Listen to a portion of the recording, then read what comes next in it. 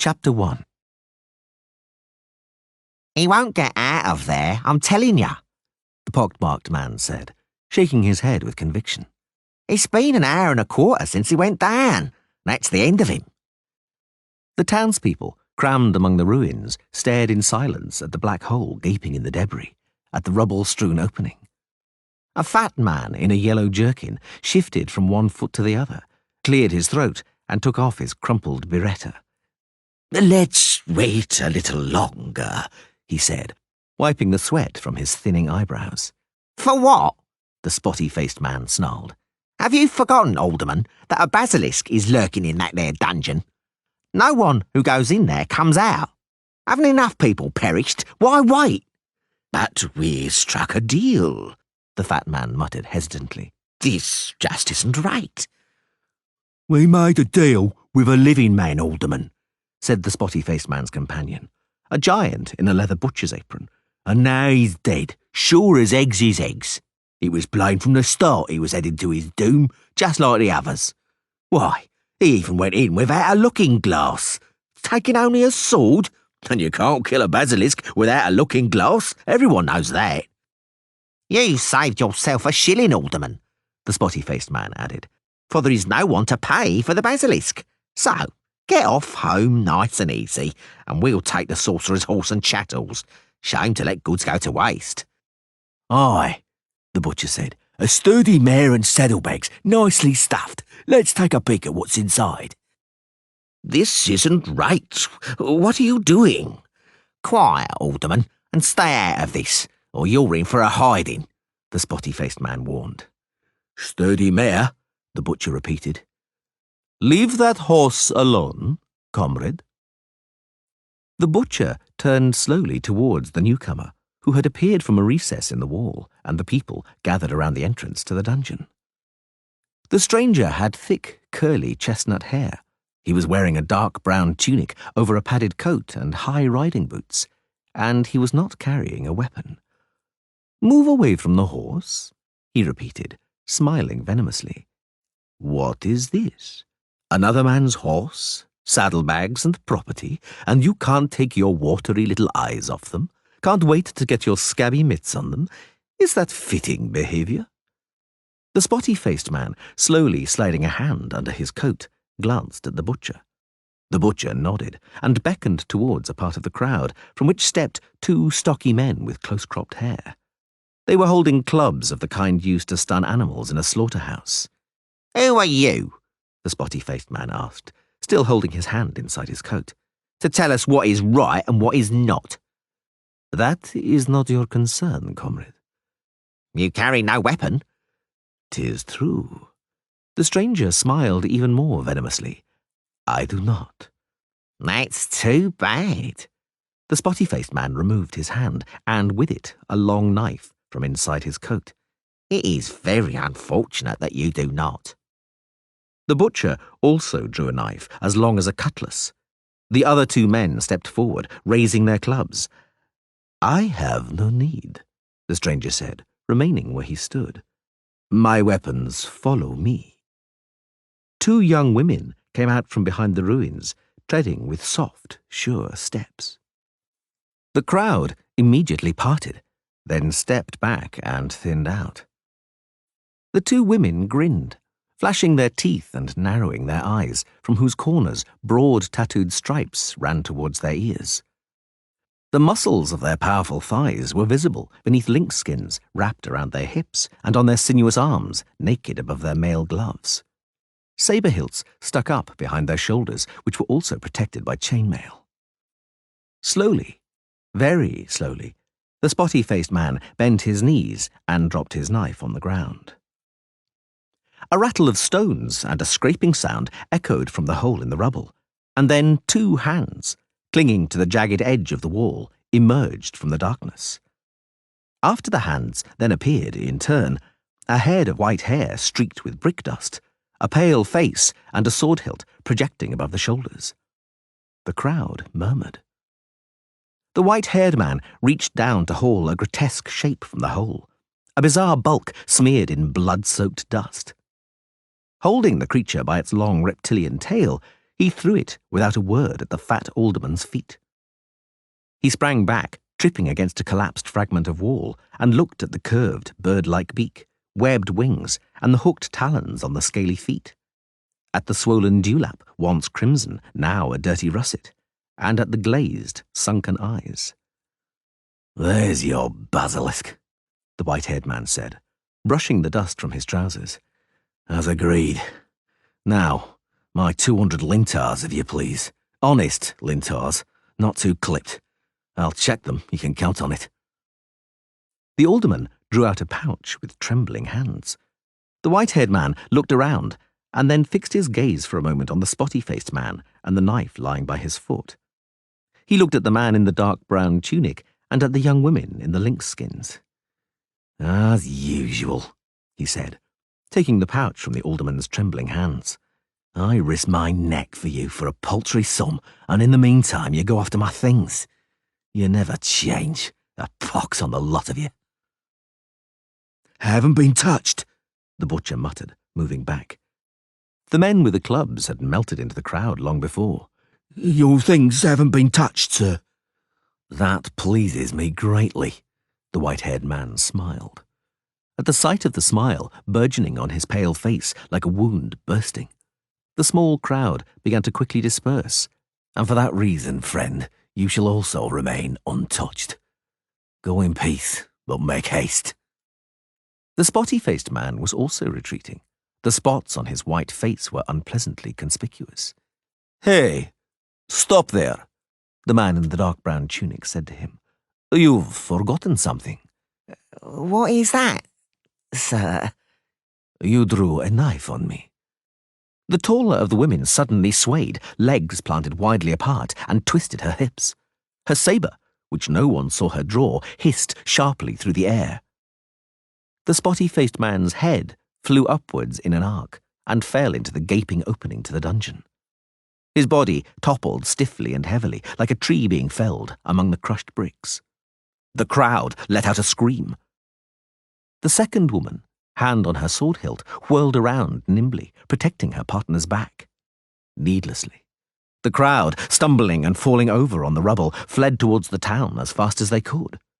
The alderman loped at the front with impressive strides, outdistancing the huge butcher by only a few yards. "An excellent stroke," the white-haired man commented coldly, shielding his eyes from the sun with a black-gloved hand. "An excellent stroke from a Zerricanian sabre. I bow before the skill and beauty of the free warriors. I'm Geralt of Rivia." "And I," the stranger in the dark brown tunic pointed at the faded coat of arms on the front of his garment, depicting 3 black birds sitting in a row in the centre of a uniformly gold field. "Am Borch, also known as 3 Jackdaws. And these are my girls, Thea and Vea. That's what I call them, because you'll twist your tongue on their right names. They are both, as you correctly surmised, Zerricanian." "Thanks to them, it appears, I still have my horse and belongings. I thank you, warriors. My thanks to you too, sir." 3 Jackdaws, and you can drop the sir. Does anything detain you in this little town, Geralt of Rivia?" "Quite the opposite." "Excellent. I have a proposal. Not far from here, at the crossroads on the road to the riverport, is an inn. It's called the Pensive Dragon. The victuals there have no equal in these parts. I'm heading there with food and lodging in mind. It would be my honor should you choose to keep me company." "Boch." The white-haired man turned around from his horse and looked into the stranger's bright eyes. "I wouldn't want anything left unclear between us. I'm a witcher." "I guessed as much, but you said it as you might have said, I'm a leper." "There are those," Geralt said slowly, "who prefer the company of lepers to that of a witcher." "There are also those," 3 Jackdaws laughed, "who prefer sheep to girls. Ah, well, one can only sympathize with the former and the latter. I repeat my proposal." Geralt took off his glove and shook the hand being proffered. "I accept. Glad to have made your acquaintance. Then let us go, for I hunger." Chapter 2 The innkeeper wiped the rough tabletop with a cloth, bowed and smiled. 2 of his front teeth were missing. "Right, then." 3 jackdaws looked up for a while at the blackened ceiling and the spiders dancing about beneath it. First beer, to save your legs, an entire keg, and to go with the beer, what do you propose with the beer, comrade?" Cheese? risked the innkeeper. "No," Borch grimaced. "We'll have cheese for dessert. We want something sour and spicy with the beer." "At your service." The innkeeper smiled even more broadly. His 2 front teeth were not the only ones he lacked. "Elvers with garlic in olive oil and green pepper pods in vinegar or marinated." "Very well, we'll take both. And then that soup I once ate here, with diverse mollusks, little fish, and other tasty morsels floating in it." "Log driver soup?" "The very same. And then roast lamb with onions, and then 3 crayfish. Throw as much dill into the pot as you can. After that, sheep's cheese and lettuce. And then we'll see." "At your service. Is that for everyone? I mean, 4 times?" The taller Zerricanian shook her head, patting herself knowingly on her waist, which was now hugged by a tight linen blouse. "I forgot." 3 jackdaws winked at Geralt. "The girls are watching their figures. Lamb just for the 2 of us, innkeeper. Serve the beer right now, with those elvers. No, wait a while, so they don't go cold. We didn't come here to stuff ourselves, but simply to spend some time in conversation." "Very good." The innkeeper bowed once more. "Prudence is a matter of import in your profession. Give me your hand, comrade." Gold coins jingled. The innkeeper opened his gap-toothed mouth to the limit. "That is not an advance," 3 jackdaws announced. "It is a bonus. And now hurry off to the kitchen, good fellow." It was warm in the snug. Geralt unbuckled his belt, took off his tunic, and rolled up his shirt sleeves. "I see," he said, "that you aren't troubled by a shortage of funds. Do you live on the privileges of a knightly estate?" "Partially." 3 jackdaws smiled without offering further details. They dealt quickly with the elvers and a quarter of the keg. Neither of the 2 Zerricanians stinted on the beer, and soon were both in visible good humour. They were whispering something to each other. Vea, the taller one, suddenly burst out in throaty laughter. "Are the warriors versed in the common speech?" Geralt asked quietly, sneaking a sideways glance at them. "Poorly, and they are not garrulous, for which they deserve credit. How do you find the soup, Geralt?" Let us drink." "Geralt," 3 jackdaws began, putting aside his spoon and hiccuping in a dignified manner. "I wish to return, for a moment, to the conversation we had on the road. I understand that you, a witcher, wander from one end of the world to the other, and should you come across a monster along the way, you kill it. And you earn money doing that. Does that describe the witcher's trade?" "More or less." "And does it ever happen that someone specifically summons you somewhere, on a special commission, let's say? Then what? You go and carry it out?"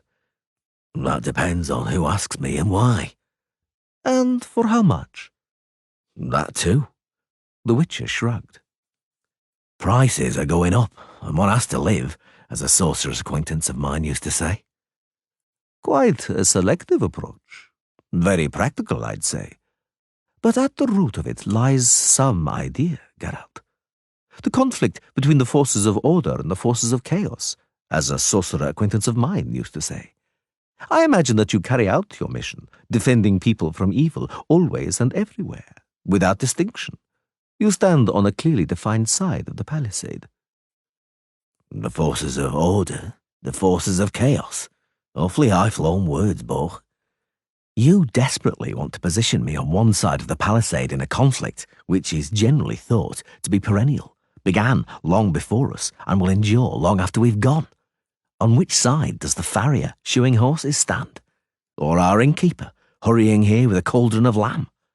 What, in your opinion, defines the border between chaos and order?" "A very simple thing," said 3 jackdaws, and looked him straight in the eye. That which represents chaos is menace, is the aggressive side, while order is the side being threatened, in need of protection, in need of a defender. But let us drink, and make a start on the lamb. Rightly said. The Zeracanians, watching their figures, were taking a break from eating, time they spent drinking more quickly. Vea, leaning over on her companion's shoulder, whispered something again, brushing the tabletop with her plait. Thea, the shorter of the two, laughed loudly, cheerfully, narrowing her tattooed eyelids. Yes, Borch said, picking a bone clean. Let us continue our talk, if you will. I understand you aren't keen on being placed on either side. You do your job.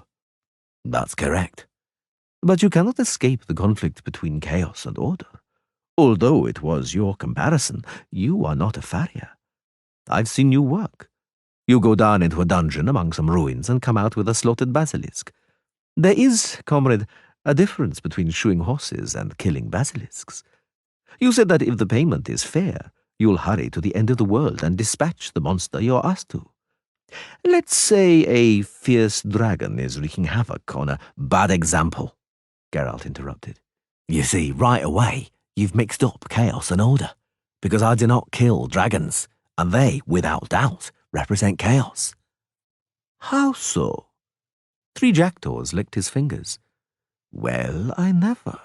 After all, among all monsters, dragons are probably the most bestial, the cruelest and fiercest, the most revolting of reptiles. They attack people, breathe fire, and carry off, virgins.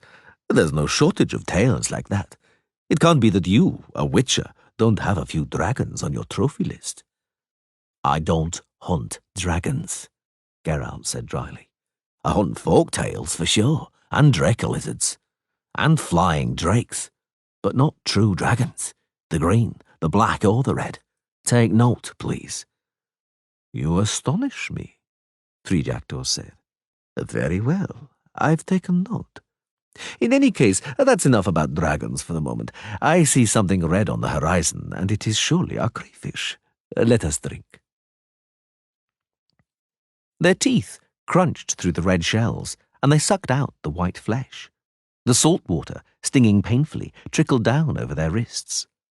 Borch poured the beer, by now scraping the ladle across the bottom of the keg. The Zeracanians were even more cheerful, the two of them looking around the inn and smiling ominously.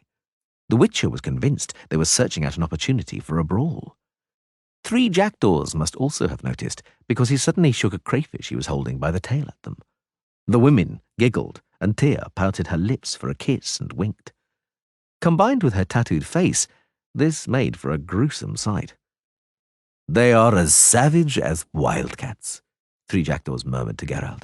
They need watching. With them, comrade, suddenly, before you know it, the floor's covered in guts. But they're worth every penny, if you knew what they're capable of. I know, Geralt nodded. You couldn't find a better escort. Zeracanians are born warriors, trained to fight from childhood. I didn't mean that. Borch spat a crayfish claw onto the table. I meant what they're like in bed. Geralt glanced anxiously at the women. They both smiled. Vea reached for the dish with a swift, almost imperceptible movement.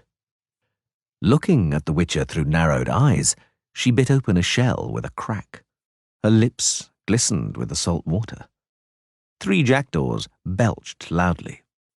And so, Geralt, he said, you don't hunt dragons, neither green nor any other color. I've made a note of it. And why, may I ask, only those three colors? 4, to be precise.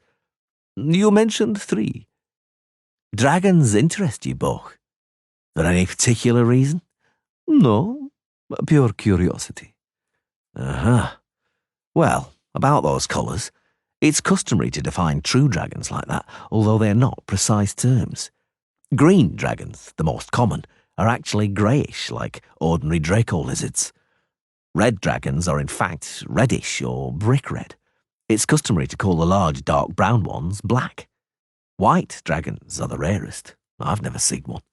They occur in the distant north, reputedly. Interesting. And do you know what other dragons I've also heard about? I do. Geralt sipped his beer. The same ones I've heard about. Golden dragons. There are no such creatures. On what grounds do you claim that? Because you've never seen one? Apparently you haven't seen a white one either. That's not the point. Beyond the seas in Ophir and Zangvebar, there are white horses with black stripes. I haven't seen them, but I know they exist.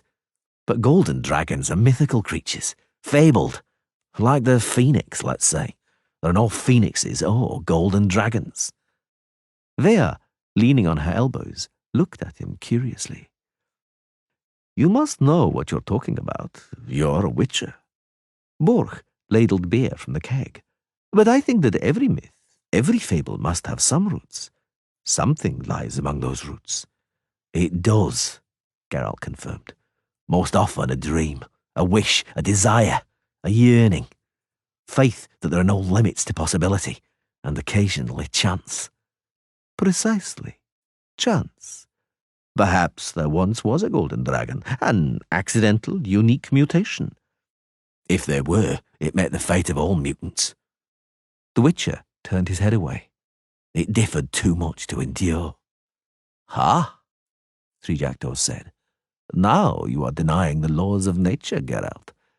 My sorcerer acquaintance was wont to say that every being has its own continuation in nature and survives in some way or another. The end of one is the beginning of another. There are no limits to possibility, or at least nature doesn't know any. Your sorcerer acquaintance was a great optimist, but he failed to take one thing into consideration, a mistake committed by nature, or by those who trifle with it. Golden dragons and other similar mutants, were they to exist, couldn't survive, for a very natural limit of possibilities prevents it. What limit is that?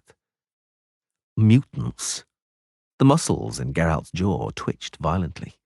Mutants are sterile, Borch. Only in fables survives what cannot survive in nature. Only myths and fables do not know the limits of possibility. Three Jackdaws said nothing. Geralt looked at the Zerrikanians, at their faces suddenly grown serious.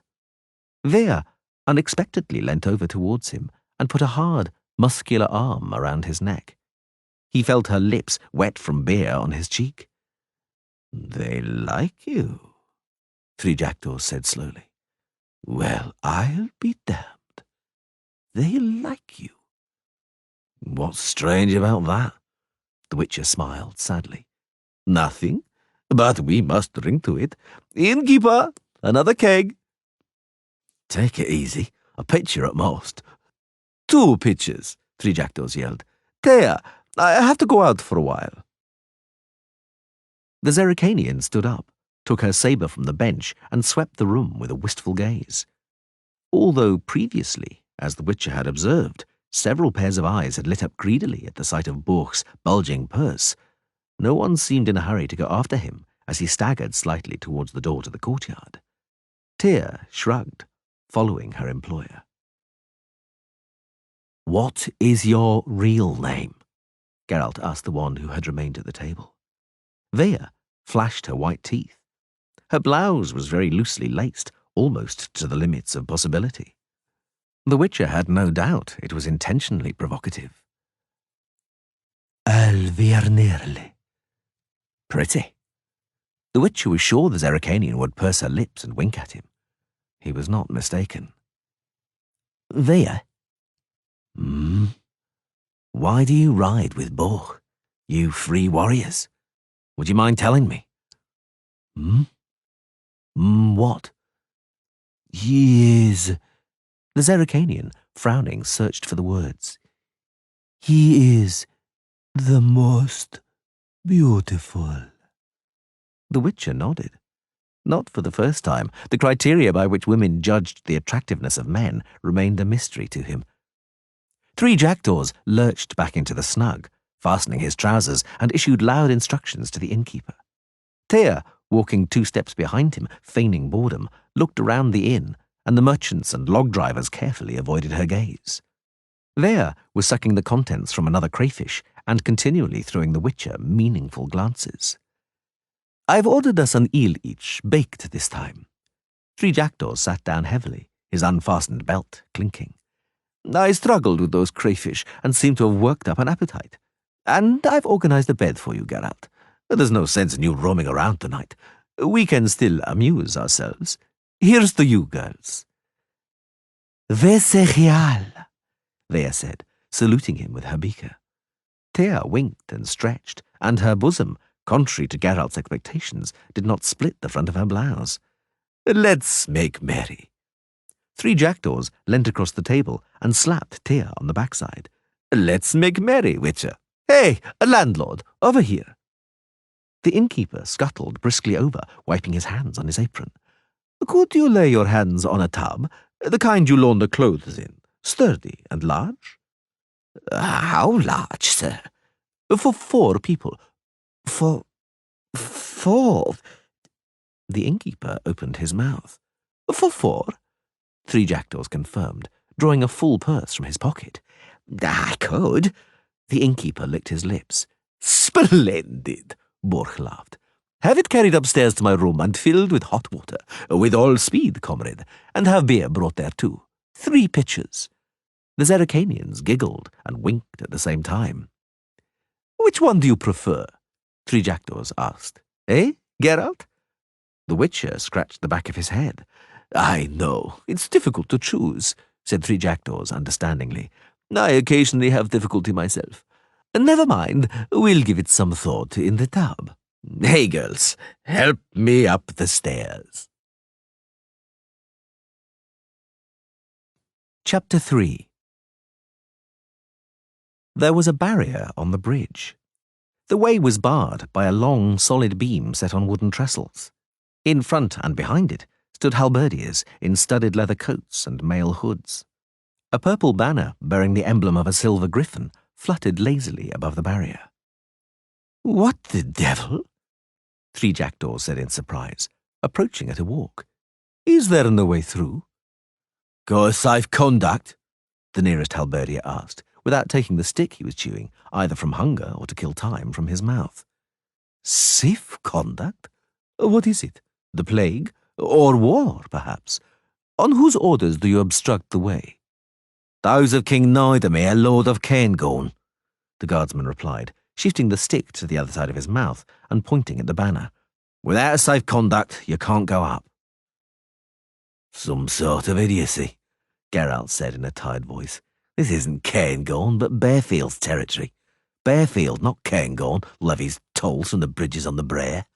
What has Nidamir to do with it?" "Don't ask me," the guard said, spitting out his stick. "Not my business. I'm here to check safe conducts. If you want, talk to our decurion." "And where might he be?" "He's basking in the sun over there, behind the toll collector's lodgings," the halberdier said, looking not at Geralt, but at the naked thighs of the Zeracanians, who were stretching languidly in their saddles.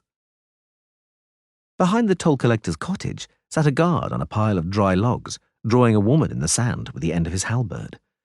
It was actually a certain part of a woman, seen from an unusual perspective. Beside him, a slim man with a fanciful plum bonnet pulled down over his eyes, adorned with a silver buckle and a long, twitching heron's feather, was reclining, gently plucking the strings of a lute. Geralt knew that bonnet and that feather, which were famed from the Buina to the Yaruga, known in manor houses, fortresses, inns, taverns, and whorehouses, particularly whorehouses. "Dandelion! Geralt the Witcher!" A pair of cheerful cornflower blue eyes shone from under the bonnet, now shoved back on his head.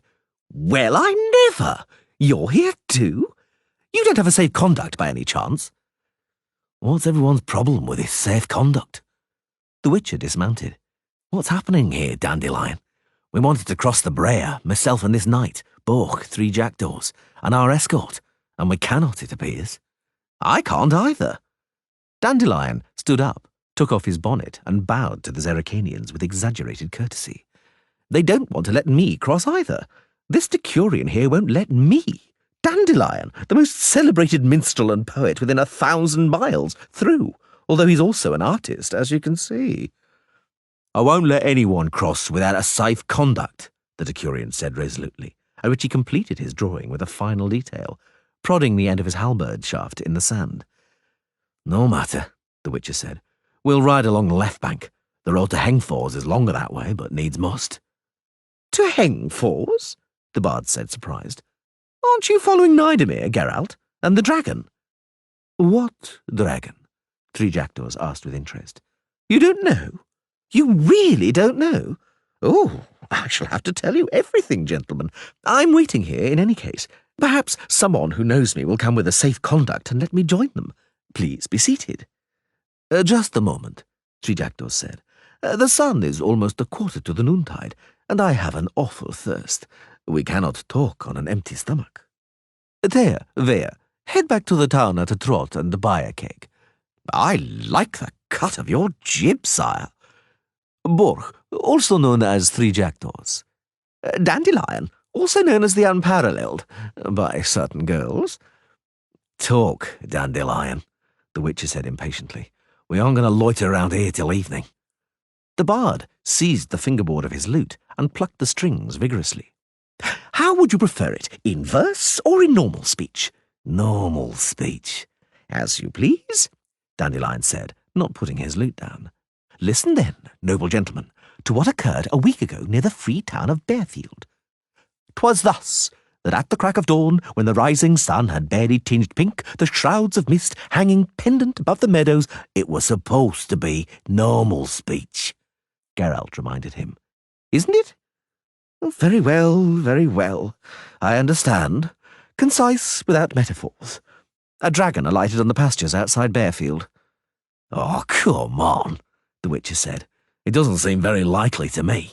No one has seen a dragon in these parts for years. Wasn't it just a common old garden Draco lizard? Draco lizard specimens can occasionally be as large as... Don't insult me, Witcher. I know what I'm talking about. I saw it. As luck would have it, I was at the market in Bearfield and saw it all with my own eyes. The ballads composed, but you didn't want go on. Was it big? The length of 3 horses. No taller than a horse at the withers, but much fatter. Sand grey. In other words, green. Yes. It swooped down unexpectedly, flew right into a flock of sheep, scattered the shepherds, did for about a dozen beasts, devoured 4 of them and flew away. Flew away? Geralt shook his head. And that was all? No, because it came again the next day, this time nearer to the town. It swooped down on a knot of women washing their linen on the banks of the Brea. And how they bolted, old friend. I've never laughed so much. Then the dragon circled Bearfield a couple of times and flew towards the pastures, where it fell on the sheep again. Only then did the chaos and confusion begin, because few had believed the herdsman before. The mayor called out the town constabulary and the guilds, but before they could form up, the plebs took matters into their own hands and did for it. How? In a forceful peasant manner. The local master cobbler, a certain sheep bagger, came up with a way of dealing with the brute. They killed a sheep, stuffed it full of hellebore, deadly nightshade, poison parsley, brimstone and cobbler's tar. Just to be sure, the local apothecary poured in 2 quarts of his concoction for carbuncles, and the priest from the temple of Creva said prayers over the carcass. Then they stood the poisoned sheep among the flock, held up by a stake. If truth be told, no one believed the dragon would be lured by that shit, which stank to high heaven. But reality surpassed our expectations. Ignoring the living and bleating bar lambs, the reptile swallowed the bait and the stake. And what then? Go on, Dandelion. What do you think I'm doing? I am telling you. Listen to what happened next. In less time than a skilled man needs to unlace a woman's corset, the dragon suddenly began to roar and vent smoke from its front and rear ends. It turned somersaults, tried to take off, and then collapsed and lay still. 2 volunteers set off to check whether the poisoned reptile was still breathing. It was the local gravedigger and the town half-wit, the fruit of the union between the retarded daughter of a woodcutter and a squad of hired pikemen who marched through Bearfield at the time of Warlord Nelumbo's rebellion. Now you're lying, Dandelion. Not lying, just embellishing, and there's a difference. Not much of one. Speak on, we're wasting time. Well then, as I was saying, the gravedigger and the doughty idiot set off as scouts. Afterwards, we built them a small but pleasing burial mound. Aha, Borch said. That means the dragon was still alive. And how? Dandelion said cheerfully. It was alive, but it was so weak it didn't devour either the gravedigger or the half-wit. It just lapped up their blood. And then, to general consternation, it flew away, taking flight with some difficulty. Every furlong it fell with a clatter and then rose again. It walked occasionally, dragging its back legs. Some courageous individuals followed it, keeping it in view. And do you know what? Speak, Dandelion. The dragon disappeared among the ravines of the Kestrel Mountains, near the source of the Brea, and hid in the caves there. Now everything's clear, Geralt said. The dragon has probably lived in those caves for centuries, in a state of torpor. I've heard of cases like that, and his treasure hoard must be there too. Now I know why they're blocking the bridge. Someone wants to get his greedy hands on the treasure, and that someone is Nidemir of Cairngorm. Exactly, the troubadour confirmed. The whole of Bearfield is fair seething for that reason, because they claim that the dragon and its hoard belongs to them. But they hesitate to cross Nidemir. Nidemir's a young whelp who hasn't started shaving, but he's already proved it doesn't pay to fall foul of him, and he wants that dragon like the very devil, which is why he's reacted so fast. Wants the treasure, you mean? Actually, more the dragon than the treasure, for you see, Nidemir has his eye on the kingdom of Maliore. A princess of a, so to speak, beddable age was left there after the sudden and odd death of the prince. The noblemen of Maliore look on Nidemir and the other suitors with reluctance, for they know that the new ruler will keep them on a short leash, unlike the callow princess. So they dug up some dusty old prophecy saying that the mitre and the lass's hand belong to the man who vanquishes the dragon. Because no one has seen a dragon there for ages, they thought they were safe. Nidemir, of course, laughed at the legend, took Maliore by force, and that was that. But when the news of the Bearfield dragon got out, he realised he could hoist the Maliore nobility by their own petard. If he showed up there clutching the dragon's head, the people would greet him like a monarch sent by the gods, and the nobleman wouldn't dare breathe a word. Does it surprise you, then, that he rushed after the dragon like a scalded cat? Particularly since it's dead on its feet. For him, it's a real godsend, a stroke of luck, by thunder. And he shut the competition out. So it would appear. And the people of Bearfield, except that he sent riders with safe conduct throughout the countryside. They're for the ones who are supposed to actually kill the dragon, because Nidemir himself is in no hurry to walk into a cave wielding a sword. In a flash, he drafted in the most renowned dragon slayers. You probably know most of them, Geralt. Possibly. Who's turned up?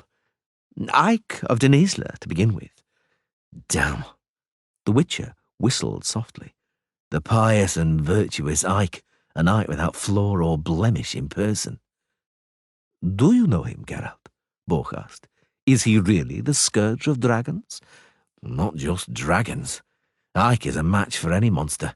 He's even killed manticores and griffins. He's dispatched a few dragons, so I've heard. He's good, but he spoils my business, the swine, because he doesn't take any money for it. Who else, Dandelion? The Crinfield Reavers. Well, that's the dragon done for. Even if it has recovered, that trio are a good team. They fight pretty dirty, but they're effective. They've wiped out all the Draco lizards and forktails in Redania, not to mention 3 red and 1 black dragon, which they also dispatched, and that's no mean feat. Is that everybody? No, 6 dwarves under the command of Yarpin Zigrin have joined in. I don't know him. But you have heard of the dragon Okvist from Quartz Mountain? Yes, and I saw some gemstones from its hoard. There are sapphires of remarkable colour and diamonds as large as cherries. Well, know you that, because Yarpen Zigrid and his dwarves did for Okvist. A ballad was composed about it, but it was lousy because it wasn't one of mine. You've missed nothing if you haven't heard it. Is that everybody? Yes, not counting you. You claim not to know about the dragon. Who knows? Perhaps that's true. But now you do. Well? Nothing. That dragon doesn't interest me. Ha! Very crafty, Geralt, because you don't have a safe conduct anyway. The dragon doesn't interest me, I told you. But what about you, Dandelion? What draws you here? The usual. The troubadour shrugged. I need to be near the action and the excitement. Everyone will be talking about the fight with the dragon. Of course, I could compose a ballad based on reports, but it'll sound different sung by someone who saw the fight with his own eyes. Fight? 3 jackdaws laughed, more like some kind of pig sticking or a carcass being quartered. I'm listening, and I'm astounded. Celebrated warriors rushing here as fast as they can to finish off a half-dead dragon poisoned by a peasant. It makes me want to laugh and vomit. You're wrong, Geralt said. If the dragon hasn't expired from the poison, its constitution has probably already fought it off, and it's back at full strength. It actually doesn't make much difference. The Crinfrid Reavers will kill it anyway, but it'll put up a fight, if you want to know. So you're betting on the Reavers, Geralt? Naturally. Don't be so sure. The artistic guard, who'd been silent up to then, spoke up. A dragon is a magical creature, and you can't kill it any other way than with spells. If anybody can deal with it, then it's that sorceress who rode through yesterday. Who was that? Geralt cocked his head. The sorceress, the guard repeated. I told you. Did she give her name? She did, but I've forgotten it. She had a safe conduct. She was young, comely in her own way, but those eyes. You know how it is, sire. You come over all cold when they look at you. Know anything about this, Dandelion? Who could it be? No, the bard grimaced. Young, comely, and those eyes. Some help that is. They're all like that. Not one of them that I know, and I know plenty, looks older than 25, 30. Though some of them, I've heard, can recall the times when the forest soughed as far as where Novigrad stands today. Anyway, what are elixirs and mandrake for? And they also sprinkle mandrake in their eyes to make them shine, as women will. Was her hair red? The Witcher asked. No, sire, the Decurion said. Coal black. And her horse, what colour was it? Chestnut with a white star. No, black, like her hair. Well, gentlemen, I'm telling you, she'll kill the dragon. A dragon's a job for a sorcerer. Human strength isn't enough against it. I wonder what the cobbler sheepbagger would have to say about that, Dandelion laughed. If he'd had something stronger to hand than hellebore and deadly nightshade, the dragon's skin would be drying on the Bearfield stockade, the ballad would be ready, and I wouldn't be fading in this sun. Why exactly didn't Nidemir take you with him? Geralt asked, looking askance at the poet. You were in Bearfield when he set off, after all. Could it be that the king doesn't like artists? How come you're fading here instead of strumming an air by the royal stirrups? The cause was a certain young widow, Dandelion said dejectedly. The hell with it. I tarried, and the next day Nidemir and the others were already over the river. They even took that sheep-bagger with them, and some scouts from the Bearfield Constabulary. They just forgot about me. I've explained it to the Decurion, but he keeps repeating, if there's a safe conduct, I'll let you through, the halberdier said dispassionately, relieving himself on the wall of the toll-collector's cottage. If there isn't, I don't let you through. I've got me orders. Oh, 3 jackdaws interrupted him. The girls are returning with the beer. And they aren't alone, Dandelion added, standing up. Look at that horse, big as a dragon. The Zerrikanians galloped up from the birchwood, flanking a rider sitting on a large, restless warhorse. The Witcher also stood up. The rider was wearing a long purple velvet caftan with silver braid and a short coat trimmed with sable fur. Sitting erect in the saddle, he looked imperiously down at them. Geralt knew that kind of look, and was not fond of it. Greetings, gentlemen. I am Doregre. The rider introduced himself, dismounting slowly and with dignity. Master Doregre, sorcerer. Master Geralt, Witcher. Master Dandelion, poet. Borch, also known as 3 jackdaws, and my girls, who are removing the bung from that keg. You have already met, Master Doregre. That is so indeed, the sorcerer said without a smile. We exchanged bows, I and the beautiful warriors from Zerrikania. Well then, cheers. Dandelion distributed the leather cups brought by Veer. Drink with us, Master Sorcerer. My Lord Borch, shall I also serve the Decurion? Of course. Join us, soldier. I presume, the sorcerer said, after taking a small, distinguished sip, "that the same purpose has brought you gentlemen to the barrier on the bridge as it has me." "If you have the dragon in mind, Master Dorigere," Dandelion said, "that is so indeed. I want to be there and compose a ballad. Unfortunately, that Decurion there, clearly a fellow without refinement, doesn't want to let me through. He demands a safe conduct." "I beg your pardon," the halberdier said, draining his cup and smacking his lips. "I've been ordered on pain of death not to let anyone through without a safe conduct. And I'm told the whole of Bearfield has already gathered with wagons and plans to head up after the dragon. I have my orders." "Your orders, soldier," Dorigere frowned, "apply to the rabble who might hinder, trollops who might spread debauchery and foul sicknesses, thieves, scum, and rabble, but not to me."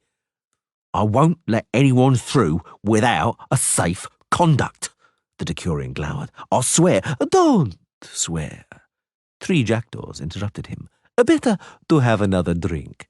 Thea, pour this stout-hearted soldier a beer, and let us be seated, gentlemen. Drinking standing up in a rush and without due reverence does not become the nobility." They sat down on logs around the keg. The halberdier, newly raised to nobility, blushed with pleasure. "Drink, brave centurion," 3 jackdaws urged. "But I am a decurion, not a centurion," the halberdier said, blushing even more intensely. "But you will be a centurion for certain," Borch grinned. "You're an astute fellow. You'll be promoted in no time." Dorigere, declining a refill, turned towards Geralt. "People are still talking about the basilisk in town, Witcher, sir. And you now have your eye on the dragon, I see," he said softly. "I wonder whether you're so short of money, or whether you murder endangered creatures for the simple pleasure of it." "Curious interest," Geralt answered, "coming from someone who is rushing not to be late for the butchering of a dragon, in order to knock out its teeth, so crucial, after all, in the making of magical cures and elixirs. Is it true, sorcerer sir, that the best ones are those removed from a living dragon?" "Are you certain that is why I am going there?" "I am. But someone has already beaten you to it, Dorigere. A female companion of yours has already gone through with a safe conduct, which you don't have. She is black-haired, if that's of any interest to you." "On a black horse?" "Apparently."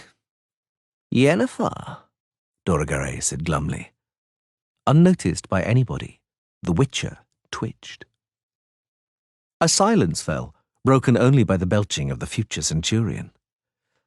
"Nobody without a safe conduct. Will 200 lintar suffice?" Geralt calmly took from his pocket the purse received from the fat alderman. "Ah, Geralt." 3 jackdaws smiled mysteriously. "So you—" "My apologies, Buck. I'm sorry, but I won't ride with you to Hengfors. Another time, perhaps. Perhaps we'll meet again." "I have no interest in going to Hengfors," 3 jackdaws said slowly. "Not at all, Geralt." "Put away that purse, sire," the future centurion said menacingly. "That's sheer bribery. I won't even let you through for 300. "And for 500? Borch took out his pouch. "Put away that purse, Geralt. I'll pay the toll. This has begun to amuse me. 500 soldiers, sir? 100 apiece, counting my girls as one gorgeous item. What?" Oh dear, the future centurion said, distressed, stowing Borch's pouch away under his jacket. "What will I tell the king?" "Tell him," Dorigere said, straightening up and removing an ornate ivory wand from his belt, "that you were overcome by fear when you saw it." "Saw what, sire?" The sorcerer flourished his wand and shouted an incantation. A pine tree on the riverbank burst into flames. In one moment, the entire tree was engulfed from top to bottom in a blaze of fire. "To horse!" cried Dandelion, springing up and slinging his lute across his back. "To horse, gentlemen and ladies! Raise the barrier!" The rich decurion, with a good chance of becoming a centurion, shouted to the halberdiers. On the bridge, beyond the barrier, Vea reined in her horse. It skittered, hooves thudding on the planking. The woman, tossing her plaits, screamed piercingly. That's right there, 3 jackdaws shouted back. Onwards, my lords, to horse. We'll ride in the Zeracanian fashion, with a thundering and a yelling. Chapter 4. Well, just look, said the oldest of the reavers, Boholt, massive and burly, like the trunk of an old oak tree. So, Nidomir didn't chase you away, my good sirs, though I was certain he would. But it's not for us paupers to question royal commands.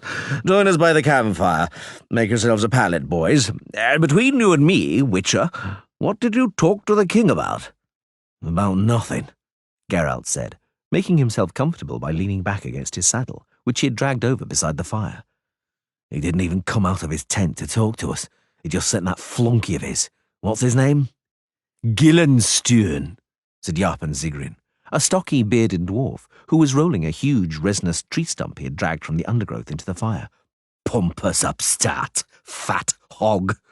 When we joined the hunt, he came over, nose stuck up towards the heavens. Pooh. Remember, you dwarves, he says. Who's in command? Who you have to obey? King Nidomir gives the orders here, and his word is law, and so on. I stood and listened, and I thought to myself, I'll have my lads knock him to the ground, and I'll piss all over his cape. But I dropped the idea, because word would get around again the dwarves are nasty, that we're aggressive, that they're horse sons, and it's impossible to live with them in, what the hell was it? Ammonium, or wherever it was. And right away there'd be another pogrom somewhere, in some little town or other, so I just listened politely and nodded. It looks like that's all Lord Gillenstern knows, Geralt said, because he said the same to us, and all we did was nod too. And I reckon, the second reaver said, spreading a blanket over a pile of brushwood, it was a bad thing Nidomir didn't chase you away. Doesn't bear thinking how many people are after this dragon. Swarms of them. It's not a hunting expedition no more. It's a funeral procession. I need elbow room when I'm fighting. Come off it, Gar, Boholt said. The more the merrier. What, never hunted a dragon before? There's always a swarm of people behind a dragon, a noisy rabble, a veritable bordello on wheels. But when the reptile shows up, guess who's left standing in the field? Us, that's who. Boholt was silent for a moment, took a long draw from a large wicker-bound demijohn, blew his nose loudly and coughed. Another thing, he continued. In practice, it's often only after the dragon's been killed that the merrymaking and bloodletting begins and the heads start rolling. It's only when the treasure's being shared out that the hunters go for each other's throats. Right, Geralt? Aye, am I right? Witcher, I'm talking to you. I'm aware of cases like that, Geralt concurred dryly. Aware, you say? No doubt from hearsay, because I can't say I've ever heard of you stalking a dragon. Never in all my born days have I heard of a witcher hunting dragons, which makes it all the stranger you're here. True, drawled Kennet, also known as Beanpole, the youngest reaver. That's strange. And Wait, Beanpole, I'm talking, Boholt cut in. And besides, I don't plan to talk for too long. Anyway, the Witcher knows what I'm on about. I know him and he knows me, and up to now we haven't got in each other's way, and we probably never will. You see, lads, if I wanted to disrupt the Witcher's work or snatch the loot from under his nose, the Witcher would waste no time slashing me with that Witcher razor of his, and he'd be within his rights. Agreed? No one seconded or challenged this. There was nothing to suggest that Boholt cared either way. Aye, he continued, the more the merrier, as I said, and the Witcher may prove useful to the company. It's wild and deserted around here, and should a Frightener or Iliocoris or a Strigger jump out at us, there might be trouble. But if Geralt's standing by, there won't be any trouble, because that's his speciality. But dragons aren't his speciality. Right? Once more, no one seconded or challenged this. Lord Three Jackdaws is with Geralt, continued Boholt, handing the demijohn to Jarpen, and that's enough of a guarantee for me. So, who's bothering you, Gar, Beanpole? Can't be Dandelion, can it? Dandelion? Jarpen Zigrin said, passing the demijohn to the bard. Always tags along whenever something interesting's happening, and everybody knows he doesn't interfere, doesn't help, and won't slow the march down. Bit like a bird on a dog's tail, right, boys? The boys, stocky bearded dwarves, cackled, shaking their beards. Dandelion pushed his bonnet back and drank from the demijohn. Oh, bloody hell, he groaned, gasping for air. It takes your voice away. What was it distilled from? Scorpions? There's one thing irking me, Geralt, Beanpole said, taking the demijohn from the minstrel, and that's you bringing that sorcerer along. We can hardly move for sorcerers. That's true, the dwarf butted in. Beanpole's right. We need that Dorogary like a pig needs a saddle. For some time now we've had our very own witch, the noble Yennefer. Ugh. He spat her name. Yes, indeed, Boholt said, scratching himself on his bull neck, from which a moment earlier he'd unfastened a leather collar, bristling with steel studs. There are too many sorcerers here, gentlemen. Too many to be precise, and they're a sight too thick with our Nidemere. Just look. We are under the stars and under fire, and they, gentlemen, are in the warm, plotting in the royal tent, the cunning foxes.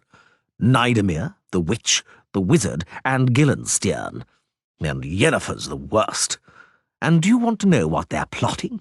How to cheat us, that's what. Ain't stuffing themselves with venison, Beanpole interjected gloomily. And what did we eat? Marmot. And what's a marmot, I ask you? A rat. Nothing else. So what have we eaten? Rat. Never mind, Gar said. We'll soon be sampling dragon's tail. There's nothing like dragon's tail roasted over charcoal. Yennefer, Boholt went on, is a foul, nasty, mouthy bint. Not like your lasses, Lord Bork. They are quiet and agreeable. Just look, they've sat down by the horses. They're sharpening their sabres.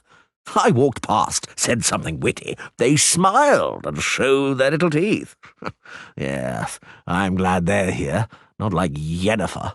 All she does is scheme and scheme. And I tell you, we have to watch out, because we'll end up with shit all from our agreement. What agreement, Boholt? Well, Yarpen, do we tell the Witcher? Ain't got nothing against it, the dwarf answered. There's no more booze, Beanpole interjected, turning the demijohn upside down. Get some, then. You're the youngest, my lord. The agreement was our idea, Geralt, because we aren't hirelings or paid servants, and we won't be having Nidemere send us after that dragon and then toss a few pieces of gold in our direction. The truth is, we'll cope with that dragon without Nidemere, but Nidemere won't cope without us. So, it's clear from that who's worth more and whose share should be bigger.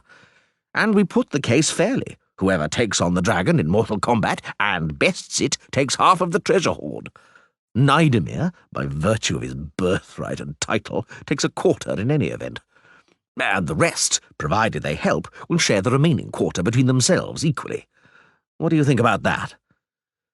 What does Nidemere think about it? He said neither yes nor no, but he'd better not put up a fight, the whippersnapper. I told you.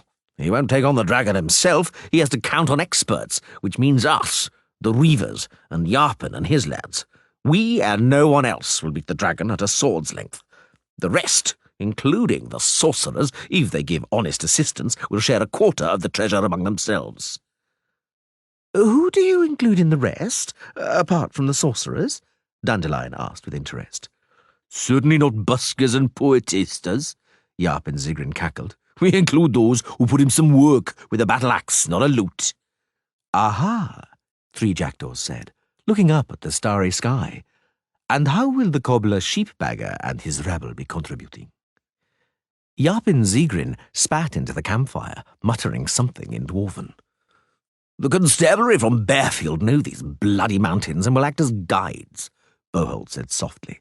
Hence, it will be fair to allow them a share of the spoils. It's a slightly different matter with the cobbler. You see, it will go ill if the peasantry become convinced that when a dragon shows up in the land, instead of sending for professionals, they can casually poison it and go back to humping wenches in the long grass. If such a practice became widespread, we'd probably have to start begging, yes? That's right, Yarpin added, for which reason, I tell you, something bad ought to befall that cobbler before the bastard passes into legend. If it's meant to befall him, it'll befall him, Gar said with conviction. Leave it to me. And Dandelion, the dwarf took up, will blacken his name in a ballad, make him look a fool, so that he'll suffer shame and dishonour for generations to come. You've forgotten about one thing, Geralt said. There's one person here who could throw a spoke in the wheel, who won't assent to any divisions or agreements. I mean, Ike of Denesley. Have you talked to him? What about? Boholt said, grinding his teeth, using a stout stick to move the logs around in the campfire. You won't get anywhere with Ike, Geralt. He knows nothing about business. As we rode up to your camp, Three Jackdaws said, we met him. He was kneeling on the rocks in full armour, staring at the sky. He's always doing that, Beanpole said. He's meditating or saying his prayers. He says he must, because he has orders from the gods to protect people from evil. Back home in Crinfrid, Boholt muttered, we keep people like that on a chain in the cowshed and give them a piece of coal so they can draw outlandish pictures on the walls. But that's enough gossip about my neighbours. We are talking business. A petite young woman with black hair, held tightly by a gold hairnet, wrapped in a woolen cloak, noiselessly entered the circle of light. What reeks so much round here? Yapinzirin asked, pretending not to see her. Not brimstone, is it? No. Boholt, glancing to the side and sniffing pointedly. It's musk or some other scent. No, it has to be. The dwarf grimaced. Oh, why, it's the noble Madame Yennefer. Welcome, welcome. The sorceress's eyes slowly swept over the company, her shining eyes coming to rest for a while on the Witcher. Geralt smiled faintly. May I join you? But of course, good lady, Boholt said and hiccuped. Sit down here on the saddle. Move your ass, Kennet, and give the noble sorceress the saddle.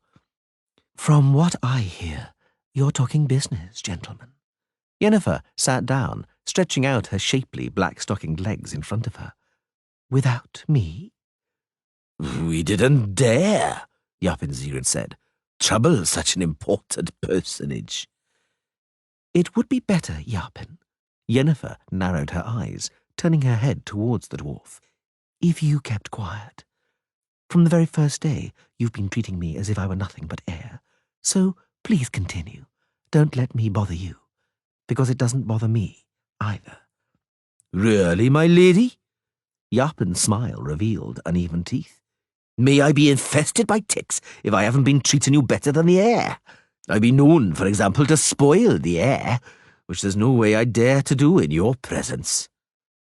The bearded boys roared with thunderous laughter, but fell silent immediately at the sight of the blue glow which suddenly enveloped the sorceress.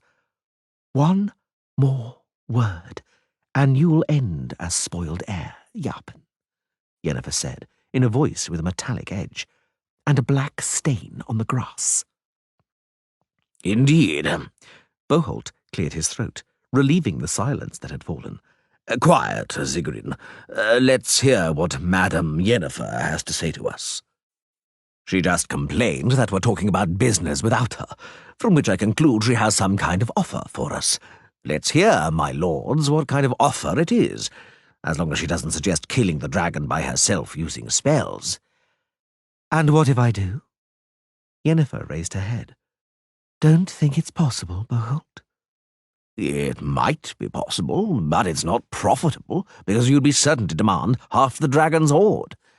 At least half, the sorceress said coldly.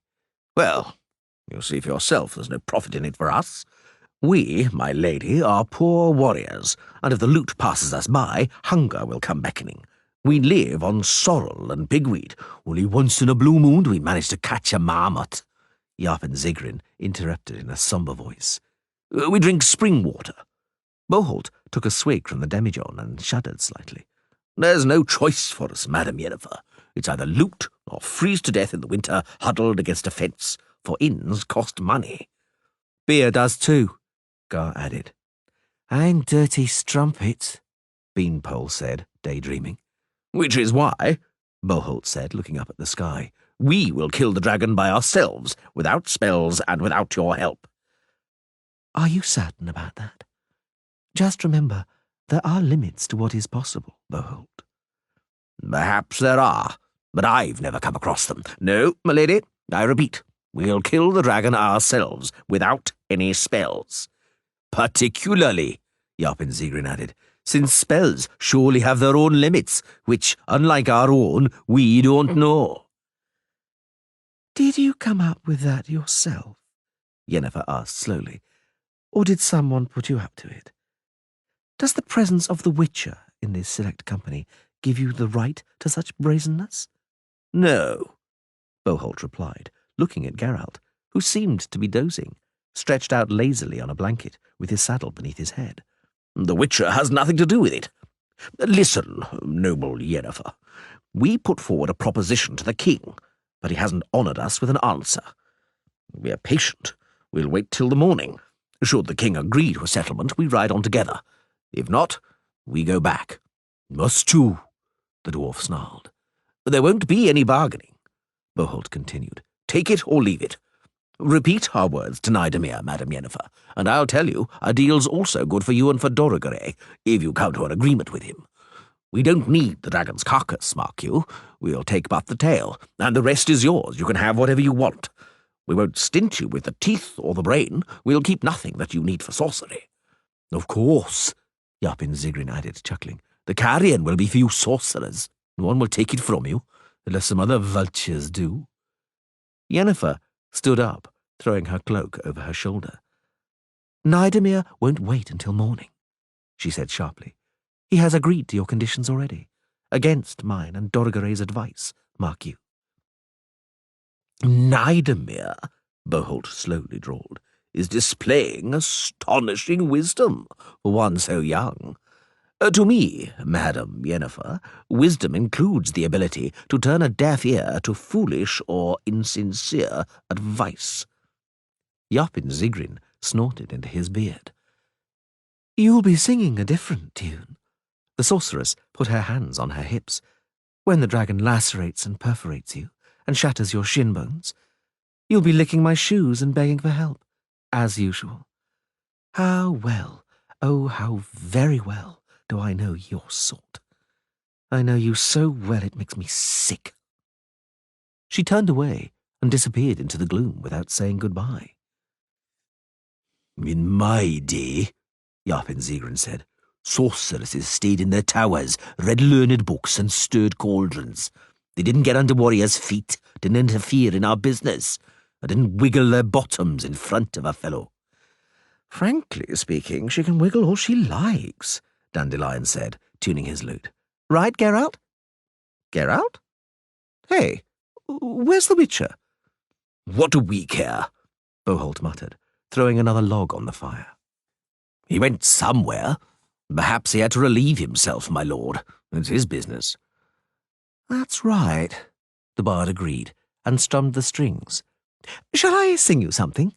Sing, damn it, Yapin Zigrin said and spat. But don't be thinking, Dandelion, that I'll give you as much as a shilling for your bleating. It's not the royal court, son. I can see that, the troubadour nodded. Chapter 5. Yennefer.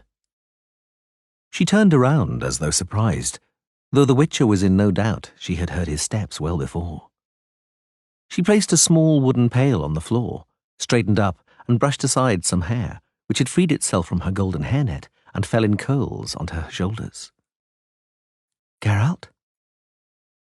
She was wearing just two colours, as usual, black and white. Black hair, long black eyelashes forcing one to guess the colour of the eyes concealed beneath them. A black skirt and a short black tunic with a white fur collar. A white blouse of the sheerest linen.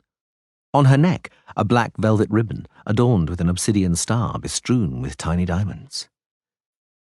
You haven't changed at all. Neither have you, she sneered. And in both cases it is equally normal. Or, if you prefer, equally abnormal. In any case, the mention of it, though it may not be a bad way to begin the conversation, is meaningless. Am I right? You are, he nodded, looking to one side, towards Nidemir's tent and the fires of the royal bowmen, obscured by the dark shapes of wagons. From the more distant campfire floated Dandelion's sonorous voice singing "The Stars Above the Path," one of his most popular romantic ballads. "Well, now that we have the preliminaries out of the way," the sorceress said, "I wonder what's coming next." "You see, Yennefer—" "I see," she interrupted sharply, "but I don't understand. Why did you come here, Geralt? Surely not because of the dragon. I presume nothing has changed in that regard." "No, nothing's changed." "Why then, I pray, have you joined the party?" "If I said that it was because of you, would you believe me?" She looked at him in silence, and there was something in her flashing eyes which Geralt did not like. "I believe you. Why not?" she finally said. "Men like to meet their former lovers, like to relive memories. They like to imagine that erstwhile erotic ecstasies give them some kind of perpetual ownership of their partner. It enhances their self-importance. You are no exception, in spite of everything." "Nevertheless," he smiled, "you're right, Yennefer. The sight of you makes me feel wonderful. In other words, I'm glad to see you." "And is that all? Well, let's say I'm also glad. Having said that, I wish you good night. I am retiring for the night, as you can see. Before that, I intend to bathe, and I usually get undressed to perform that activity. Withdraw, then, in order graciously to assure me a minimum of discretion." "Yen." He held his hands out to her. "Don't call me that!" she hissed furiously, springing back, blue and red sparks streaming from her extended fingers. "And if you touch me, I'll scorch your eyes out, you bastard!" The Witcher moved back. The sorceress, somewhat calmer, brushed her hair aside once again and stood before him with her fists resting on her hips. "What did you think, Geralt? That we'd have a nice, cheerful gossip? That we'd reminisce about the old days? That perhaps at the end of our chat we'd get onto a wagon and make love on the sheepskins, just like that, for old time's sake, did you?" Geralt, not certain if the sorceress was magically reading his mind or had only guessed right, kept silent, smiling wryly. "Those 4 years left their mark, Geralt. I'm over it now, which is the only reason why I didn't spit in your eyes during today's encounter. But don't let my civility deceive you." "Yennefer, be quiet! I gave you more than I've ever given any other man, you scoundrel. I don't know myself why I gave it to you. And you... Oh, no, my dear. I'm not a slut or an elf woman met by chance in the forest who can be discarded in the morning, walked out on without being woken with a posy of violets left on the table, who can be made a mockery of. Beware. Utter a single word and you will regret it." Geralt did not utter a single word, correctly sensing the anger seething in Yennefer. The sorceress once again brushed aside some unruly locks and looked him in the eyes from close up. "We've met. That's too bad," she said softly. "But we shall not make a spectacle of ourselves for everybody. We shall save face. We'll pretend to be good friends. But don't be mistaken, Geralt. There is nothing between us now. Nothing. Understood? And be glad of it, because it means I have now abandoned the plans which, until recently, I still harboured regarding you. But that in no way means I've forgiven you. I shall never forgive you, Witcher. Never." She turned around suddenly, seized the pail, spraying water around, and disappeared behind a wagon.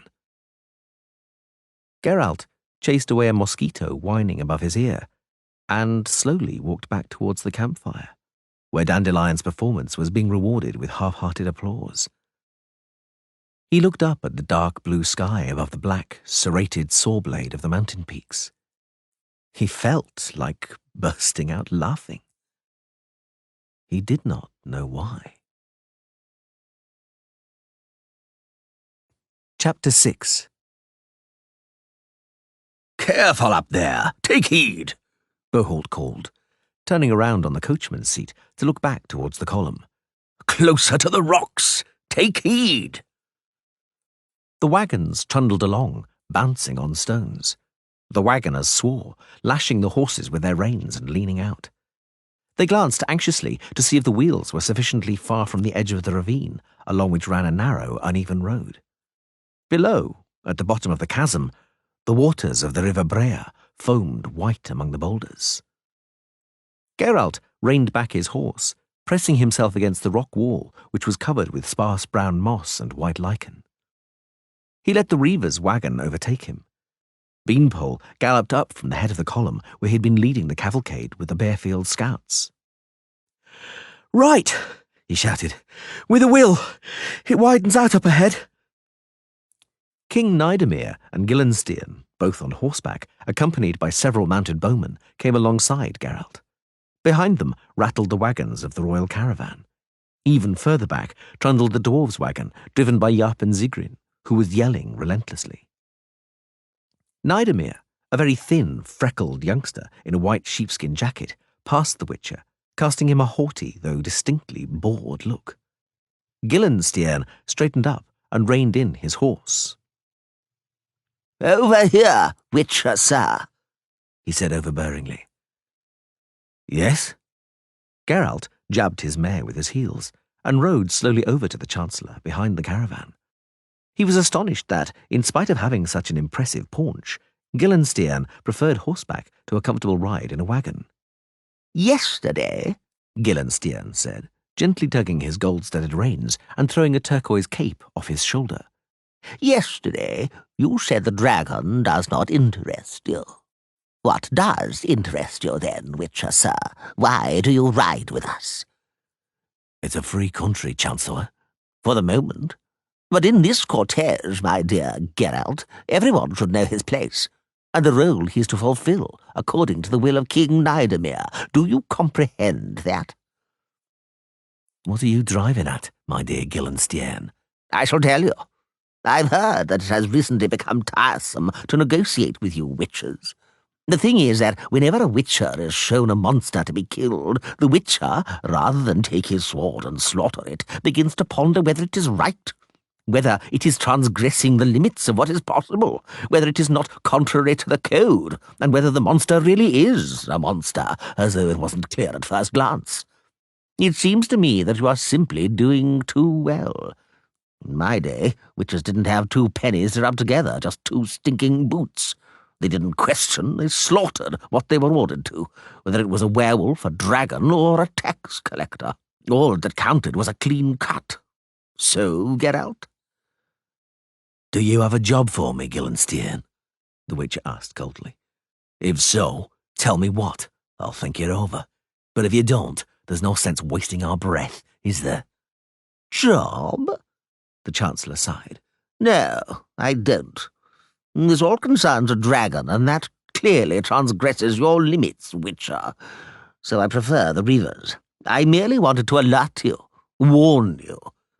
King Nidemir and I may tolerate the whims of witches and their classification of monsters into good and bad, but we do not wish to hear about them, much less see them affected in our presence. Don't meddle in royal matters, Witcher, and don't consort with Dorigere." "I'm not accustomed to consulting with sorcerers. Why such an inference?" "Dorigere," Gillenstein said, "surpasses even witches with his whims. He does not stop at categorizing monsters into good and bad. He considers them all good." "That's overstating the case somewhat." "Clearly, but he defends his views with astonishing obstinacy. I truly would not be surprised if something befell him. And the fact he joined us keeping such curious company—" "I am not Dorigere's companion, and neither is he mine." "Don't interrupt. The company is strange. A witcher crawling with scruples like a fox's pelt with fleas. A sorcerer spouting druidic humbug about equilibrium in nature. The silent knight balk 3 jackdaws and his escort from Zaricania, where, as is generally known, sacrifices are made before the image of a dragon. And suddenly they all join in the hunt. Strange, isn't it?" "If you insist, then yes, it is." "No, then," the Chancellor said. that the most mysterious problems find, as experience proves, the simplest solutions. Don't compel me, Witcher, to use them. I don't understand. Oh, but you do. Thank you for the conversation, Geralt. Geralt stopped. Gillenstiern urged his horse on and joined the king, catching up with the caravan. Ike of Denesla rode alongside, wearing a quilted caftan of light-coloured leather, marked with the impressions of a breastplate, pulling a pack-horse laden with a suit of armour, a uniformly silver shield, and a powerful lance. Geralt greeted him by raising his hand, but the knight-errant turned his head to the side, tightening his thin lips, and spurred his horse on. He isn't keen on you, Dorogare said, riding over. Eh, Geralt? Clearly. Competition, isn't it? The two of you have similar occupations, except that Ike is an idealist and you are a professional. A minor difference, particularly for the ones you kill. Don't compare me to Ike, Dorogare. The devil knows who you're wrong with that comparison, him or me, but don't compare us. As you wish. To me, frankly speaking, you are equally loathsome. Thank you. Don't mention it. The sorcerer patted the neck of his horse, which had been scared by all the yelling from Yarpen and his dwarves. To me, Witcher, calling killing a vocation is loathsome, low, and nonsensical. Our world is in equilibrium. The annihilation, the killing of any creatures that inhabit this world upsets that equilibrium, and a lack of equilibrium brings closer extinction. Extinction and the end of the world as we know it. A druidic theory, Geralt pronounced. I know it. An old hierophant expounded it to me once back in Rivia. 2 days after our conversation, he was torn apart by were-rats. It was impossible to prove any upset in equilibrium. The world, I repeat, Dorogare glanced at him indifferently, is in equilibrium. Natural equilibrium. Every species has its own natural enemies. Everyone is the natural enemy of other species. That also includes humans. The extermination of the natural enemies of humans, which you dedicate yourself to, and which one can begin to observe, threatens the degeneration of the race. Do you know what, sorcerer? Geralt said, annoyed. One day, take yourself to a mother whose child has been devoured by a basilisk and tell her she ought to be glad because thanks to that, the human race has escaped degeneration. See what she says to you. A good argument, Witcher, Yennefer said, riding up to them on her large black horse. And you, Dorogare, be careful what you say. I am not accustomed to concealing my views. Yennefer rode between them. The Witcher noticed that the golden hairnet had been replaced by a rolled-up white kerchief. Start concealing them as quickly as possible, Dorogare, she said, especially before Nidemir and the Reavers, who already suspect you plan to interfere in the killing of the dragon. As long as you only talk, they treat you like a harmless maniac. If, however, you try to start anything, they'll break your neck before you manage to let out a sigh. The sorcerer smiled contemptuously and condescendingly. And besides, Yennefer continued, by expressing those views, you damage the solemnity of our profession and vocation. How so? You can apply your theory to all sorts of creatures and vermin, Dorogare, but not to dragons. For dragons are the natural greatest enemies of man. And I do not refer to the degeneration of the human race, but to its survival. In order to survive, one has to crush one's enemies, enemies which might prevent that survival. Dragons aren't man's enemies, Geralt broke in. The sorceress looked at him and smiled, but only with her lips. In that matter, she said, leave the judging to us humans. Your role, Witcher, is not to judge. It's to get a job done. Like a programmed servile golem. That was your comparison, not mine, Yennefer replied coldly. But, well, it's apt. Yennefer, Dorogare said, for a woman of your education and age, you are coming out with some astonishing tripe. Why is it that dragons have been promoted in your eyes to become the foremost enemies of man? Why not other, 100-fold more dangerous creatures, those that have 100-fold more victims on their consciences than dragons? Why not hiricas, forktails, manticores, amphisbaenas, or griffins? Why not wolves? I'll tell you why not. The advantage of men over other races and species, the fight for their due place in nature, for living space, can only be won when nomadism, wandering from place to place in search of sustenance in accordance with nature's calendar, is finally eliminated. Otherwise, the proper rhythm of reproduction will not be achieved, since human children are dependent for too long.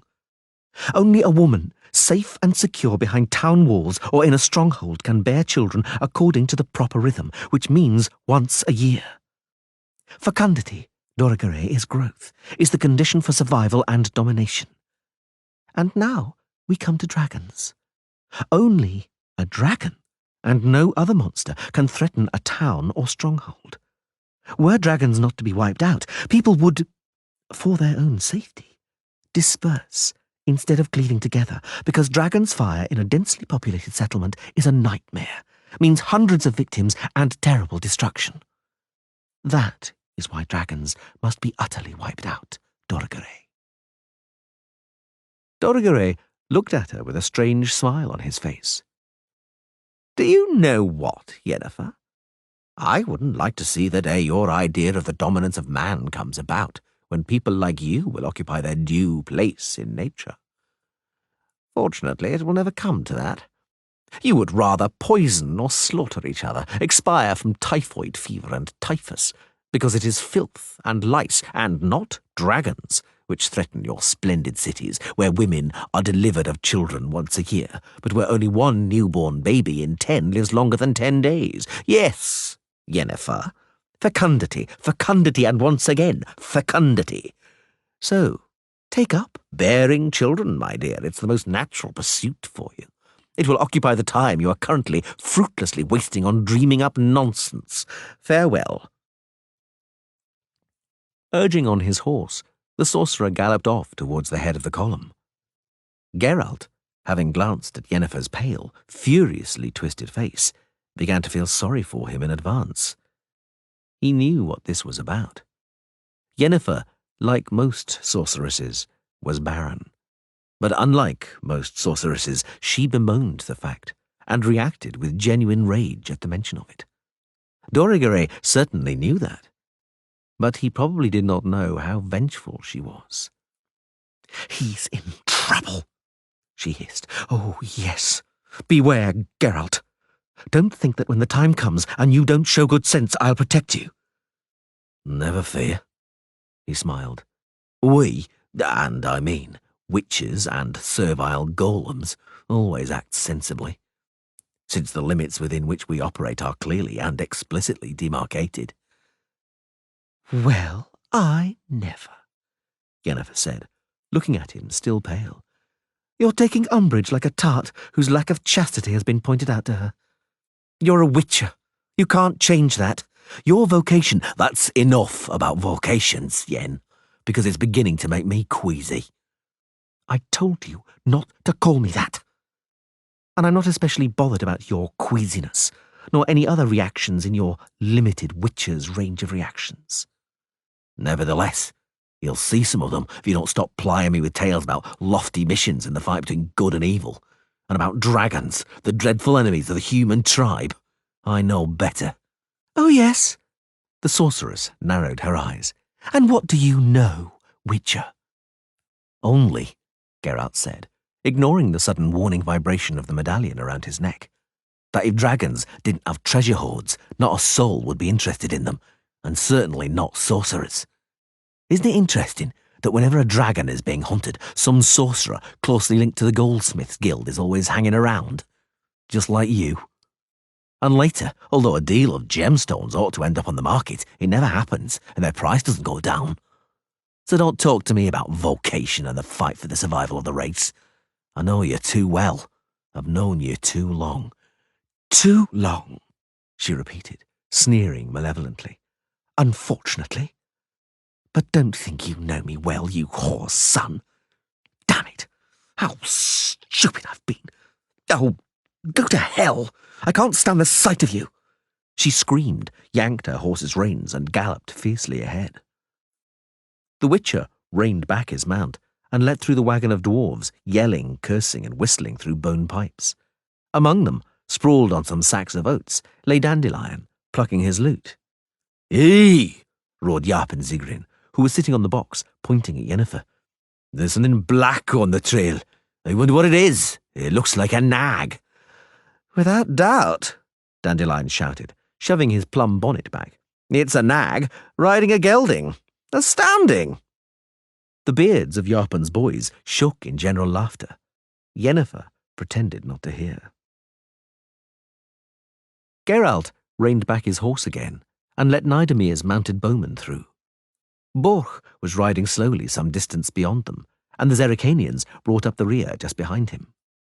Geralt waited for them to catch up and led his mare alongside Borch's horse. They rode on in silence. "Witcher," Three Jackdaws suddenly said, "I want to ask you a question." "Ask it." "Why don't you turn back?" The Witcher looked at him in silence for a moment. "Do you really want to know?" "Yes, I do," Three Jackdaws said, turning his face towards Geralt. "I'm riding with him because I'm a servile golem, because I'm a whisk of oakum blown by the wind along the highway. Tell me, where should I go, and for what? At least here some people have gathered with whom I have something to talk about, people who don't break off their conversations when I approach, people who, though they may not like me, say it to my face and don't throw stones from behind a fence. I'm riding with them for the same reason I rode with you to the Log Driver's Inn, because it's all the same to me. I don't have a goal to head towards. I don't have a destination at the end of the road." Three Jackdaws cleared his throat. "There's a destination at the end of every road.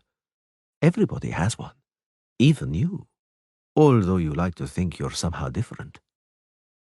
Now I'll ask you a question." "Ask it." "Do you have a destination at the end of the road?" "I do." "Lucky for you." "It is not a matter of luck, Geralt. It is a matter of what you believe in and what you serve. No one ought to know that better than a Witcher." "I keep hearing about goals today," Geralt sighed. "Nidamir's aim is to seize Maliori.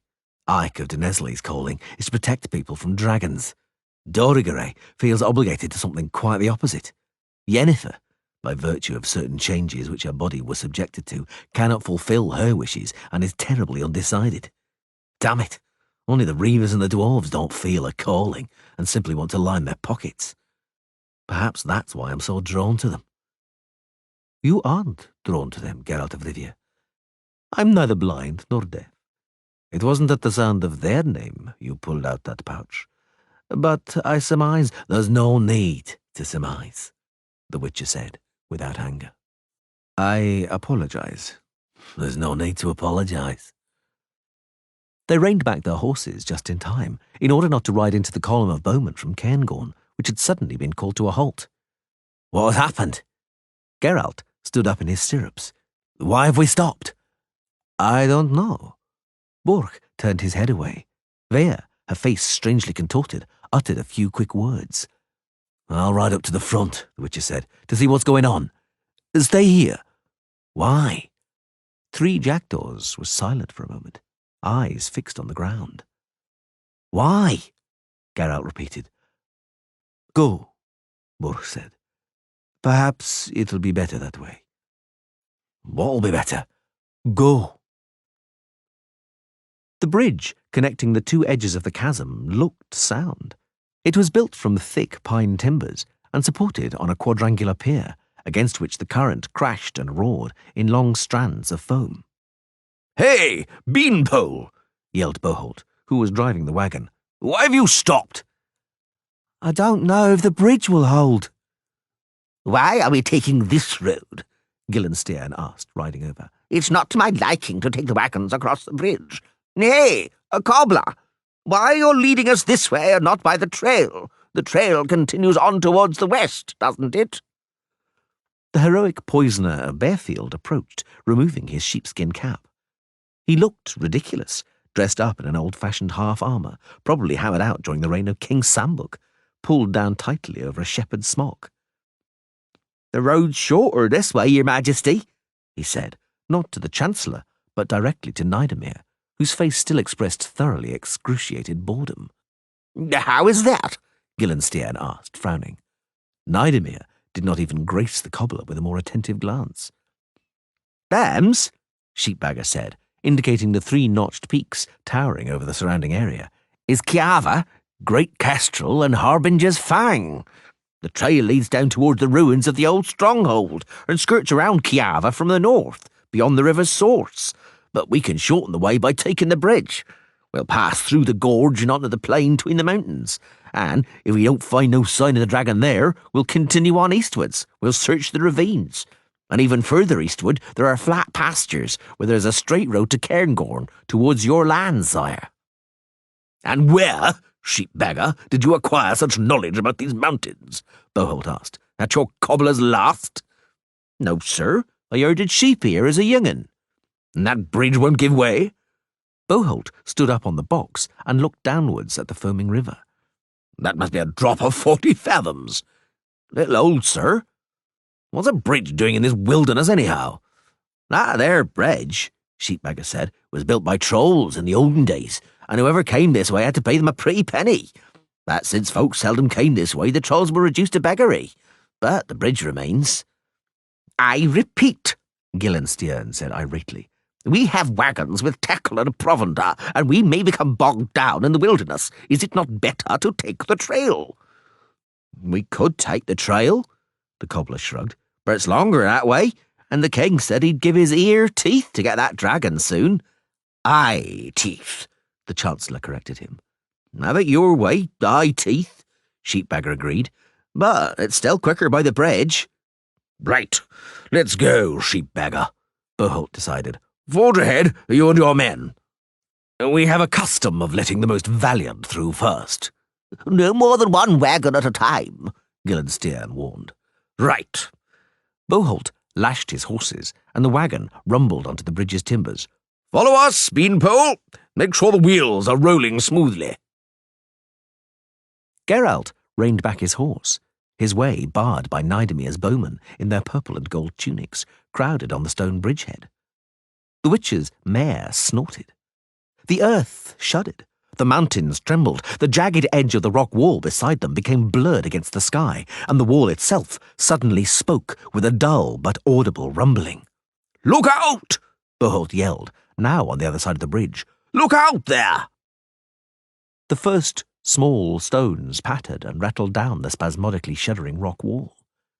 Geralt watched as part of the road they had followed, very rapidly widening into a yawning black crack, broke off and plunged into the chasm with a thunderous clatter.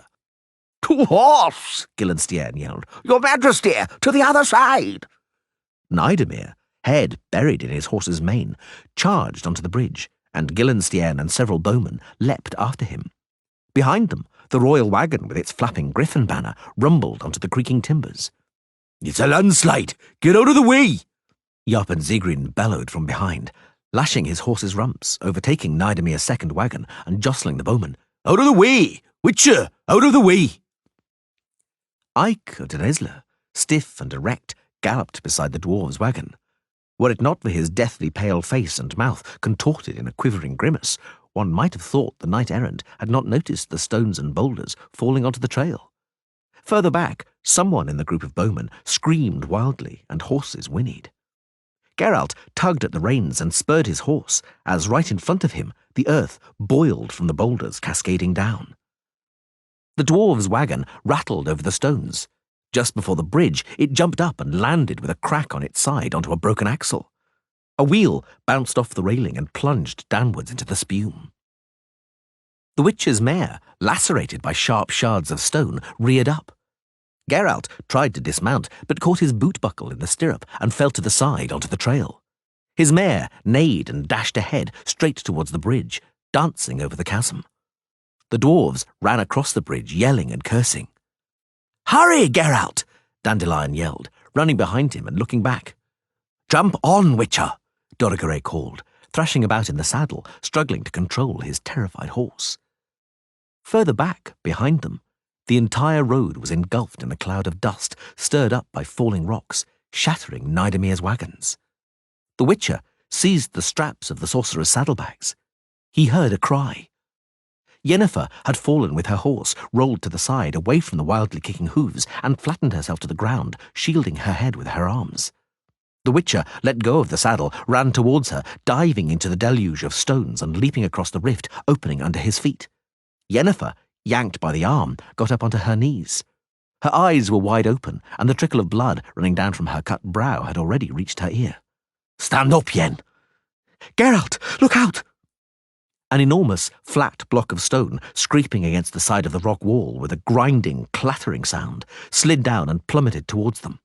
Geralt dropped, shielding the sorceress with his body. At the very same moment, the block exploded, bursting into a billion fragments, which rained down on them, stinging like wasps. "Quick!" Dorogare cried.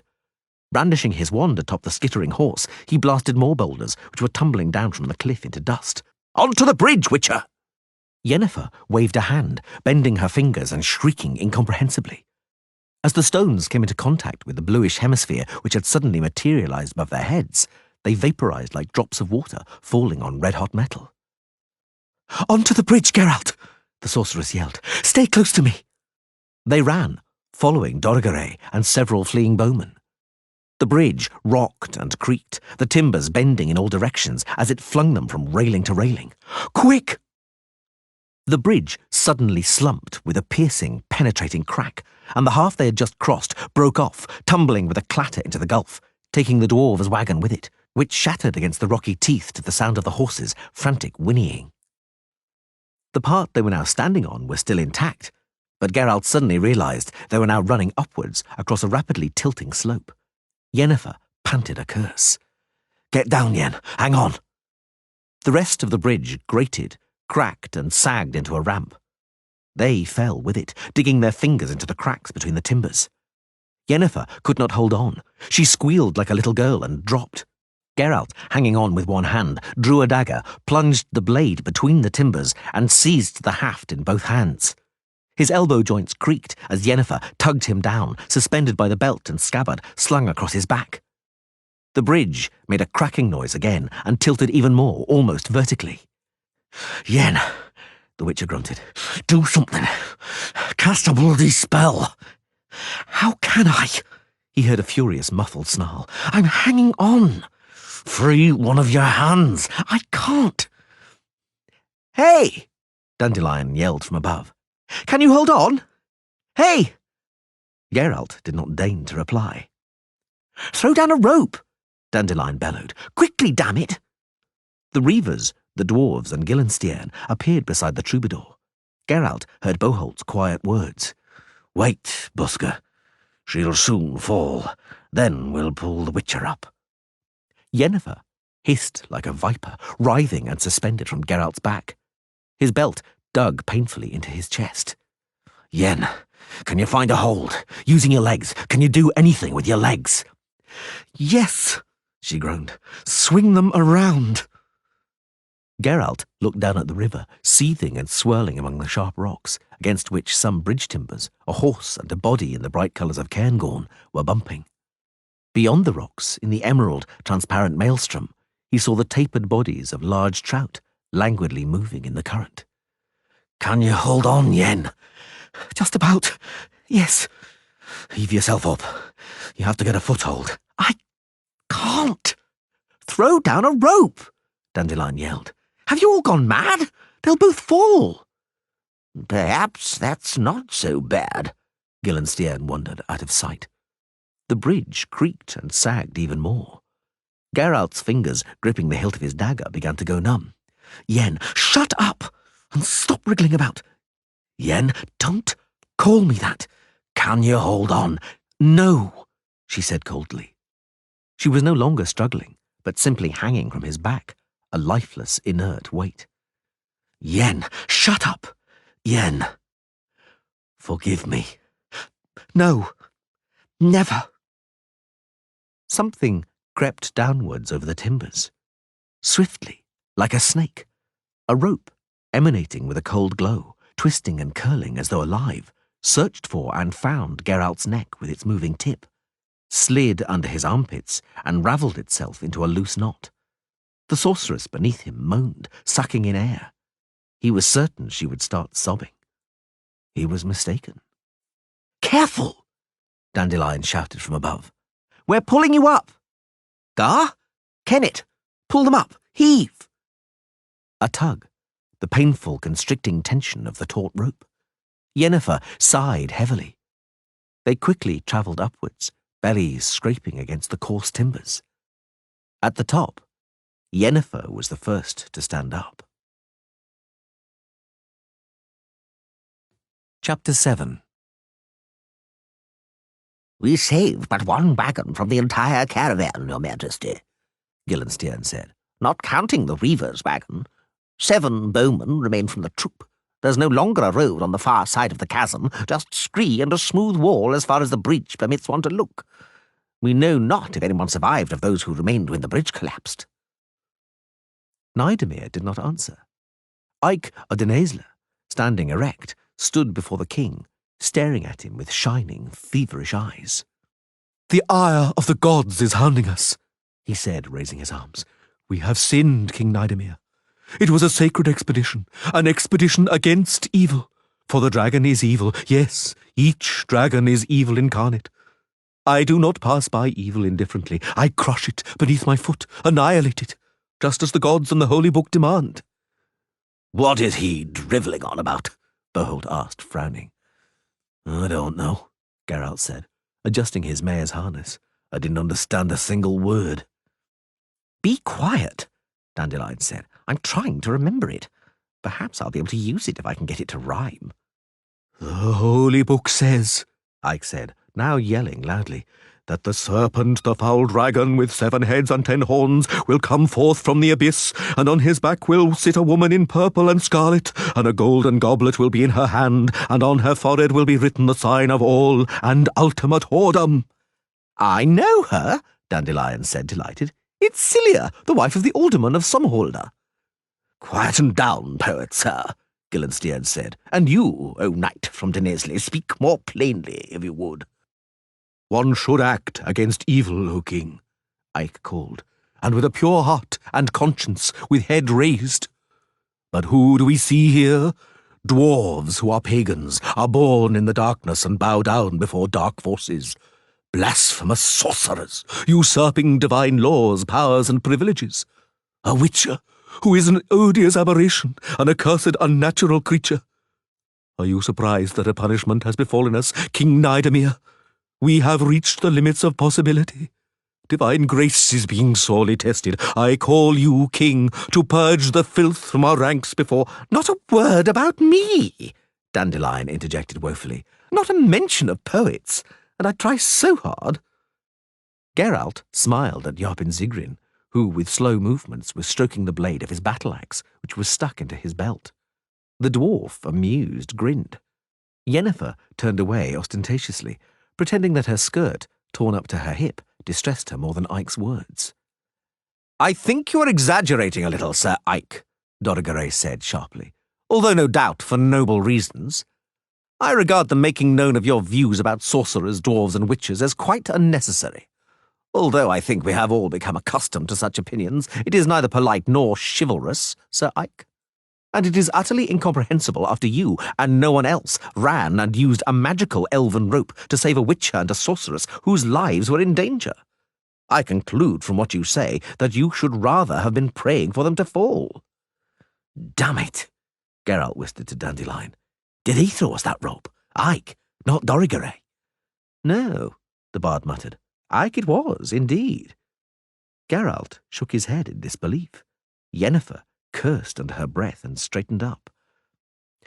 "Sir Ike," she said with a smile that anyone other than Geralt might have mistaken as pleasant and friendly, "why was that?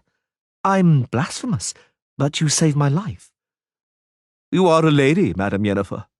The knight bowed stiffly. "And your comely and honest face permits me to believe that you will one day renounce this accursed sorcery." Boholt snorted. "I thank you, Sir Knight," Yennefer said dryly, "and the Witcher Geralt also thanks you. Thank him, Geralt?" "I'd rather drop dead," The Witcher sighed, disarmingly frank. What exactly should I thank him for? I'm an odious aberration, and my uncomely face does not augur any hope for an improvement. Sir Ike hauled me out of the chasm by accident, simply because I was tightly clutching the comely damsel. Had I been hanging there alone, Ike would not have lifted a finger. I'm not mistaken, am I, Sir Knight? You are mistaken, Geralt, sir, the knight-errant replied calmly. I never refuse anybody in need of help, even a witcher. Thank him, Geralt, and apologise, the sorceress said sharply. Otherwise, you will be confirming that, at least with regard to you, Ike was quite right. You are unable to coexist with people because you are different. Your participation in this expedition is a mistake.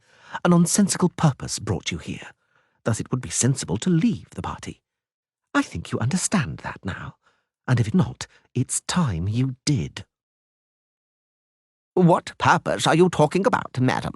Gillenstiern cut in. The sorceress looked at him but did not answer. Dandelion and Joppen Sigrin smiled meaningfully at each other, but so that the sorceress would not notice. The Witcher looked into Yennefer's eyes. They were cold. I apologise and thank you, O Knight of Denaisley. He bowed. I thank everybody here present for the swift rescue offered at once. I heard, as I hung there, how you were all raring to help. I ask everybody here present for forgiveness, with the exception of the noble Yennefer, whom I thank but ask for nothing. Farewell. The dregs leave the company of their own free will, because these dregs have had enough of you. Goodbye, Dandelion. Hey, Geralt, Berhold called. Don't pout like a maiden. Don't make a mountain out of a molehill. To hell with... Look out, everyone! Sheepbagger and several members of the Bearfield Constabulary, who had been sent ahead to reconnoitre, were running back from the narrow opening to the gorge. What is he? Why is he bellowing like that? Gar lifted his head up. Good people, Your Excellencies, the cobbler panted. Get it out, man, Gillenstiern said, hooking his thumbs into his golden belt. A dragon! There's a dragon there! Where? Beyond the gorge, on level ground. Sire, to horse! Gillenstiern ordered. Gar, Berhold yelled, onto the wagon! Beanpole, get mounted and follow me! Look lively, lads! Joppen Sigrin roared. Look lively, by thunder! Hey, wait for me! Dandelion slung his lute over his shoulder. Geralt, take me with you! Jump on! The gorge ended in a mound of light-coloured rocks, which gradually thinned out, creating an irregular ring. Beyond them, the ground descended gently into a grassy, undulating mountain pasture, enclosed on all sides by limestone walls, gaping with thousands of openings. 3 narrow canyons, the mouths of dried-up streams, opened out onto the pasture. Bolt, the first to gallop to the barrier of rocks, suddenly reined in his horse and stood up in his stirrups. Oh, hell, he said. Oh, bloody hell. It can't be. What? Dorigare asked, riding up. Beside him, Yennefer, dismounting from the Reaver's wagon, pressed her chest against the rocky block, peeped out, moved back and rubbed her eyes. What? What is it? Dandelion shouted, leaning out from behind Geralt's back. What is it, Boholt? That dragon is golden.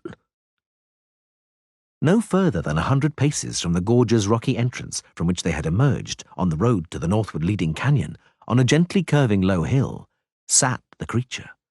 It was sitting, arching its long, slender neck in a smooth curve, inclining its narrow head onto its domed chest, wrapping its tail around its extended front feet. There was something inexpressibly graceful in the creature and the way it was sitting, something feline, something that contradicted its clearly reptilian origins. But it was also undeniably reptilian, for the creature was covered in distinctly outlined scales which shone with a glaring blaze of bright yellow gold. For the creature sitting on the hillock was golden, golden from the tips of its talons dug into the ground to the end of its long tail, which was moving very gently among the thistles growing on the hill.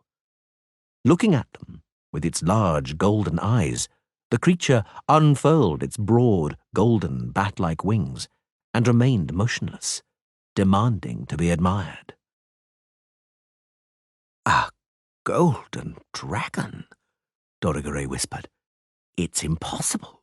A living fable. There's no such thing as a bloody golden dragon, Gar pronounced and spat. I know what I'm talking about. Then what's sitting on that hillock? Dandelion asked pointedly. It's some kind of trickery. An illusion. It is not an illusion, Yennefer said. It's a golden dragon, Gillenstiern said. An absolutely genuine golden dragon. Golden dragons only exist in fables. Stop that, all of you, Boholt suddenly broke in. There's no point getting worked up. Any blockhead can see it's a golden dragon. And what difference does it make, my lords, if it's golden, lapis lazuli, shit-coloured or checkered? It's not that big. We'll sort it out in no time. Beanpole, Gar, clear the debris off the wagon and get the gear out. What's the difference if it's golden or not? There is a difference, Boholt, Beanpole said, and a vital one. That isn't the dragon we are stalking. Not the one that was poisoned outside Bearfield, which is now sitting in its cave on a pile of ore and jewels. That one's just sitting on its arse.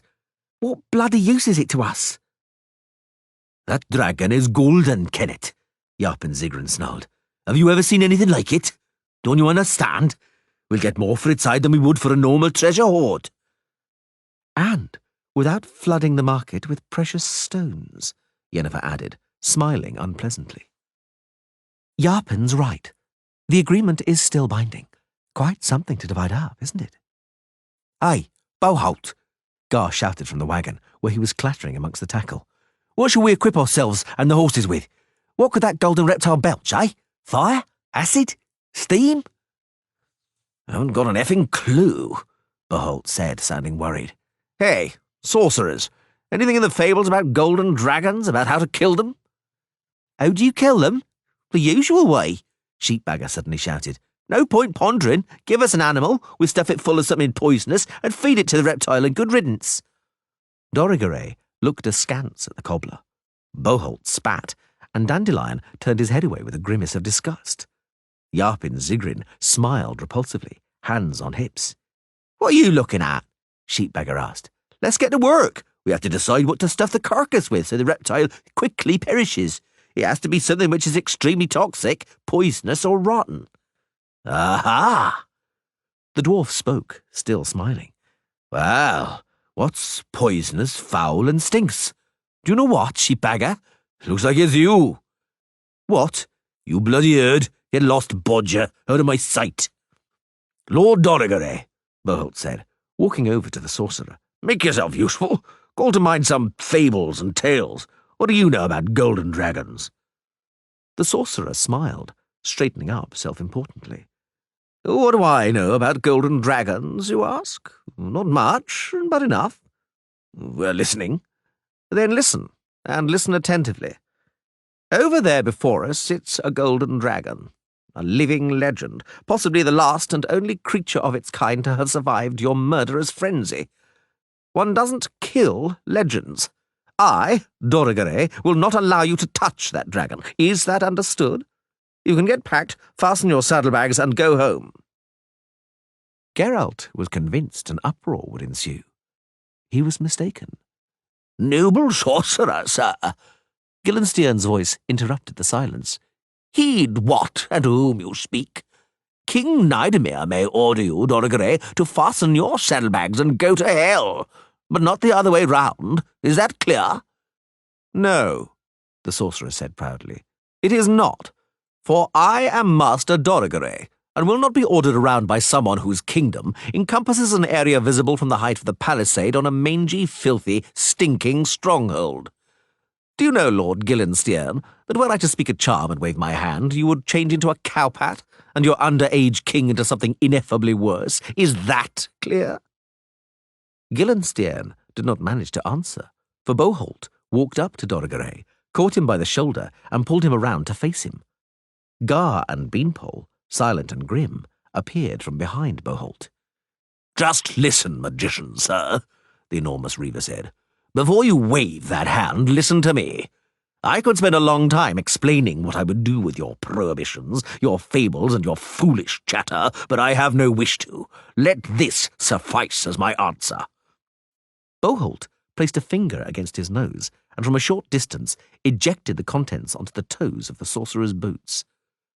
Dorigere blanched, but did not move. He saw, as everyone did, the Morning Star mace on a cubit-long shaft hanging low at Gar's side. He knew, as everyone did, that the time he needed to cast a spell was incomparably longer than the time Gar needed to smash his head to pieces. "Very well," Boholt said. "And now, move nicely out of the way, your lordship, and should the desire to open your gob occur to you, quickly shove a bunch of grass into it, because if I hear you whining again, I'll give you something to remember me by." Boholt turned away and rubbed his hands. "Right. Gar? Beanpole? Let's get to work, because that reptile won't hang around forever." "Doesn't seem to be planning on going anywhere," Dandelion said, looking at the foreground. "Look at it." The golden dragon on the hill yawned, lifted its head, waved its wings, and lashed the ground with its tail. "King Naidamir and you knights," it yelled with a roar like a brass trumpet. "I am the dragon Vilentretenmerth. As I see the landslide which I, though I say it as shouldn't, sent down on your heads did not completely stop you. You have come this far. As you know, there are only 3 ways out of this valley: east towards Bearfield and west towards Cairngorm. And you may use those roads. You will not take the northern gorge, gentlemen, because I, Vilentretenmerth, forbid you. However, if anyone does not wish to respect my injunction, I challenge him to fight an honorable knightly duel, with conventional weapons, without spells, without breathing fire. A fight to the utter capitulation of one of the sides. I await an answer through your herald, as custom dictates." Everyone stood with their mouths open wide. "It can talk," Boholt panted. "Remarkable! Not only that, but very intelligently," Yapin Zegrin said. "Anyone know what a confessional weapon is?" "An ordinary non-magical one," Yennefer said, frowning. "But something else puzzles me. With a forked tongue, it's not capable of articulated speech. The rogue is using telepathy. Be careful. It works in both directions. It can read your thoughts." "Has it gone completely balmy or what?" Kenneth Beanpole said, annoyed. "An honourable duel? With a stupid reptile? Not a chance. We'll attack him together. There's strength in numbers." "No." They looked around. Ike of Denesla, already mounted in full armour, with his lance set by his stirrup, looked much better than he had on foot. His feverish eyes blazed from beneath his raised visor, and his face was pale. "No, Kenneth, sir," the knight repeated, "unless it is over my dead body. I will not permit knightly honour to be insulted in my presence. Whomsoever dares to violate the principles of this honourable duel—" Ike was talking louder and louder. His exalted voice was cracking, and he was trembling with excitement. "Whomsoever affronts honour also affronts me, and his or my blood will be shed on this tired earth. The beast calls for a duel? Very well. Let the herald trumpet my name. May divine judgment decide. On the dragon's side is the power of fang and talon and infernal fury, and on my side—" "What a moron," Yapin Zegrin muttered. "On my side, righteousness, faith, the tears of virgins, whom this reptile—" "That's enough, Ike. You make me want to puke," Boholt yelled. "Go on to the lists. Don't talk. Set about that dragon." "Here, Boholt, wait!" One of the dwarves, tugging on his beard, suddenly said, "Forgotten about the agreement? If Ike lays low the serpent, he'll take half." "Ike won't take anything," Boholt grinned. I know him. He'll be happy if Dandelion writes a song about him. Silence, Gillenstiern declared. Let it be. Against the dragon will ride out the virtuous knight-errant Ike of Denesle, fighting in the colours of Cairngorm as the lance and sword of King Nidemir. That is the kingly will. There you have it. Yapin Zigrin gnashed his teeth. The lance and sword of Nidemir. The Cairngorm kinglet has fixed us. What now? Nothing, Behold spat. I reckon you don't want to cross Ike, Yapin. He talks nonsense, but if he's already mounted his horse and roused himself, better get out of his way. Let him go, damn it, and sort the dragon out, and then we'll see. Who shall be the herald? Dandelion asked. The dragon wanted a herald. Maybe me? No, we don't need a song, Dandelion. Behold frowned. Yapin Zigrin can be the herald. He's got a voice like a bull. Very well, no bother, Yapin said. Bring me a flag-bearer with a banner, so that everything is as it should be. Just talk politely, dwarf, sir, and courteously, Gillenstiern cautioned. Don't learn me how to talk. The dwarf proudly stuck out his belly. I was sent on diplomatic missions when you lot were still knee-high to a grasshopper. The dragon continued to sit patiently on the hillock, waving its tail cheerfully. The dwarf clambered up onto the largest boulder, hawked and spat. Hey, you there, he yelled, putting his hands on his hips. You fucking dragon, you. Listen to what the herald has to say. That means me. The first one to take on honourably will be the meandering knight, Ike of Denesle, and he will stick his lance in your paunch according to the holy custom, to your confusion and to the joy of poor virgins and King Nidemir. It will be a fair fight and honourable. Breathing fire is not allowed, and you may only lambast the other confessionally until the other gives up the ghost or expires, which we sincerely wish on you. Understood, dragon? The dragon yawned, flapped its wings, and then, flattening itself to the ground, quickly descended from the hillock to level ground. I have understood, noble herald, it yelled back. Then may the virtuous Ike of Denesle enter the fray. I am ready. What a pantomime, Behold spat, following Ike with a grim expression as he walked his horse over the barrier of boulders. A ruddy barrel of laughs. Shut your yap, Behold, Dandelion shouted, rubbing his hands. Look, Ike is preparing to charge. It'd be a bloody beautiful ballad. Hurrah! Long live Ike! Someone shouted from Nidemir's troop of bowmen. And I, Sheepbagger said gloomily, would still have stuffed him full of brimstone just to be certain. Ike, already in the field, saluted the dragon with his upraised lance, slammed down his visor, and struck his horse with his spurs. Well, well, the dwarf said. He may be stupid, but he knows how to charge. Look at him go. Ike leant forward, braced in the saddle, lowered his lance at full gallop. The dragon, contrary to Geralt's expectations, did not leap aside, did not move in a semicircle, but flattened to the ground, rushed straight at the attacking knight. Hit him! Hit him, Ike! Yapin yelled. Ike, although in full gallop, did not strike headlong, straight ahead. At the last moment, he nimbly changed direction, shifting the lance over his horse's head. Flashing past the dragon, he thrust with all his might, standing up in the stirrups. Everybody shouted in unison. Geralt did not join in with the choir. The dragon evaded the blow with a delicate, agile, graceful turn and, coiling like a living golden ribbon, as quick as lightning, but softly, cat-like, reached a foot beneath the horse's belly. The horse squealed, jerking its crup high up, and the knight rocked in the saddle, but did not release his lance. Just as the horse was about to hit the ground snout first, the dragon swept Ike from the saddle with a fierce swipe of his clawed foot.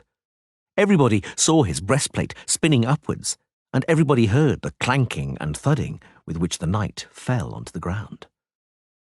The dragon, sitting on its haunches, pinned the horse with a foot and lowered its toothy jaws. The horse squealed shrilly, struggled, and then was quiet.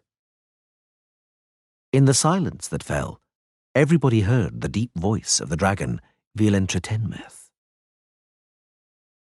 The doughty Ike of the Nestle may now be taken from the battlefield, for he is incapable of fighting any longer. Next, please. Oh, fuck, Yapin Zigrin said, in the silence that followed. Chapter 8. Both legs, Yennefer said, wiping her hands on a linen cloth, and probably something with his spine. The armour on his back is dented as though he'd been hit by a pile driver. He injured his legs with his own lance. He won't be mounting a horse for some time, if he ever mounts one again. Professional hazard, Geralt muttered. The sorceress frowned. Is that all you have to say? And what else would you like to hear, Yennefer? That dragon is unbelievably fast, Geralt. Too fast for a man to fight it. I understand. No, Yen, not me. Principles? The sorceress smiled spitefully. Or ordinary commonplace fear? The only human feeling that wasn't eradicated in you. One and the other, the Witcher agreed dispassionately. What difference does it make? Precisely. Yennefer came closer. None. Principles may be broken. Fear can be overcome. Kill that dragon, Geralt. For me. For you. For me. I want that dragon, Geralt. In one piece. I want to have him all for myself. So, cast a spell and kill it. No. You kill it. And I'll use my spells to hold back the Reavers and the others so they don't interfere. You'll kill them, Yennefer. Since when has that ever bothered you? You take care of the dragon, I'll deal with the people. Yennefer, the Witcher said coldly, I don't understand. What do you want with that dragon? Does the yellowness of its scales dazzle you to that degree? You don't suffer from poverty, after all. You have numerous sources of income. You're famous. What are you about? Just don't talk about a calling, I beg you. Yennefer was silent. Then, finally, twisting her lips, aimed a powerful kick at a stone lying in the grass. There's someone who can help me, Geralt. Apparently it's... You know what I'm talking about. Apparently it isn't irreversible. There's a chance. I could still have... Do you understand? I do. It's a complex operation, costly, but in exchange for a golden dragon. Geralt! The Witcher remained silent. When we were hanging on the bridge, the sorceress said, you asked me for something. I'll meet your request, in spite of everything. The Witcher smiled sadly and touched the obsidian star on Yennefer's neck with his index finger. It's too late, Yen.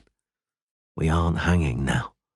It's stopped mattering to me, in spite of everything. He expected the worst. A cascade of fire, lightning, a smack in the face, abuse, curses. He was surprised just to see the suppressed trembling of her lips. Yennefer slowly turned away. Geralt regretted his words. He regretted the emotion which had engendered them. The limit of possibility overstepped, now snapped like a lute string. He looked at Dandelion and saw the troubadour quickly turn his head away and avoid his gaze.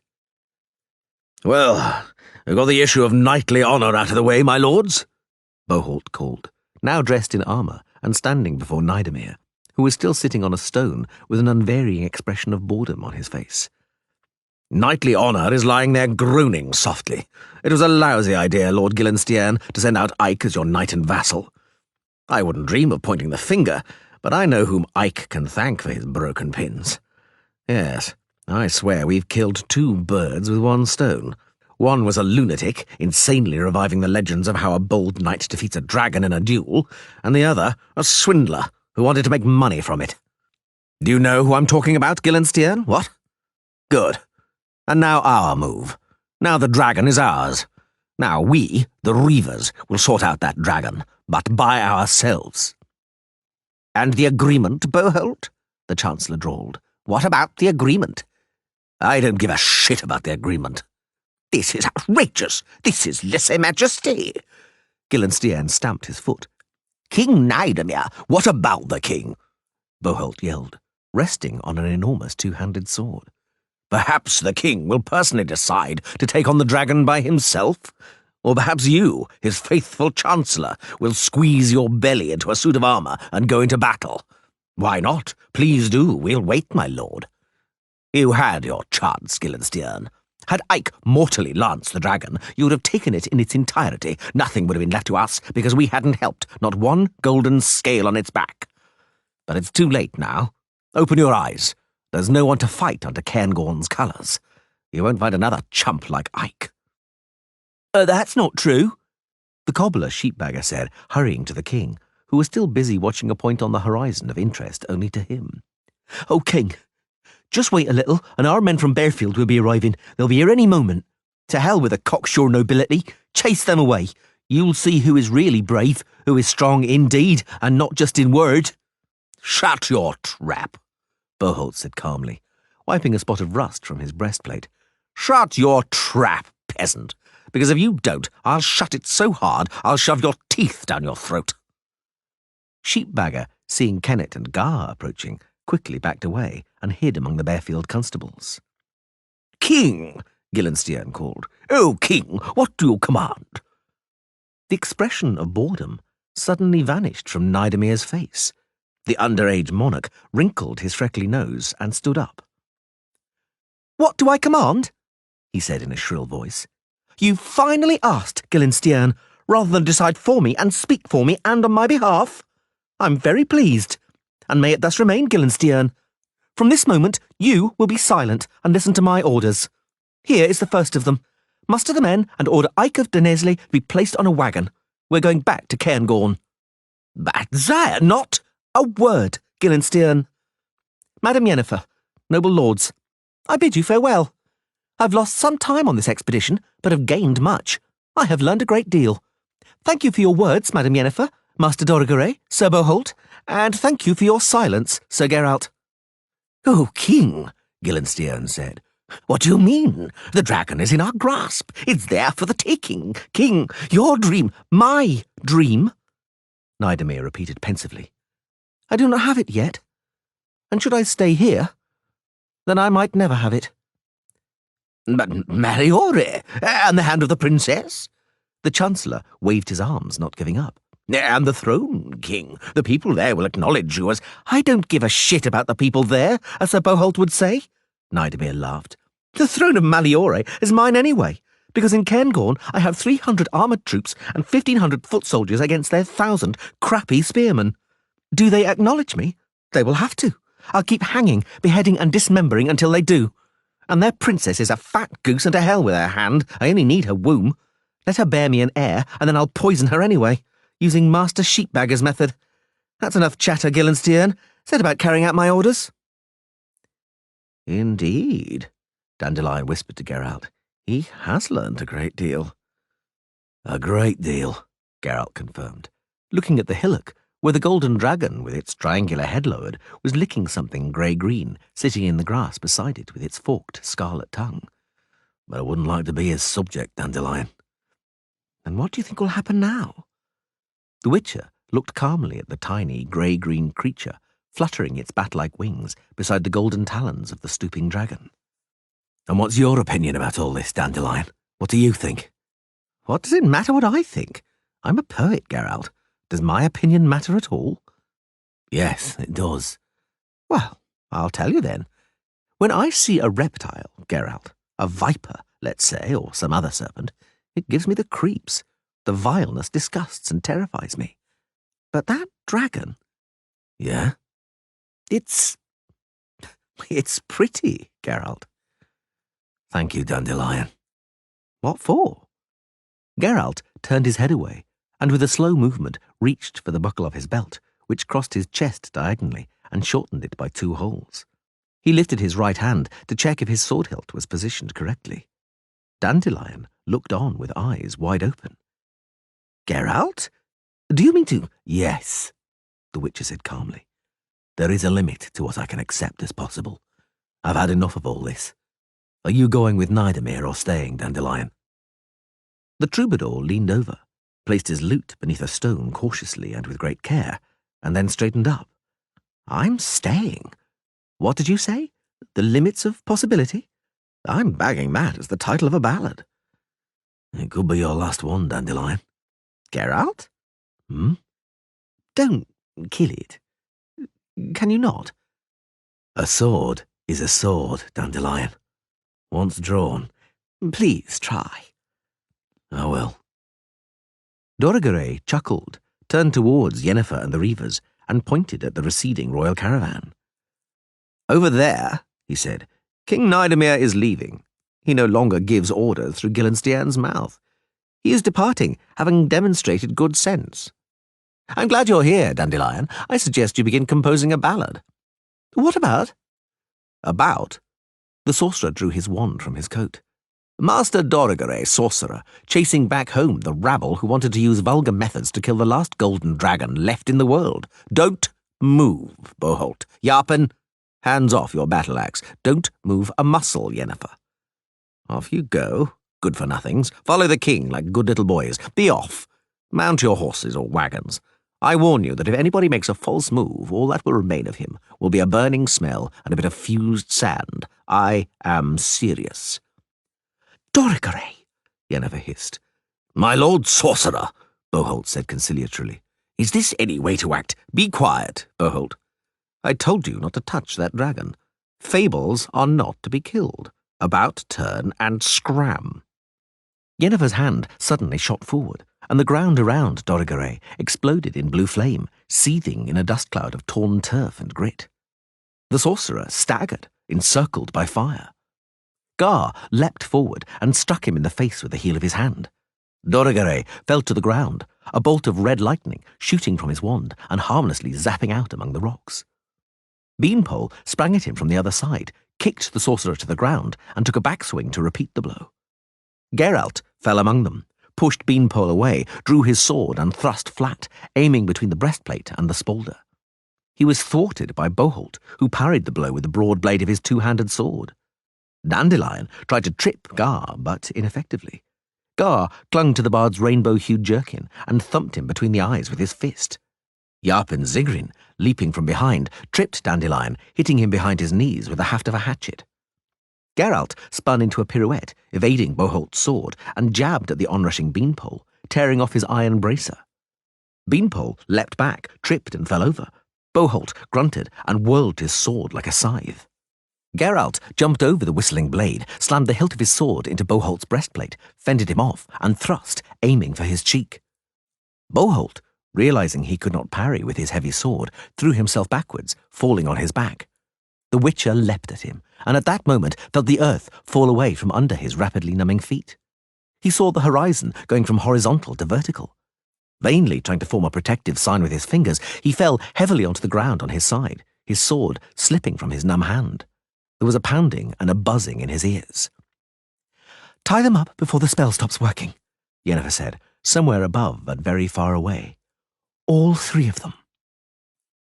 Dorigere and Geralt, befuddled and paralyzed, allowed themselves to be bound and tethered to a wagon, silently and without resisting.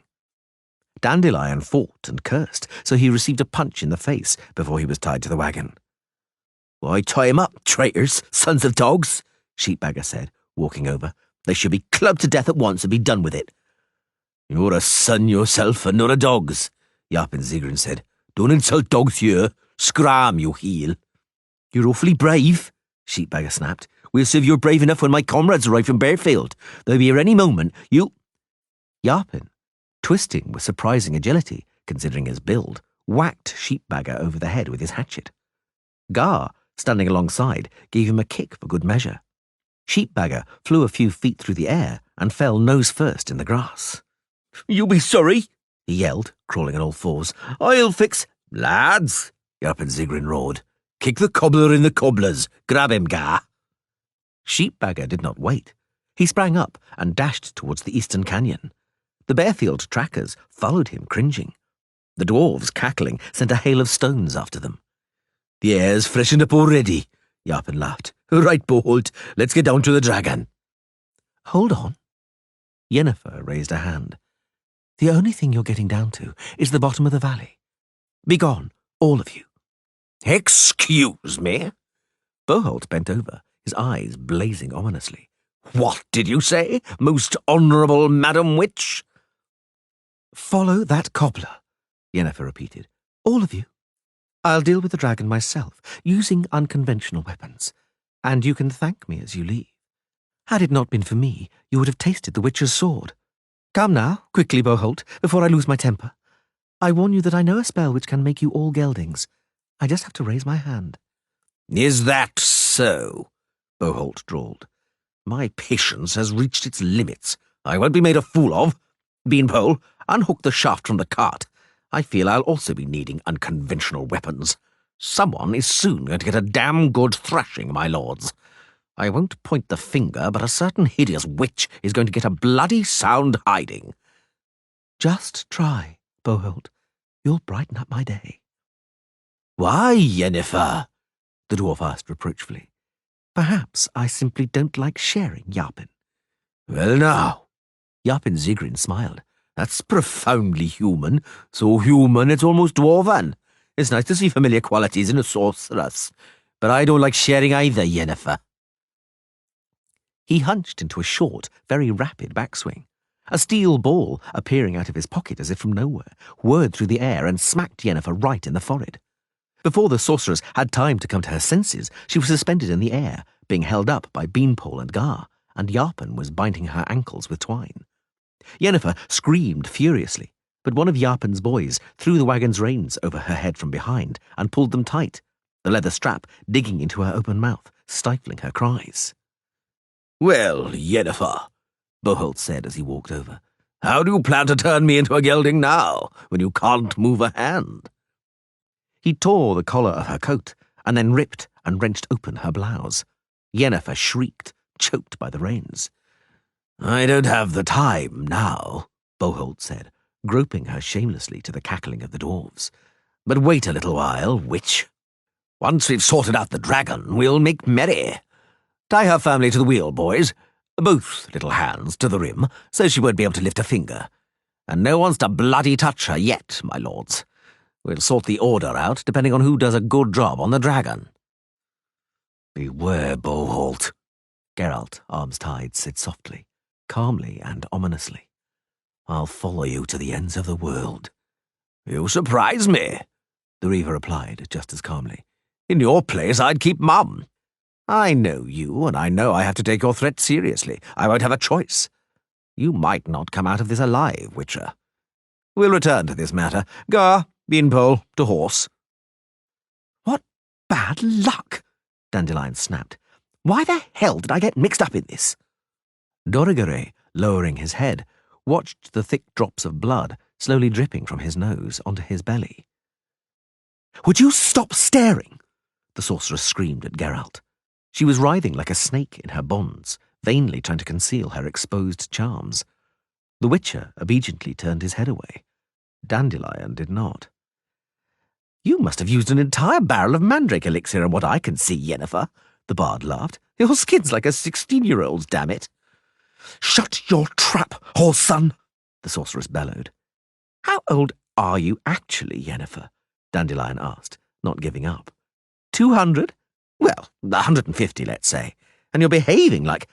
Yennefer twisted her neck and spat at him, but was wide of the mark. Yen, the Witcher said reproachfully, wiping his spit-covered ear on his shoulder. I wish he would stop staring. Not on your life, Dandelion said, without taking his eyes off the bedraggled sorceress. I'm here because of her. They may slit our throats, but at least I'll die happy. Shut up, Dandelion, the Witcher said. I have no intention of so doing. In fact, I plan to compose the ballad of the two tits. Please don't interfere.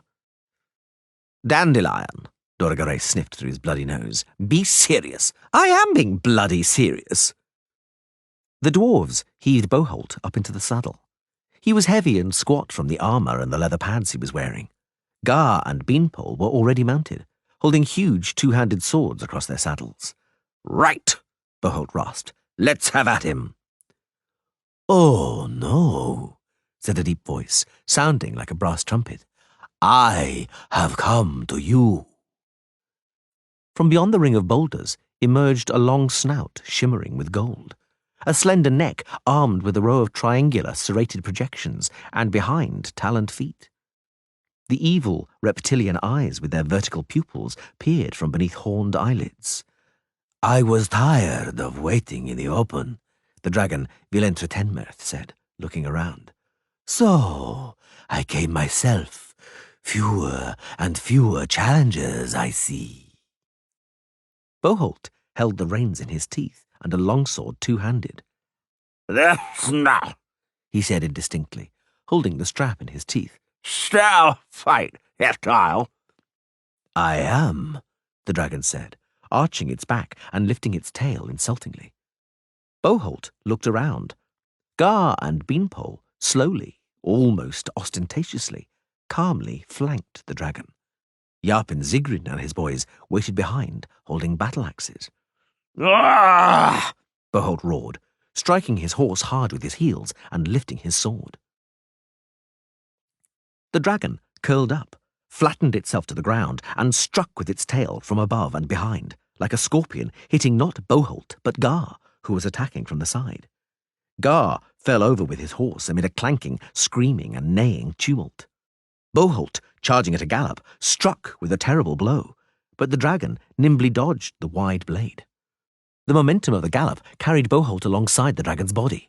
The dragon twisted, standing on its hind legs, and clawed Beanpole, tearing open his horse's belly and the rider's thigh with a single slash. Boholt, leaning far out from the saddle, managed to steer his horse around, pulling the reins with his teeth, and attacked once more. The dragon lashed its tail over the dwarves rushing towards it, knocking them all over, and then lunged at Boholt, en route, seemingly in passing, stamping vigorously on Beanpole, who was trying to get up. Boholt, jerking his head around, tried to steer his galloping horse, but the dragon was infinitely quicker and more agile. Cunningly stealing up on Boholt from the left in order to obstruct his swing, it struck with a taloned foot. The horse reared up and lurched over to one side. Boholt flew from the saddle, losing his sword and helmet, tumbling backwards onto the ground, banging his head against a rock. Run for it, lads! Up the hill! Yarpin Zigrin bellowed, outshouting the screams of Gar, who was pinned down by his horse. Beards fluttering, the dwarves dashed towards the rocks at a speed that belied their short legs. The dragon did not give chase. It sat calmly and looked around. Gar was thrashing and screaming beneath the horse. Boholt lay motionless. Beanpole was crawling towards the rocks, sideways, like a huge iron crab. Staggering, Doragore whispered. Staggering. Hey! Dandelion struggled in his bonds, making the wagon shake. What is it? Over there! Look! A great cloud of dust could be seen on the eastern side of the gorge, and shouting, rattling, and the tramping of hooves quickly reached them. The dragon extended its neck to look. 3 large wagons full of armed men rolled onto the plain. Splitting up, they began to surround the dragon. Damn it! It's the constabulary and guilds from Bearfield, Dandelion called. They came around by the source of the Brer. Yes, it's them. Look, it's Sheepbagger, there at the front. The dragon lowered its head and gently pushed a small green-greyish mewling creature towards the wagon. Then it struck the ground with its tail, roared loudly, and shot like an arrow towards the encounter with the men of Bearfield. What is it? Yennefer asked. That little thing crawling around in the grass, Geralt. It's what the dragon was protecting from us, the Witcher said. That's what hatched some time ago in the cave, over there in the northern canyon. It's the dragonling from the egg of the dragon that Sheepbagger poisoned. The dragonling, stumbling and dragging its bulging belly across the ground, scurried unsteadily over to the wagon, squealed, stood on its hind legs, stretched out its little wings, and then, without a second's thought, clung to the sorceress's side. Yennefer, with an extremely queer look on her face, sighed loudly. It likes you, Geralt murmured. He's young, but he ain't stupid. Dandelion, twisting in his fetters, grinned. Look where he's stuck his snout. I'd like to be in his shoes, damn it. Hey, little one, run away. That's Yennefer, terror of dragons. And witches. Well, at least one witcher. Quiet, Dandelion, Doragore shouted. Look over there, on the battlefield. They've got him, a pox on them. The Bearfield wagons, rumbling like war chariots, raced towards the attacking dragon. Smack him! Sheepbagger yelled, hanging on to the wagoner's back. Smack him, kinsman, anywhere and anyhow. Don't hold back. The dragon nimbly eluded the first advancing wagon, flashing with scythe blades, forks and spears, but ended up between the next two, from which a huge double fishing net pulled by straps dropped onto it. The dragon, fully enmeshed, fell down, rolled over, curled up in a ball and spread its legs. The net tore to shreds with a sharp rending noise. More nets were thrown onto it from the first wagon, which had managed to turn around, this time utterly entangling the dragon. The two other wagons also turned back, dashed towards the dragon, rattling and bouncing over bumps. You're caught in the net, you carp, Sheepbagger bawled, and we'll soon scale you. The dragon roared and belched a cloud of steam into the sky. The Bearfield constables rushed towards him, spilling out of the wagons. The dragon bellowed again, desperately, with a thundering roar. From the northern canyon came a reply, a high-pitched battle cry. Out from the gorge, straining forward in a frenzied gallop, blonde plaits streaming, whistling piercingly, surrounded by the flickering flashes of sabres, charged the Zerricanians, the Witcher shouted, helplessly tugging at the ropes. Oh, shit, Dandelion chimed in. Geralt, do you understand? The Zerricanians rode through the throng like hot knives through a barrel of butter, scattering their path with massacred corpses, and then leapt from their horses in full flight to stand beside the dragon struggling in the net. The first of the onrushing constables immediately lost his head. The second aimed a blow with his pitchfork at Via, but the Zerricanian, holding her sabre in both hands upside down, with the tip pointing towards the ground, slashed him open from crotch to sternum. The others beat a hurried retreat. To the wagons! Sheepbagger yelled. To the wagons, kinsman! We'll crush them into the wagons! Geralt! Yennefer suddenly shouted, pulling up her bound legs and pushing them with a sudden thrust under the wagon, beneath the arms of the Witcher, which were bound and twisted behind him. The Igni sign! Make it! Can you feel the rope? Cast the bloody thing! Without looking, Geralt groaned. I'll burn you, Yen. Make the sign! I can take it! He obeyed, and felt a tingling in his fingers, which were forming the Igni sign just above the sorceress's bound ankles. Yennefer turned her head away, biting down on her coat collar and stifling a moan. The dragonling, squealing, beat its wings beside her. Yen, make it! She bellowed. Her bonds gave way in an instant, as the disgusting, nauseating odour of charred skin became unbearable. Dorigere uttered a strange noise and fainted, suspended by his fetters from the wagon wheel. The sorceress, wincing with the pain, straightened up, lifting her now free leg. She screamed in a furious voice, full of pain and rage. The medallion on Geralt's neck jerked as though it were alive. Yennefer straightened her thigh, waved her foot towards the charging wagons of the Bearfield Constabulary, and shouted out a spell. The air crackled and gave off the smell of ozone. Oh, ye gods! Dandelion wailed in admiration. What a ballad this will be, Yennefer! The spell, cast by her shapely little foot, was not totally effective. The first wagon, and everything on it, took on the yellow colour of a kingcup, which the Bearfield soldiers, in the frenzy of battle, did not even notice. It did better with the second wagon, whose entire crew were transformed into huge, rough-skinned frogs, which hopped around in all directions, croaking comically. The wagon, now bereft of a driver, tipped over and fell apart. The horses, neighing hysterically, fled into the distance, dragging the broken shaft behind them. Yennefer bit her lip and waved her leg in the air again. The Kingcup Yellow wagon suddenly dissolved into Kingcup Yellow smoke, to the sound of lively musical tones drifting down from above, and its entire crew flopped onto the grass, stupefied, forming a picturesque heap. The wheels of the third wagon went from round to square, and the result was instant. The horses reared up, the wagon crashed over, and the Bearfield Constabulary were tipped out and thrown onto the ground. Yennefer, now driven by pure vindictiveness, flourished a leg ferociously and yelled out a spell, transforming the Bearfielders randomly into turtles, geese, woodlice, flamingos, and stripy piglets. The Zerricanians, expertly and methodically, finished off the rest. The dragon, having finally torn the nets to shreds, leapt up, flapped its wings, roared and hurtled, as straight as a ramrod, after the unharmed and fleeing sheep-bagger. Sheep-bagger was dashing like a stag, but the dragon was faster. Geralt, seeing the gaping jaws and razor-sharp flashing teeth, turned his head away. He heard a gruesome scream and a revolting crunching sound.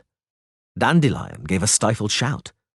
Yennefer, her face as white as a sheet, bent over double, turned to one side and vomited under the wagon.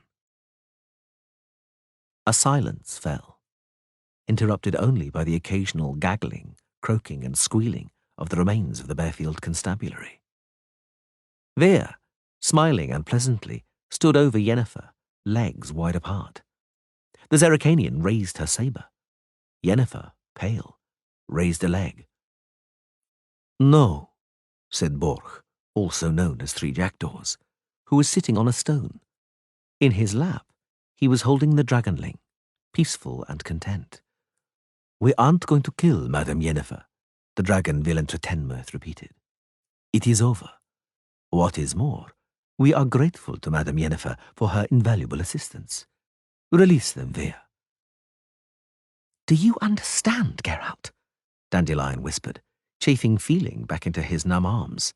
"Do you understand? There's an ancient ballad about a golden dragon. A golden dragon can assume any form it wishes," Geralt muttered. "Even that of a human. I've heard that too, but I didn't believe it." "Yapin Zigrin, sir," Villantre Tenmirth called to the dwarf, who was hanging onto a vertical rock 20 ells above the ground. "What are you looking for there? Marmots? Not your favourite dish, if memory serves me. Climb down and busy yourself with the reavers. They need help. There won't be any more killing. Of anybody." Dandelion, casting anxious glances at the Zerrikanians, who were vigilantly patrolling the battlefield, was still trying to revive the unconscious Dorigere. Geralt was dressing Yennefer's scorched ankles and rubbing ointment into them. The sorceress was hissing with pain and mumbling spells. Having completed his task, the Witcher stood up. "Stay here," he said. "I have to talk to him." Yennefer stood up, wincing. "I'm going with you, Geralt," she said, linking her arm in his. "May I? Please, Geralt?" "With me, Yen? I thought—" "Don't think." She pressed herself against his arm. "Yen? It's all right, Geralt." He looked into her eyes, which were warm, as they used to be. He lowered his head and kissed her lips, hot, soft, and willing, as they used to be. They walked over. Yennefer, held up by Geralt, curtsied low as though before a king, holding her dress in her fingertips. "Three Jack... Villantre Tenmirth," the Witcher said. "My name, when freely translated into your language, means 3 black birds," the dragon said. The dragonling, little claws digging into his forearm, arched its back to be stroked. "Chaos and order." Villantre Tenmirth smiled. "Do you remember, Geralt? Chaos is aggression, order its protection against it. It's worth rushing to the ends of the world to oppose aggression and evil, isn't it, Witcher? Particularly, as you said, when the pay is fair. And this time it was. It was the treasure hoard of the she-dragon Mirgta Bracca, the one poisoned outside Bearfield. She summoned me to help her, to stop the evil threatening her. Mirgta Bracca flew away soon after Ike of Denesle was removed from the battlefield. She had sufficient time while you were talking and quarrelling. But she left me her treasure as my payment." The dragonling squealed and flapped its little wings. "So you—" "That is right," the dragon interrupted. "Well, it's the times we live in. For some time, creatures, which you usually call monsters, have been feeling more and more under threat from people. They can no longer cope by themselves. They need a defender, some kind of Witcher." "And the destination? The goal at the end of the road?" "This is it." Villantre Tenmirth lifted his forearm. The dragonling squealed in alarm. "I've just attained it. Owing to him, I shall survive, Geralt of Rivia. I shall prove there are no limits of possibility. One day, you will also find such a purpose, Witcher. Even those who are different can survive. Farewell, Geralt. Farewell, Yennefer." The sorceress, grasping the witch's arm more firmly, curtsied again. Wieland Tretenmeth stood up and looked at her, and his expression was very serious. "Forgive me my frankness and forthrightness, Yennefer. It is written all over your faces. I don't even have to try to read your thoughts. You were made for each other, you and the Witcher. But nothing will come of it. Nothing. I'm sorry." "I know." Yennefer blanched slightly. "I know, Wieland Tretenmeth. But I would also like to believe there are no limits of possibility. Or at least, I would like to believe that they are still very far away." Via walked over, touched Geralt's shoulder, and quickly uttered a few words. The dragon laughed. "Geralt, Via says she will long remember the tub at the Pensive Dragon. She hopes we'll meet again some day." "What?" Yennefer answered, narrowing her eyes. "Nothing," the Witcher said quickly. "Wieland Tretenmeth." "Yes, Geralt of Rivia? You can assume any form, any that you wish." "Indeed. Why then a man? Why Borch with 3 black birds on his coat of arms?" The dragon smiled cheerfully. "I don't know, Geralt, in what circumstances the distant ancestors of our races encountered one another for the first time, but the fact is that for dragons, there is nothing more repugnant than man. Man arouses instinctive, irrational disgust in a dragon. With me, it's different. To me, you're likable. Farewell." It was not a gradual, blurred transformation, or a hazy, pulsating trembling as with an illusion. It was as sudden as the blink of an eye.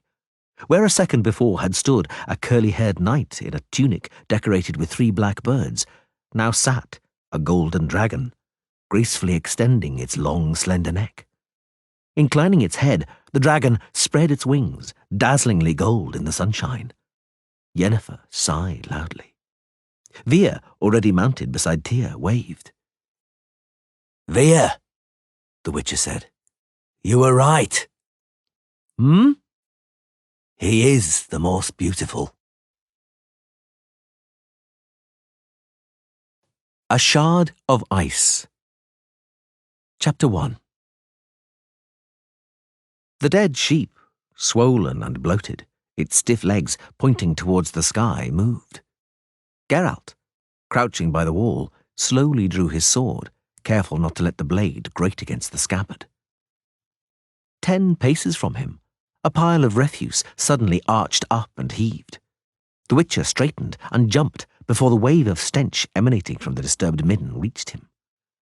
A tentacle, ending in a rounded, tapering protuberance, bristling with spikes, suddenly shot out from under the rubbish, hurtling out towards him at incredible speed.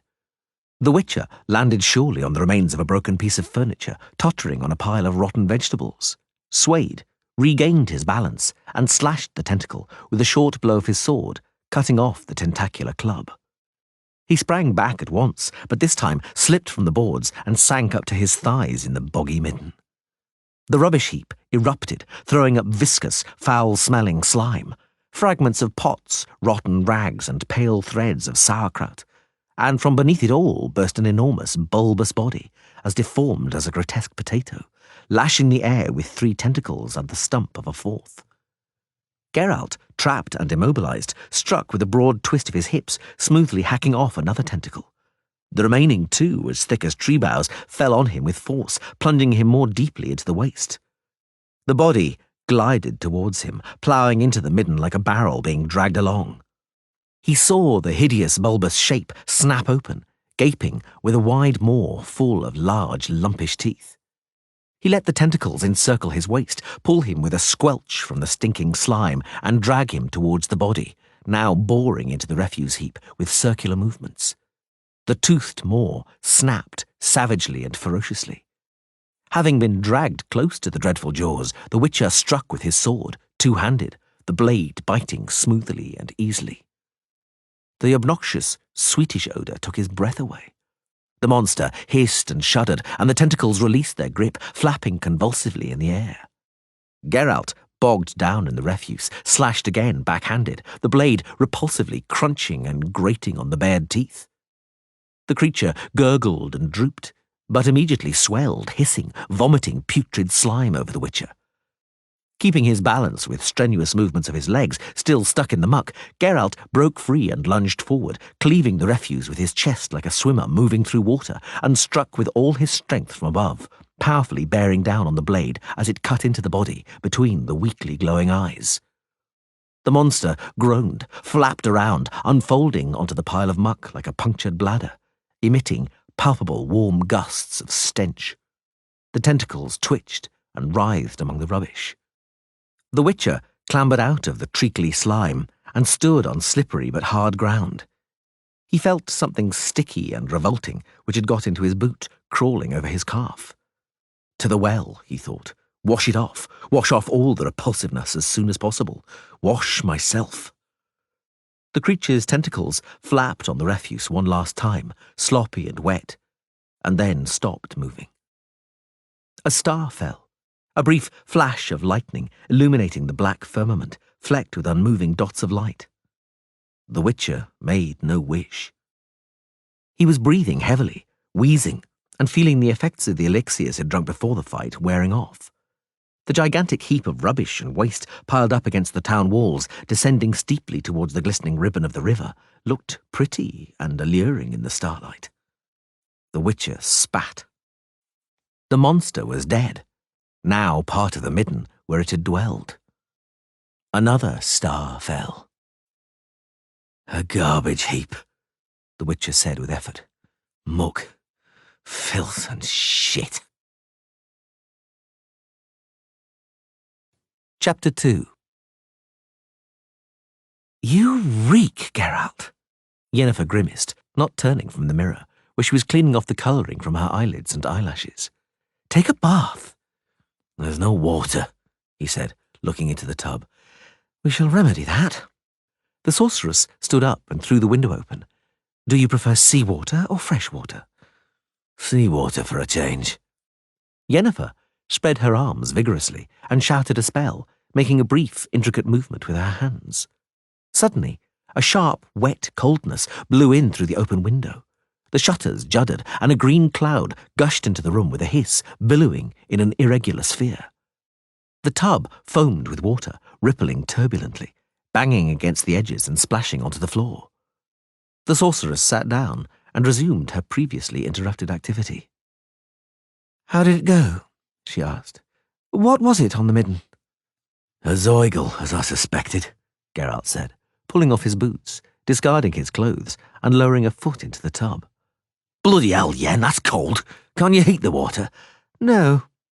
The sorceress, moving her face towards the looking-glass and instilling something into her eye using a thin glass rod. "That spell is bloody wearying and makes me feel sick, and the cold will do you good after the elixirs." Geralt did not argue. There was absolutely no point arguing with Yennefer. "Did the Zeugl cause you any problems?" The sorceress dipped the rod into a vial and dropped something into her other eye, twisting her lips comically. "Not particularly." From outside the open window, there was a thud, the sharp crack of wood breaking, and an inarticulate voice, tunelessly and incoherently repeating the chorus of a popular, obscene song. "A Zeugl," said the sorceress, as she reached for another vial from the impressive collection on the table and removed the cork from it. The fragrance of lilac and gooseberries filled the room. "Well, well. Even in a town it's easy for a witcher to find work. You don't have to roam through the wilds at all. You know, Istredd maintains its becoming a general rule. The place of every creature from the forests and swamps that becomes extinct is occupied by something else, some new mutation, adapted to the artificial environment created by people." As usual, Geralt winced at the mention of Istredd. He was beginning to be sick of Yennefer's admiration for Istredd's brilliance, even if Istredd was right. "Istredd is right," Yennefer continued, applying the lilac and gooseberry-perfumed something to her cheeks and eyelids. Look for yourself. Pseudo-rats in sewers and cellars, zoigles in rubbish dumps, neocoryces in polluted moats and sewers, tagirs in mill ponds. It's virtually symbiosis, don't you think? And ghouls in cemeteries devouring corpses the day after the funeral, he thought, rinsing off the soap. Total symbiosis. Yes. The sorceress put aside the vials and jars. Witches can be kept busy in towns too. I think one day you'll settle in a city for good, Geralt.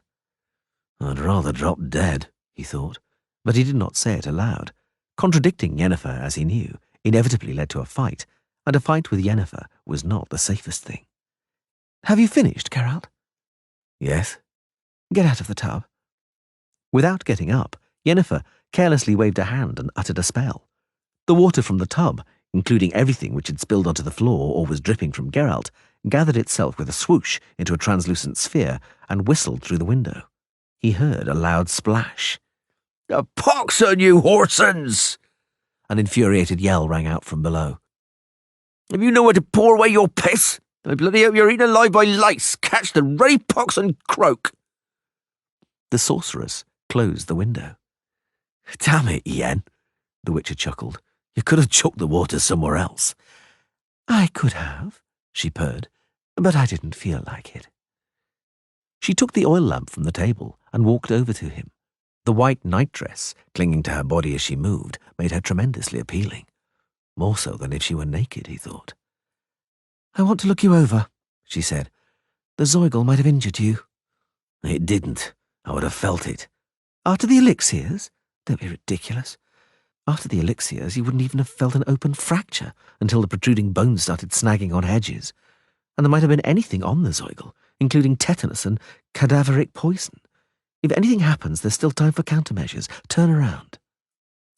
He felt the soft warmth of the lamp's flame on his body and the occasional brushing of her hair. Everything seems to be in order, she said. Lie down before the elixirs knock you off your feet. Those mixtures are devilishly dangerous. They'll destroy you in the end. I have to take them before I fight.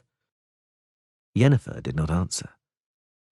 She sat down at the looking-glass once more and slowly combed her black, curly, shimmering locks. She always combed her hair before going to bed.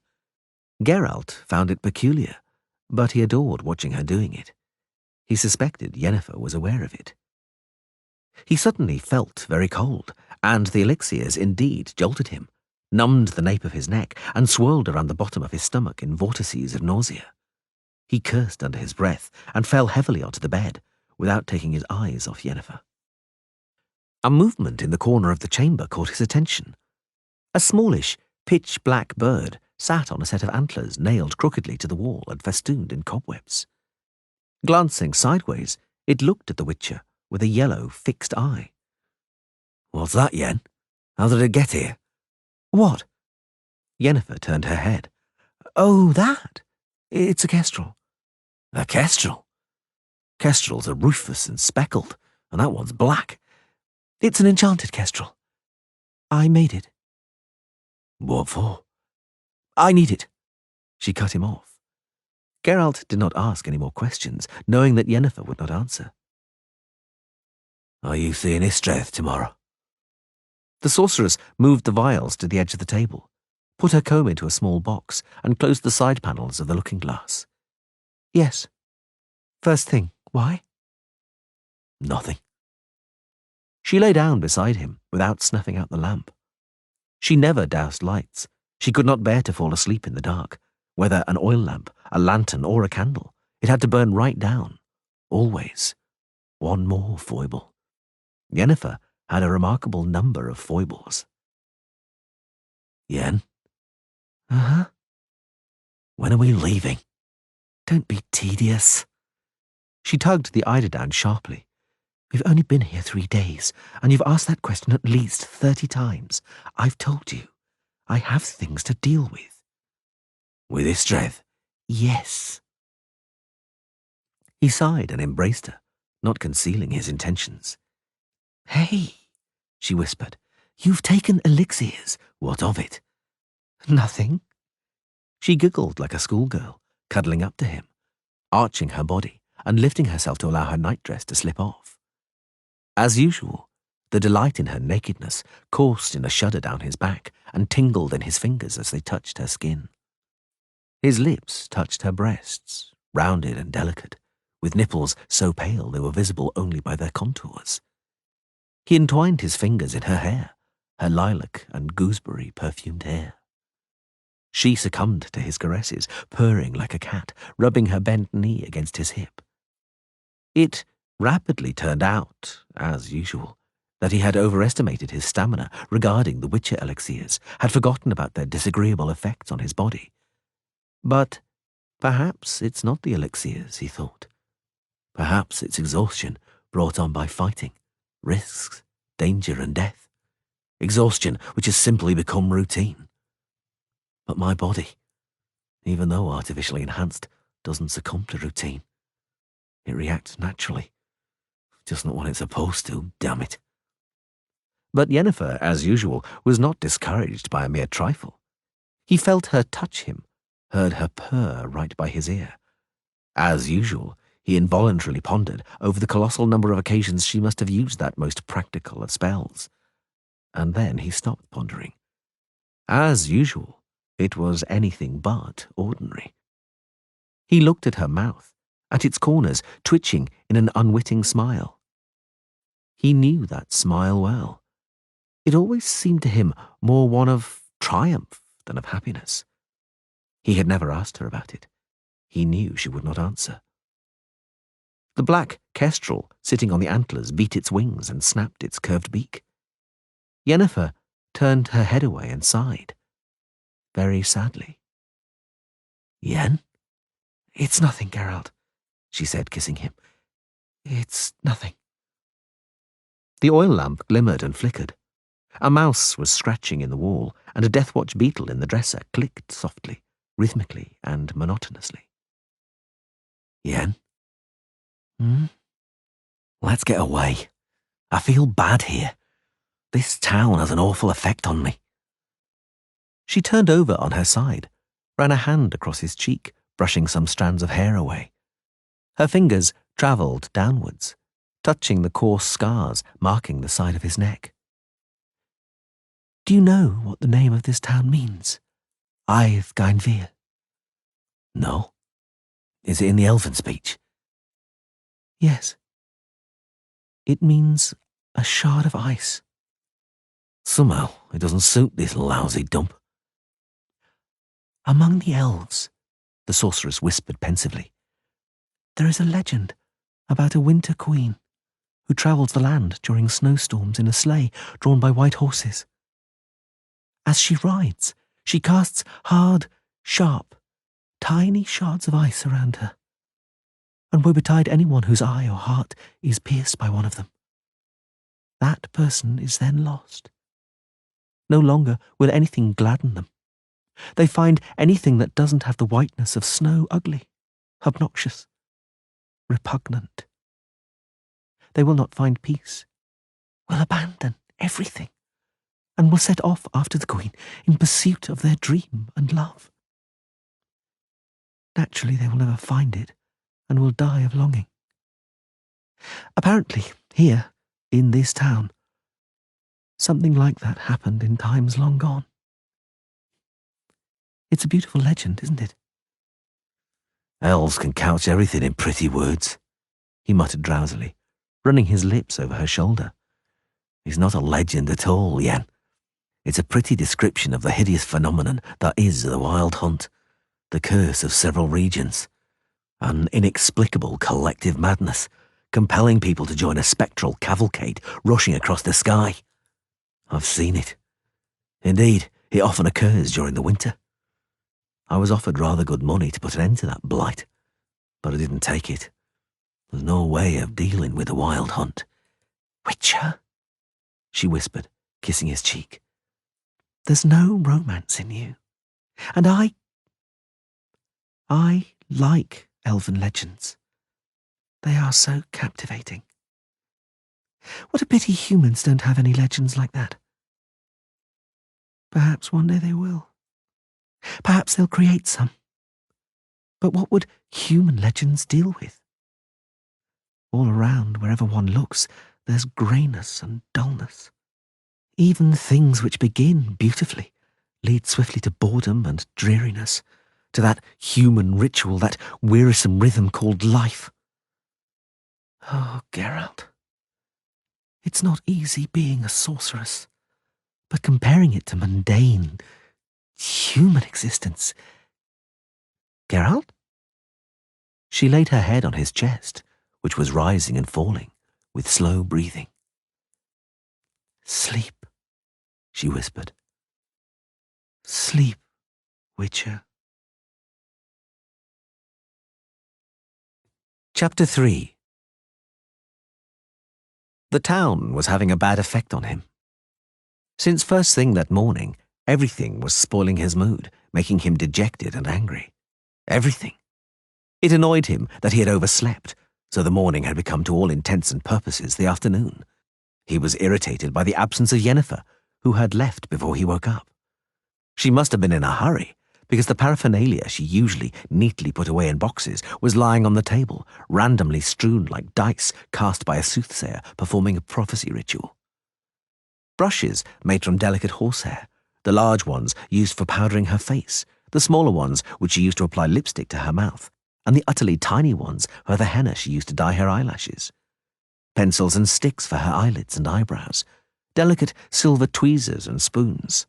Small jars and bottles made of porcelain and milky glass, containing, as he knew, elixirs and balms with ingredients as banal as soot, goose grease and carrot juice, and as menacingly mysterious as mandrake, antimony, belladonna, cannabis, dragon's blood, and the concentrated venom of the giant scorpion. And above all of that, all around in the air, the fragrance of lilac and gooseberry, the scent she always used. She was present in those objects. She was present in the fragrance. But she was not there. He went downstairs feeling anxiety and anger welling up in him, about everything. He was annoyed by the cold, congealed scrambled egg he was served for breakfast by the innkeeper, who tore himself away for a moment from groping a girl in the kitchen. He was annoyed that the girl was no more than 12 years old and had tears in her eyes. The warm spring weather and cheerful chatter of the vibrant streets did not improve Geralt's mood. He still did not enjoy being in Aedhgainville, a small town which he deemed to be a nasty parody of all the small towns he knew. It was grotesquely noisier, dirtier, more oppressive and more irritating. He could still smell the faint stench of the midden on his clothes and in his hair. He decided to go to the bathhouse.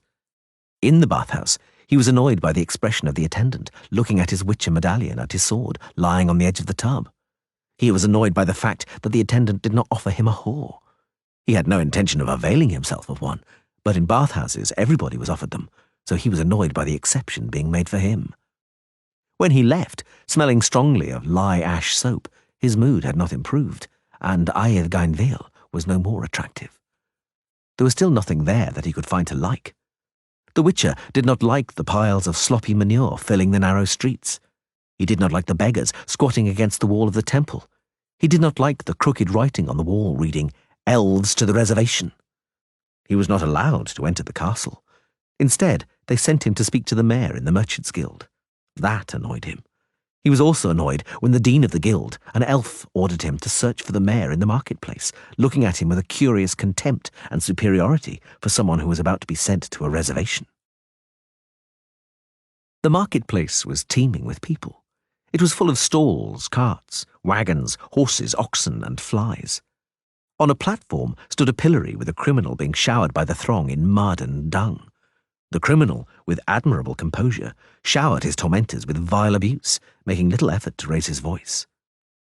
For Geralt, who possessed considerable refinement, the mayor's reason for being among this clamour was absolutely clear.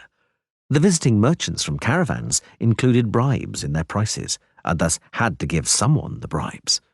The mayor, well aware of this custom, would appear to ensure that the merchants would not have to go to any trouble. The place from which he officiated was marked by a dirty blue canopy supported on poles. Beneath it stood a table besieged by vociferous applicants. Mayor Herbolth sat behind the table, displaying on his faded face scorn and disdain to all and sundry. "Hey, Where might you be going?" Geralt slowly turned his head. He instantly suppressed the anger he felt inside, overcame his annoyance, and froze into a cold, hard shard of ice. He could not allow himself to become emotional. The man who stopped him had hair as yellow as oriole feathers and the same colour eyebrows over pale, empty eyes. His slim, long-fingered hands were resting on a belt made from chunky brass plates, weighed down by a sword, mace, and 2 daggers. "Aha," the man said. "I know you. The Witcher, isn't it? To see her both." Geralt nodded, watching the man's hands the whole time. He knew it would be dangerous to take his eyes off them. "I've heard of you, the bane of monsters," said the yellow-haired man, also vigilantly observing Geralt's hands. "Well, I don't think we've ever met. You must have heard of me. I'm Ivo Meus, but everyone calls me Cicada." The Witcher nodded to indicate he had heard of him. He also knew the price that had been offered for Cicada's head in Vitsima, Kelf and Vatvir. Had he been asked his opinion, he would have said it was a low price, but he had not been asked. "Very well," Cicada said. "The mayor, from what I know, is waiting for you. You may go on. But you leave your sword, friend. I'm paid here, mark you, to make sure etiquette is observed. No one is allowed to approach Herbolth with a weapon. Understood?" Geralt shrugged indifferently, unfastened his belt, wrapped it around the scabbard, and handed the sword to Cicada. Cicada raised the corners of his mouth in a smile. "Well, well," he said. "How meek. Not a word of protest. I knew the rumours about you were exaggerated. I'd like you to ask for my sword one day, then you'd see my answer." "Hi, Cicada," the mayor called, getting up. "Let him through. Come here, Lord Geralt. Look lively. Greetings to you. Step aside, my dear merchants. Leave us for a moment. Your business dealings must yield to wishes of greater note for the town. Submit your entreaties to my secretary." The sham geniality of the greeting did not deceive Geralt. He knew it served exclusively as a bargaining ploy. The merchants were being given time to worry whether their bribes were sufficiently high. "I'll wager Cicada tried to provoke you," Herbolth said, raising his hand nonchalantly in response to the witch's equally nonchalant nod. "Don't fret about it. Cicada only draws his weapon when ordered to. True, it's not especially to his liking, but while I pay him, he has to obey, or to be out on his ear, back on the highway. Don't fret about it." "Why the hell do you need someone like Cicada, Mayor? Is it so dangerous here?" "It's not dangerous, because I'm paying Cicada." Herbolth laughed. "His fame goes before him, and that suits me well. You see, Garnveal and the other towns in the Dogbane Valley fall under the authority of the viceroys of Rakvarelin, and in recent times the viceroys have changed every season. No one knows why they keep changing, because anyway, every second one is a half-elf or quarter-elf, a cursed blood and race. Everything bad is the fault of the elves." Geralt did not add that it was also the fault of the Carters, because the joke, although well known, did not amuse everybody.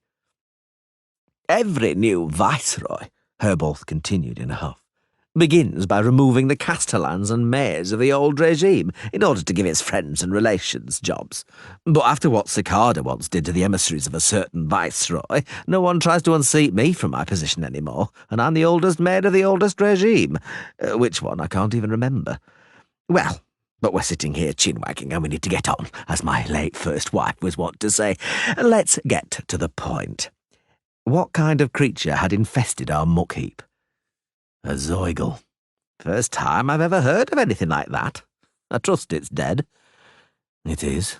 "How much will it cost the town treasury? 70? 100. "Oh, really, Witcher, sir? You must have been drinking hemlock. 100 marks for killing a lousy worm that burrowed into a pile of shit." "Worm or no worm, Mayor, it devoured 8 people, as you said yourself." "People? Like that? The brute, so I'm informed, ate old Zacharek, who was famous for never being sober. One old bag from up near the castle, and several children of the ferryman Sulirad, which wasn't discovered very quickly, because Sulirad himself doesn't know how many children he has. He produces them too quickly to count them. People, my hat. 80. Had I not killed the Zoigle, it would soon have devoured somebody more important. The apothecary, let us say. And then where would you get your canker ointment from? 100. 100 marks is a good deal of money. I don't know if I'd give that much for a 9-headed hydra, 85. 100, Mayor Hairboth. Mark that, although it wasn't a 9-headed hydra, no local man, including the celebrated cicada, was capable of dealing with a Zoigle. Because no local man is accustomed to slopping around in dung and refuse. This is my last word, 90. 100. 95, by all the demons and devils. Agreed. Well, now, Hairboth said, smiling broadly, that's settled. Do you always bargain so famously, Witcher? No. Geralt did not smile. Seldom, actually. But I wanted to give you the pleasure, Mayor. And you did, a pox on you, Hairboth cackled. Hey, Peregrine, over here. Give me the ledger and a purse and count me out 90 marks at once. It was supposed to be 95. What about the tax? The Witcher swore softly. The Mayor applied his sprawling mark to the receipt and then poked around in his ear with the clean end of the quill. I trust things will be quiet on the muck heap now, eh, Witcher? Ought to be. There was only one Zoigle, though there is a chance it managed to reproduce. Zoigles are hermaphroditic, like snails. What poppycock is that? Hairboth asked, looking askance at him. You need 2 to reproduce. I mean, a male and a female. What, do those Zoigles hatch like fleas or mice from the rotten straw in a palliasse? Every dimwit knows that there aren't he-mice and she-mice, that they're all identical and hatch out of themselves from rotten straw. And snails hatch from wet leaves, Secretary Peregrine interjected, still busy piling up coins. Everyone knows, Geralt concurred, smiling cheerfully. There aren't he-snails and she-snails. There are only leaves, and anyone who thinks differently is mistaken. Enough, the Mayor interrupted, looking at him suspiciously. I've heard enough about vermin. I asked whether anything might hatch from the muck heap, so be so gracious as to answer clearly and concisely. In a month or so, the midden ought to be inspected, ideally using dogs. Young Zoigles aren't dangerous. Couldn't you do it, Witcher? We can come to an agreement about payment. No, Geralt said, taking the money from Peregrine's hands. I have no intention of being stuck in your charming town for even a week, quite less a month. Fascinating what you're telling me. Hairboth smiled wryly, looking him straight in the eye. Fascinating indeed, because I think you'll be staying here longer. You think wrong, Mayor. Really? You came here with that black-haired witch. What was it again? I forget. Guinevere, wasn't it? You've taken lodgings with her at the Sturgeon, in a single chamber, they say. And what of it? Well, whenever she comes to Eilgarn Vale, she does not leave so quickly. It's not the first time she's been here. Peregrine smiled broadly, gap-toothed and meaningfully. Hairboth continued to look Geralt in the eye without smiling.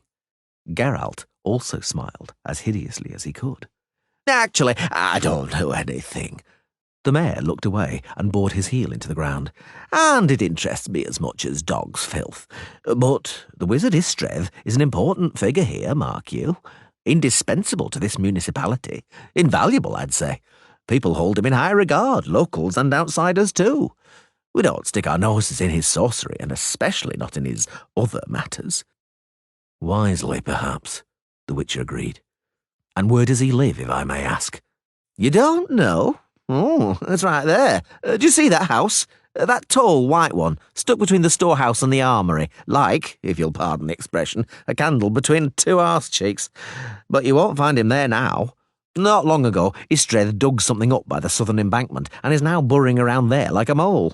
And he's put some men to work on the excavation. I went over there and asked politely, why, master, are you digging holes like a child? Folk are beginning to laugh. What is in that ground there? And he looks at me like I'm some sort of pillock and says, history. What do you mean, history? I asks. And he goes, the history of humanity. Answers to questions, to the question of what there was and the question of what there will be. There was fuck all here, I says to that, except green fields, bushes and werewolves before they built the town. And what there will be depends on who they appoint Viceroy and rank Verolin, some lousy half-elf again. And there's no history in the ground. There's nothing there except possibly worms if someone's fond of angling. Do you think he listened? Fat chance. He's still digging. So, if you want to see him, go to the southern embankment. Oh, come on, Mayor, Peregrine snorted. He's at home now. Why would he want to be at the diggings when he's... Hairbolth glanced at him menacingly. Peregrine bent over and cleared his throat, shuffling his feet. The Witcher, still smiling unpleasantly, crossed his arms on his chest. Yes, the mayor coughed. Who knows, perhaps his strength really is at home. After all, what does it— Farewell, Mayor, Geralt said, not even bothering with an imitation of a bow. I wish you a good day. He went over to Cicada, who was coming out to meet him, his weapons clinking.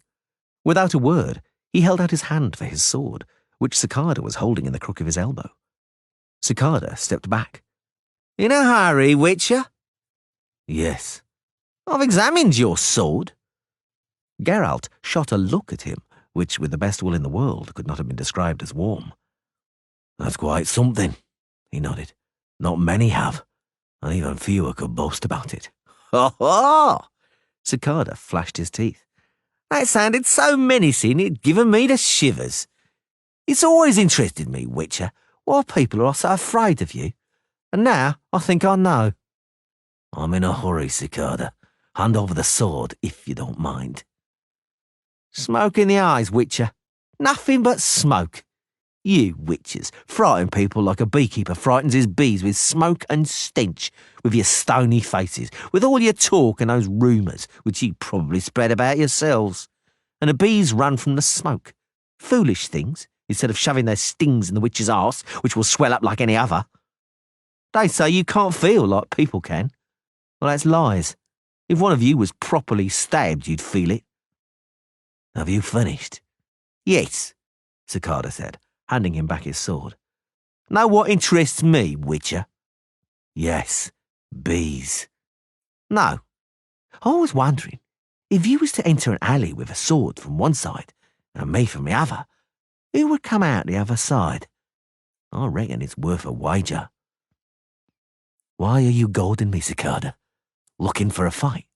What's it about? Nothing. It just intrigues me how much truth there is in what folks say. That you're so good in a fight, you witches, because there's no heart, soul, mercy or conscience in you. And that suffices? Because they say the same about me, for example, and not without reason. So, I'm terribly interested which of us, after going into that alley, would come out of it alive. What? Worth a wager? What do you think? I said I'm in a hurry. I'm not here to waste time on your nonsense, and I'm not accustomed to betting. But if you ever decide to hinder me walking down an alley, take my advice, Cicada. Think about it first. Smoke, Cicada smiled. Smoke in the eyes, Witcher. Nothing more. Till the next time. Who knows? Maybe in some alley. Who knows? Chapter 4. We'll be able to talk freely here. Sit down, Geralt. What was most conspicuous about the workshop was the impressive number of books. They took up most of the space in the large chamber. Bulky tomes filled the bookcases on the walls, weighed down shelves, and were piled high on chests and cabinets. The Witcher judged that they must have cost a fortune. Of course, neither was there any shortage of other typical elements of decor. A stuffed crocodile, dried porcupine fish hanging from the ceiling, a dusty skeleton, and a huge collection of jars full of alcohol containing, it seemed, every conceivable abomination. Centipedes, spiders, serpents, toads, and also countless human and non-human parts, mainly entrails. There was even a homunculus, or something that resembled a homunculus, but might just as likely have been a smoked newborn baby. The collection made no impression on Geralt, who had lived with Yennefer in Vengerberg for 6 months, and Yennefer had a yet more fascinating collection, even including a phallus of exceptional proportions, allegedly that of a mountain troll. She also possessed a very expertly stuffed unicorn, on whose back she liked to make love. Geralt was of the opinion that if there existed a place less suitable for having sex, it was probably only the back of a live unicorn. Unlike him, who considered his bed a luxury and valued all the possible uses of that marvellous piece of furniture, Yennefer was capable of being extremely extravagant.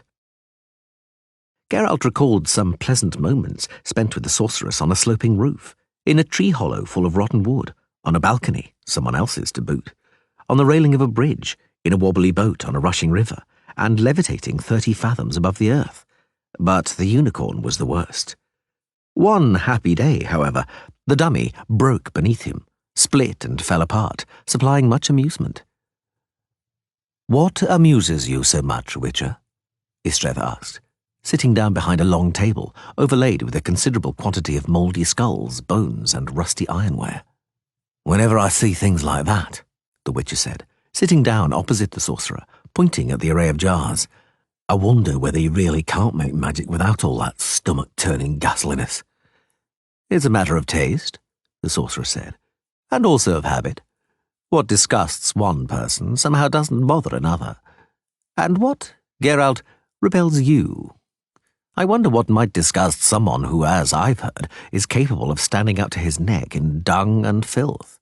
Please do not treat that question as insulting or provocative. I am genuinely fascinated to learn what might trigger a feeling of repugnance in a Witcher." "Does this jar, by any chance, contain the menstrual blood of an undefiled virgin, Istreth? Well, it disgusts me when I picture you, a serious sorcerer, with a phial in your hand, trying to obtain that precious liquid, drop by drop, kneeling, so to speak, at the very source." "Touché," Istreth said, smiling. "I refer, naturally, to your cutting wit, because as regards the jar's contents, you were wide of the mark. But you do use blood occasionally, don't you? You can't even contemplate some spells, I've heard, without the blood of a virgin. Ideally, one killed by a lightning bolt from a clear sky during a full moon. In what way, one wonders, is that blood better than that of an old strumpet who fell drunk from a palisade?" "In no way," the sorcerer agreed, a pleasant smile playing on his lips. "But if it became common knowledge that that role could actually be played just as easily by hog's blood, which is much easier to obtain, then the rabble would begin experimenting with spells. But if it means the rabble having to gather and use virgin's blood, dragon's tears, white tarantula's venom, decoction of severed baby's hands, or a corpse exhumed at midnight, many would think again." They were silent. Istreth, apparently deep in thought, tapped his fingernails on a cracked, browned skull which lacked its lower jaw, and ran his index finger over the serrated edge of a hole gaping in the temporal bone. Geralt observed him unobtrusively. He wondered how old the sorcerer might be. He knew that the more talented among them were capable of curbing the aging process permanently, and at any age they chose. Men preferred a mature age, suggesting knowledge and experience, for reasons of reputation and prestige. Women, like Yennefer, were concerned less with prestige and more with attractiveness. Istreth looked no older than a well-earned, robust 40. He had straight, slightly grizzled, shoulder-length hair and numerous wrinkles on his forehead, around his mouth and at the corners of his eyelids. Geralt did not know whether the profundity and wisdom in his benign grey eyes were natural or brought on by charms. A moment later, he concluded that it made no difference. "Istreth," he interrupted the awkward silence. "I came here because I wanted to see Yennefer. Even though she isn't here, you invited me inside. To talk. About what? About the rabble trying to break your monopoly on the use of magic. I know you include me among that rabble. That's nothing new to me. For a while I had the impression you would turn out to be different to your confreres, who have often entered into serious conversations with me, in order just to inform me that they don't like me. I have no intention of apologizing to you for my, as you call them, confreres," the sorcerer answered calmly. "I understand them, for, just like them, in order to gain any level of proficiency at sorcery, I had to apply myself seriously. While still a mere stripling, when my peers were running around fields with bows, fishing or playing odds and evens, I was poring over manuscripts. My bones and joints ached from the stone floor in the tower, in the summer, of course, because in the winter the enamel on my teeth cracked. I would cough from the dust on old scrolls and books until my eyes bulged from their sockets, and my master, old Rödeskilde, never passed up an opportunity to flog me with a knout, clearly believing that without it I would not achieve satisfactory progress in my studies. I didn't enjoy soldiering or wenching or drinking during the years when all those pleasures taste the best." "Poor thing," the Witcher grimaced. "Indeed, it brings a tear to my eye." "Why the sarcasm?" I'm trying to explain why sorcerers aren't fond of village quacks, charmers, healers, wise women, and witches. Call it what you will, even simple envy, but here lies the cause of the animosity. It annoys us when we see magic, a craft we were taught to treat as an elite art, a privilege of the few and a sacred mystery, in the hands of laymen and dilettantes. Even if it is shoddy, pitiable, derisory magic. That is why my confrères don't like you. Incidentally, I don't like you either. Geralt had had enough of the discussion, of pussyfooting around, of the feeling of anxiety which was crawling over the nape of his neck and his back like a snail. He looked straight into Istreth's eyes and gripped the edge of the table. It's about Yennefer, isn't it? The sorcerer lifted his head, but continued to tap the skull on the table with his fingernails. I commend your perspicacity, he said, steadily returning the witch's gaze. My congratulations. Yes, it's about Yennefer. Geralt was silent. Once, years ago, many, many years ago, as a young witcher, he had been waiting to ambush a manticore, and he sensed the manticore approaching. He did not see or hear it. He sensed it. He had never forgotten that feeling, and now he felt exactly the same. Your perspicacity, the sorcerer went on, will save us a great deal of the time we would have wasted on further fudging, and this way the issue is out in the open. Geralt did not comment. My close acquaintance with Yennefer, Istreth continued, goes back a long way, Witcher.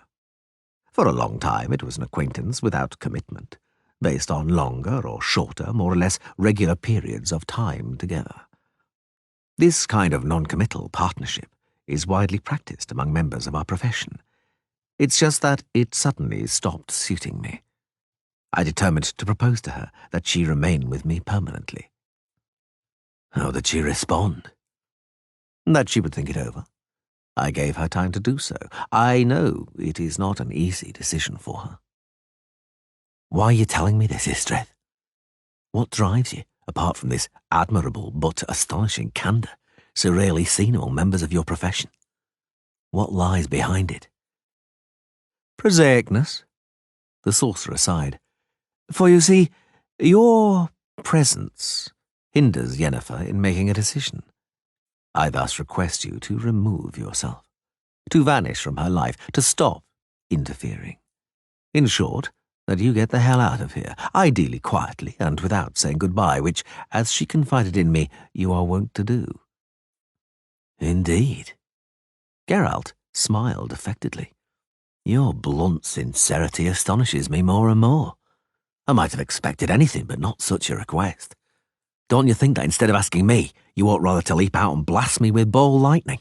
It'd be rid of the obstacle and there'd be just a little soot to scrape off the wall. An easier and more reliable method. Because you see, a request can be declined, but ball lightning can't be.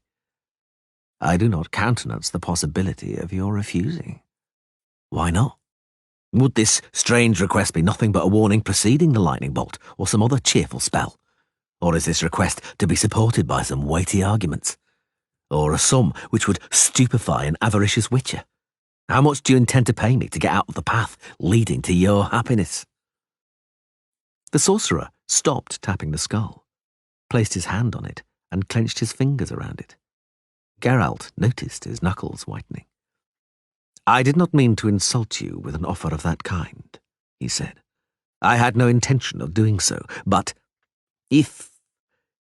Geralt, I am a sorcerer, and not the worst. I wouldn't dream of feigning omnipotence here, but I could grant many of your wishes should you wish to voice them. Some of them as easily as this. He waved a hand, carelessly, as though chasing away a mosquito. The space above the table suddenly teemed with fabulously coloured Apollo butterflies. My wish, Istreth, the witcher drawled, shooing away the insects fluttering in front of his face, is for you to stop pushing in between me and Yennefer. I don't care much about the propositions you're offering her. You could have proposed to her when she was with you, long ago, because then was then, and now is now. Now she is with me. You want me to get out of the way, make things easy for you? I decline. Not only will I not help you, but I'll hinder you, as well as my modest abilities allow. As you see, I'm your equal in candour.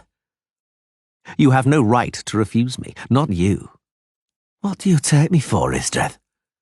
The sorcerer looked him in the eye and leaned across the table. A fleeting romance? A passing fascination, at best a whim, an adventure, of which Yenna has had hundreds, because Yenna loves to play with emotions. She's impulsive and unpredictable in her whims.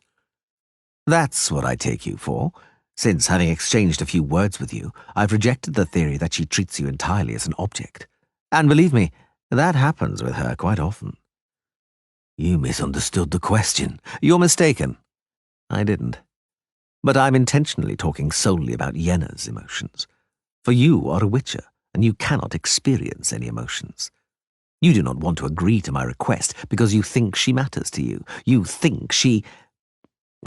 Geralt, you're only with her because she wants it, and you'll only be with her as long as she wants it. And what you feel is a projection of her emotions, the interest she shows in you. By all the demons of the netherworld, Geralt, you aren't a child. You know what you are.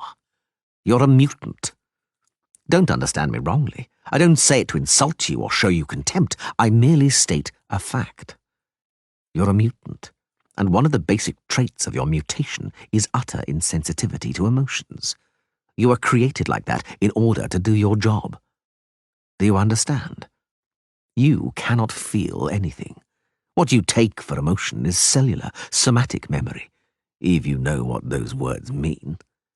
It so happens I do. All the better. Then listen. I'm asking you for something which I can ask of a witcher, but which I couldn't ask of a man. I am being frank with a witcher. With a man, I couldn't afford to be frank. Geralt, I want to give Yenna understanding and stability, affection and happiness. Could you, hand on heart, pledge the same? No, you couldn't. Those are meaningless words to you. You trail after Yenna like a child, enjoying the momentary affection she shows you. Like a stray cat that everyone throws stones at. You purr, contented, because here is someone who's not afraid to stroke you. Do you understand what I mean? Oh, I know you understand. You aren't a fool, that's plain. You see yourself that you have no right to refuse me if I ask politely. I have the same right to refuse as you have to ask, Geralt drawled, and in the process they cancel each other out. So, we return to the starting point, and that point is this. Yen, clearly not caring about my mutation and its consequences, is with me right now. You proposed to her. That's your right. She said she'd think it over. That's her right. Do you have the impression I'm hindering her in taking a decision? That she's hesitating? That I'm the cause of her hesitation? Well, that's my right. If she's hesitating, she clearly has reason for doing so.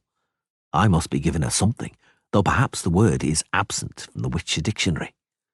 Listen, no, you listen to me. She used to be with you, you say. Who knows? Perhaps it wasn't me, but you who was the fleeting romance, a caprice, a victim of those uncontrolled emotions so typical of her. Istredd, I cannot even rule out her treatment of you as completely objectionable. That, my dear sorcerer, cannot be ruled out just on the basis of a conversation. In this case, it seems to me, the object may be more relevant than eloquence. Istredd did not even flinch. He did not even clench his jaw. Geralt admired his self-control. None the less, the lengthening silence seemed to indicate that the blow had struck home. You're playing with words, the sorcerer said finally. You're becoming intoxicated with them. You try to substitute words for normal human feelings which you do not have. Your words don't express feelings, they are only sounds, like those that skull emits when you tap it. For you are just as empty as this skull. You have no right— Enough! Geralt interrupted harshly, perhaps even a little too harshly. Stop stubbornly denying me rights. I've had enough of it, do you hear? I told you our rights are equal. No, damn it, mine are greater. Really?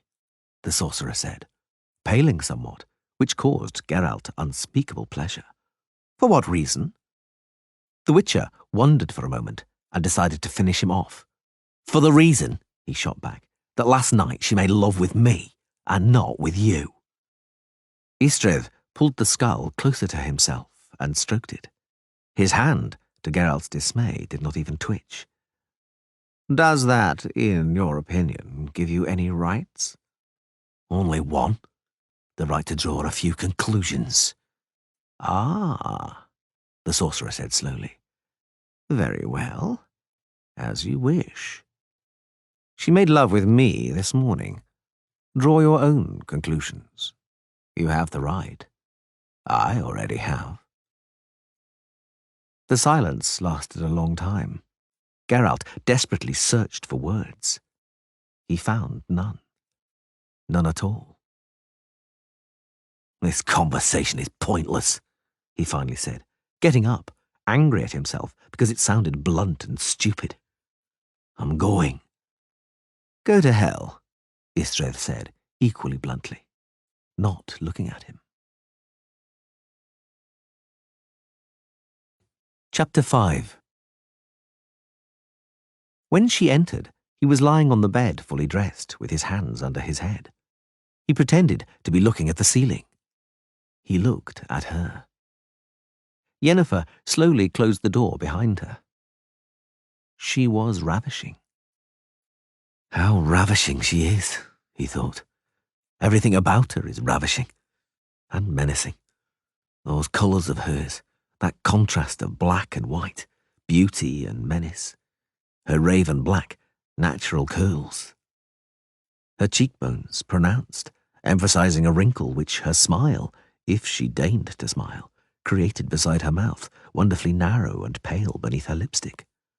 Her eyebrows wonderfully irregular when she washed off the kohl that outlined them during the day. Her nose exquisitely too long, her delicate hands wonderfully nervous, restless and adroit. Her waist, willowy and slender, emphasized by an excessively tightened belt. Slim legs setting in motion the flowing shapes of her black skirt. Ravishing. She sat down at the table without a word, resting her chin on clasped hands.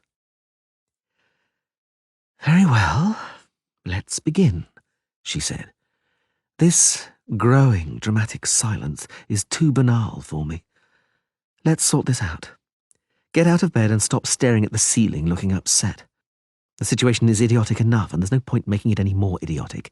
Get up, I said. He got up obediently, without hesitation, and sat astride the stool opposite her. She did not avoid his gaze. He might have expected that. As I said, let's sort it out and sort it out quickly. In order not to put you in an awkward situation, I'll answer any questions at once. You don't even have to ask them. Yes, it's true that when I came with you to Gainvale, I was coming to meet Istredd, and I knew I would go to bed with him. I didn't expect it to come out that you'd boast about it to each other. I know how you feel now, and I'm sorry about that, but no, I don't feel guilty. He said nothing. Yennefer shook her head, her shining black locks cascading from her shoulders. Geralt, say something.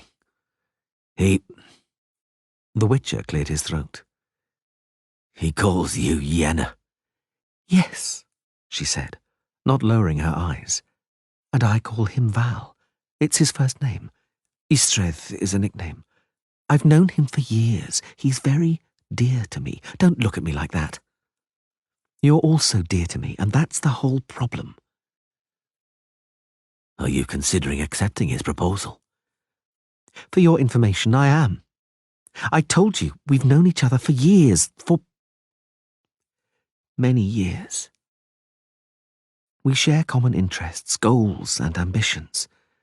We understand each other wordlessly. He can give me support, and who knows, perhaps there'll come a day when I'll need it. And above all, he loves me, I think. I won't stand in your way, Yen. She tossed her head, and her violet eyes flashed with blue fire. In my way? Don't you understand anything, you idiot? If you'd been in my way, if you were bothering me, I'd have got rid of the obstacle in the blink of an eye. I'd have teleported you to the end of Cape Bremervoort or transported you to the land of Han in a whirlwind. With a bit of effort, I'd have embedded you in a piece of quartz and put you in the garden in a bed of peonies. I could have purged your brain such that you would have forgotten who I was and what my name was. I could have done all that had I felt like it. But I could also have simply said, it was agreeable, farewell. I could have quietly taken flight, as you once did when you fled my house in Vengerberg. Don't shout, Yen.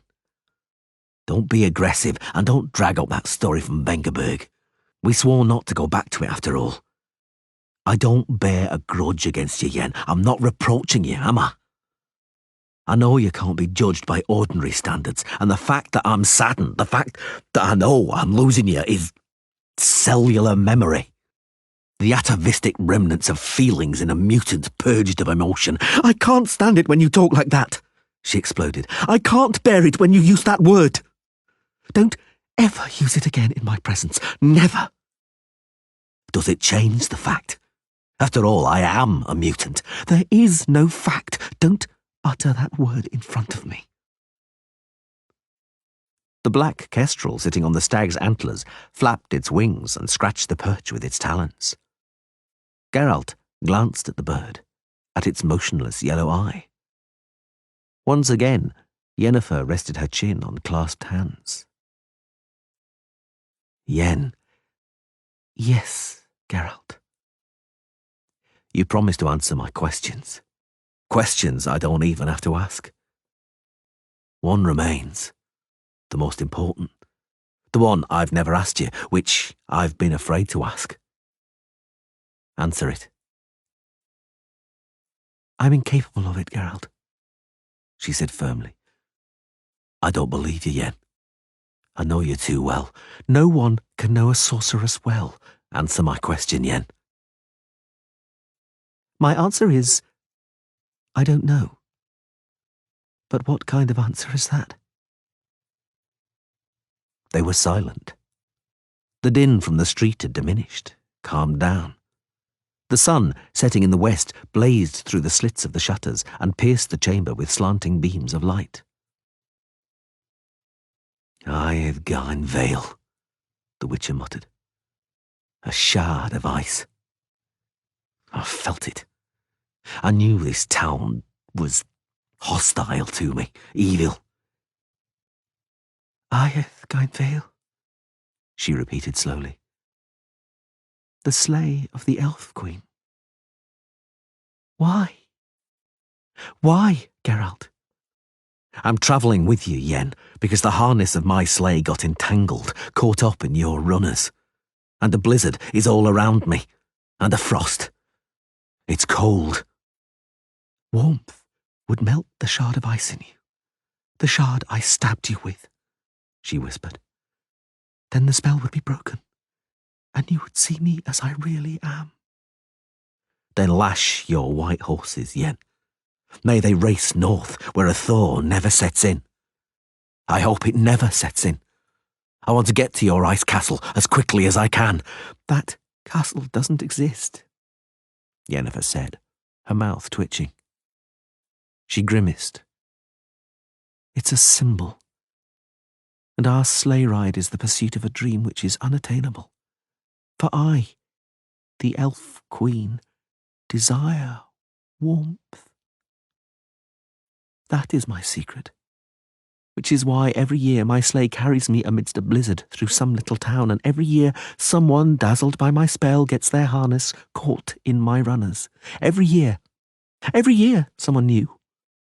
Endlessly. Because the warmth I so desire at the same time blights the spell, blights the magic and the charm. My sweetheart, stabbed with that little icy star, suddenly becomes an ordinary nobody, and I become, in his thought-out eyes, no better than all the other mortal women. And from under the unblemished whiteness emerges spring, he said. Emerges Aedhgain Vale, an ugly little town with a beautiful name. Aedhgain Vale and its muck-heap, that enormous, stinking pile of garbage which I have to enter because they pay me to, because I was created to enter filth which fills other people with disgust and revulsion. I was deprived of the ability to feel, so I wouldn't be able to feel how dreadfully vile is that vileness, so I wouldn't retreat from it, wouldn't run horror-stricken from it. Yes, I was stripped of feelings. But not utterly.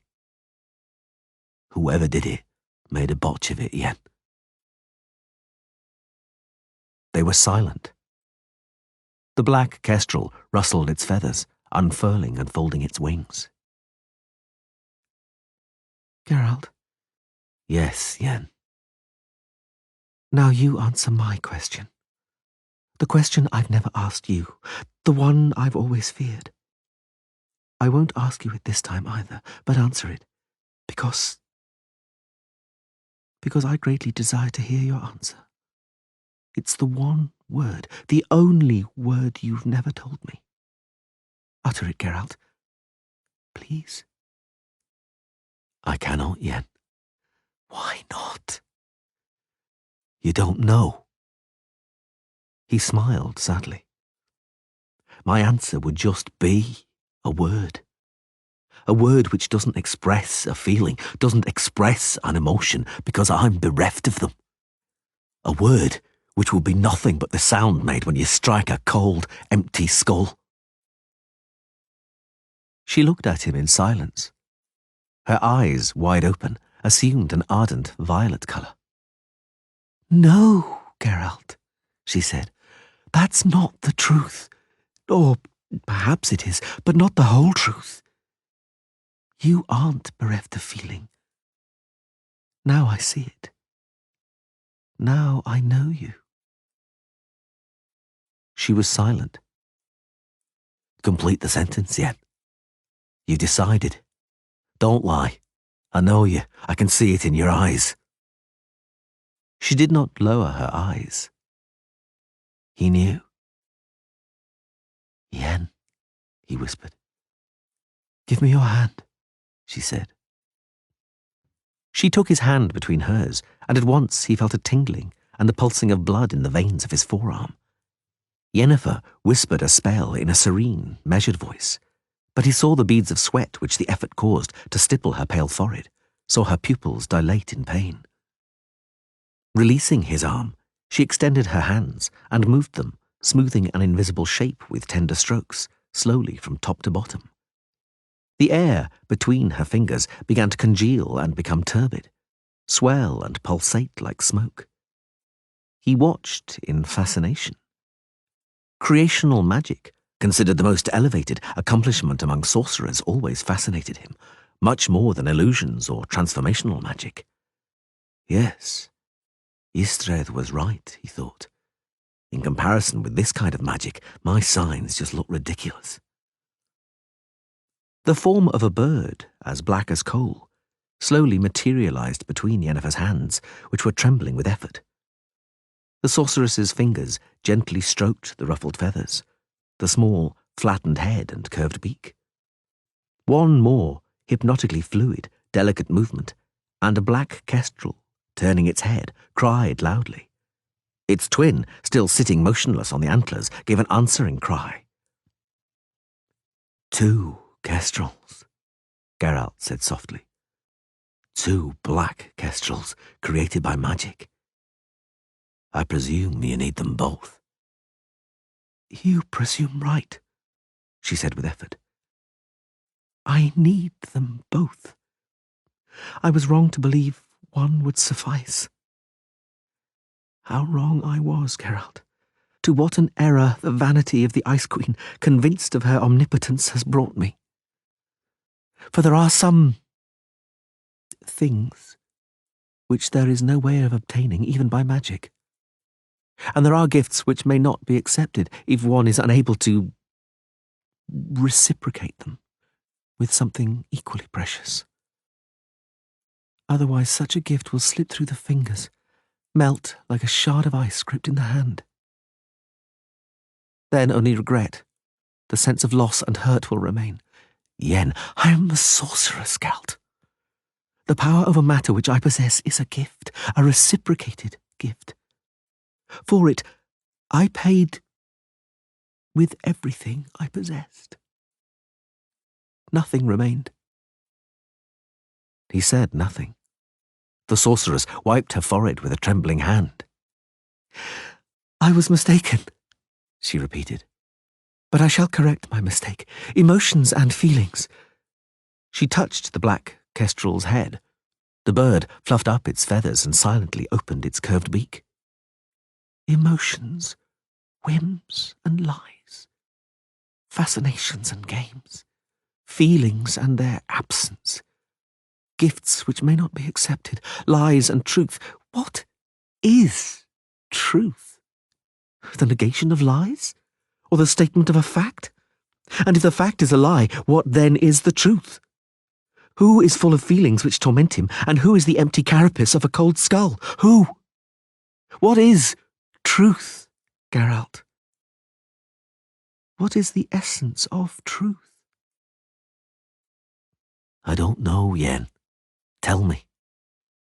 "No," she said, and lowered her eyes for the first time.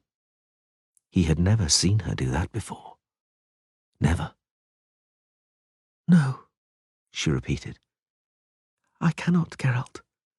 I cannot tell you that. That bird, begotten from the touch of your hand, will tell you. Bird, what is the essence of truth?" "Truth," the kestrel said, "is a shard of ice." Chapter 6. Although it seemed to him he was roaming the streets aimlessly and purposelessly, he suddenly found himself at the southern wall by the excavations, among the network of trenches crisscrossing the ruins by the stone wall and wandering in zigzags among the exposed squares of ancient foundations. Istreth was there, dressed in a smock with rolled-up sleeves and high boots. He was shouting instructions to his servants, who were digging with hoes into the coloured stripes of earth, clay and charcoal which made up the walls of the excavation. Alongside on planks lay blackened bones, shards of pots and other objects, unidentifiable, corroded and gnarled into rusty lumps. The sorcerer noticed him immediately. After giving the workers some loud instructions, he jumped out of the trench and walked over, wiping his hands on his breeches. "Yes? What is it?" he asked bluntly. The Witcher, standing in front of him without moving, did not answer. The servants, pretending to work, watched them attentively, whispering among themselves. "You're almost bursting with hatred." Istreth grimaced. "What is it?" I asked. "Have you decided? Where's Yenna? I hope she—" "Don't hope too much, Istreth." "Oh-ho," the sorcerer said. "What do I hear in your voice? Is it what I sense it is?" "And what is it you sense?" Istreth placed his fists on his hips and looked at the Witcher provocatively. "Let's not deceive ourselves, Geralt," he said. "I hate you and you hate me. You insulted me by saying that Yennefer— You know what. I came back with a similar insult. You're in my way and I'm in your way. Let's solve this like men. I don't see any other solution. That's why you've come here, isn't it?" "Yes," Geralt said, rubbing his forehead. "That's right, Istreth. That's why I came here, undeniably." "Indeed. It cannot go on like this. Only today did I learn that for several years Yenna has been circulating between us like a rag ball. First she's with me, then she's with you. She runs from me to look for you, then the other way round. The others she's with during the breaks don't count. Only we two count.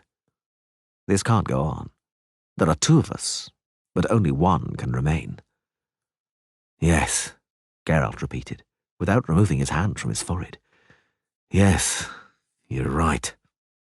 "In our conceit," the sorcerer continued, "we thought that Yenna would, without hesitation, choose the better man.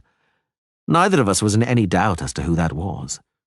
In the end, we started to argue over her favours like whipsters, and like foolish whipsters understood what those favours were and what they meant. I suppose that, like me, you thought it through and know how mistaken the two of us were. Yenna, Geralt, hasn't the slightest intention of choosing between us, were we even to assume she's capable of choosing. Well, we'll have to decide for her, for I wouldn't dream of sharing Yenna with anyone, and the fact that you're here says the same about you. We, Geralt, simply know her too well. While there are two of us, neither of us can be certain. There can only be one. That's the truth, isn't it? It is, the Witcher said, moving his numb lips with difficulty.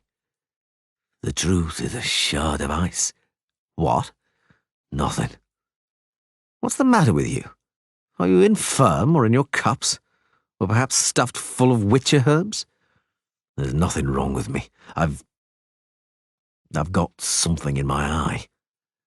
Istredd, there can only be one. Yes, that's why I came here, undeniably. I knew, the sorcerer said. I knew you'd come. As a matter of fact, I'm going to be frank with you. You anticipated my plans. Ball lightning? The Witcher asked, smiling wanly. Istredd frowned. Perhaps, he said. Perhaps there'll be ball lightning, but definitely not shot from around the corner. Honourably, face to face, you're a Witcher, that evens things out. Very well, decide when and where. Geralt pondered and decided. That little square, he pointed. I passed through it, I know. There's a well there called the Green Key.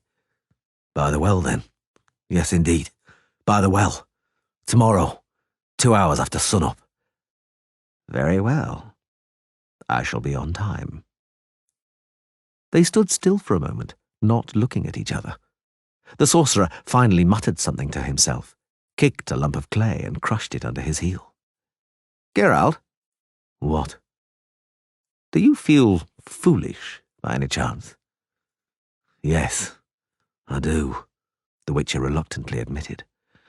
That's a relief, Istredd muttered, because I feel like an utter dolt. I never expected I'd ever have to fight a Witcher to the death over a woman. I know how you feel, Istredd. Well, the sorcerer smiled affectedly. The fact that it's come to this, that I've decided to do something so utterly against my nature, proves that it has to be done. I know, Istredd. Needless to say, you know that whichever of us survives will have to flee at once and hide from Yenna at the end of the world. I do. And needless to say, you count on being able to go back to her when she simmers down. Of course. It's all settled then, the sorcerer said, and made to turn away, but after a moment's hesitation, held out his hand to him. Till tomorrow, Geralt. Till tomorrow, the Witcher said, shaking his hand. Till tomorrow, Istredd. Chapter 7. Hey, Witcher!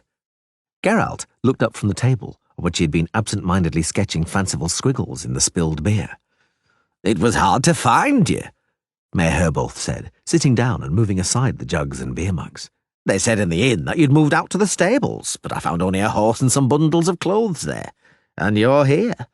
This is probably the most disreputable inn in the entire town. Only the worst scum comes here. What are you doing? Drinking. I can see that. I wanted to converse with you. Are you sober? As a child. I'm pleased. What is it you want, Herbolth? As you can see, I'm busy. Geralt smiled at the wench who was putting another jug on the table. There's a rumour doing the rounds, the mayor said, frowning, that you and our sorcerer plan to kill each other.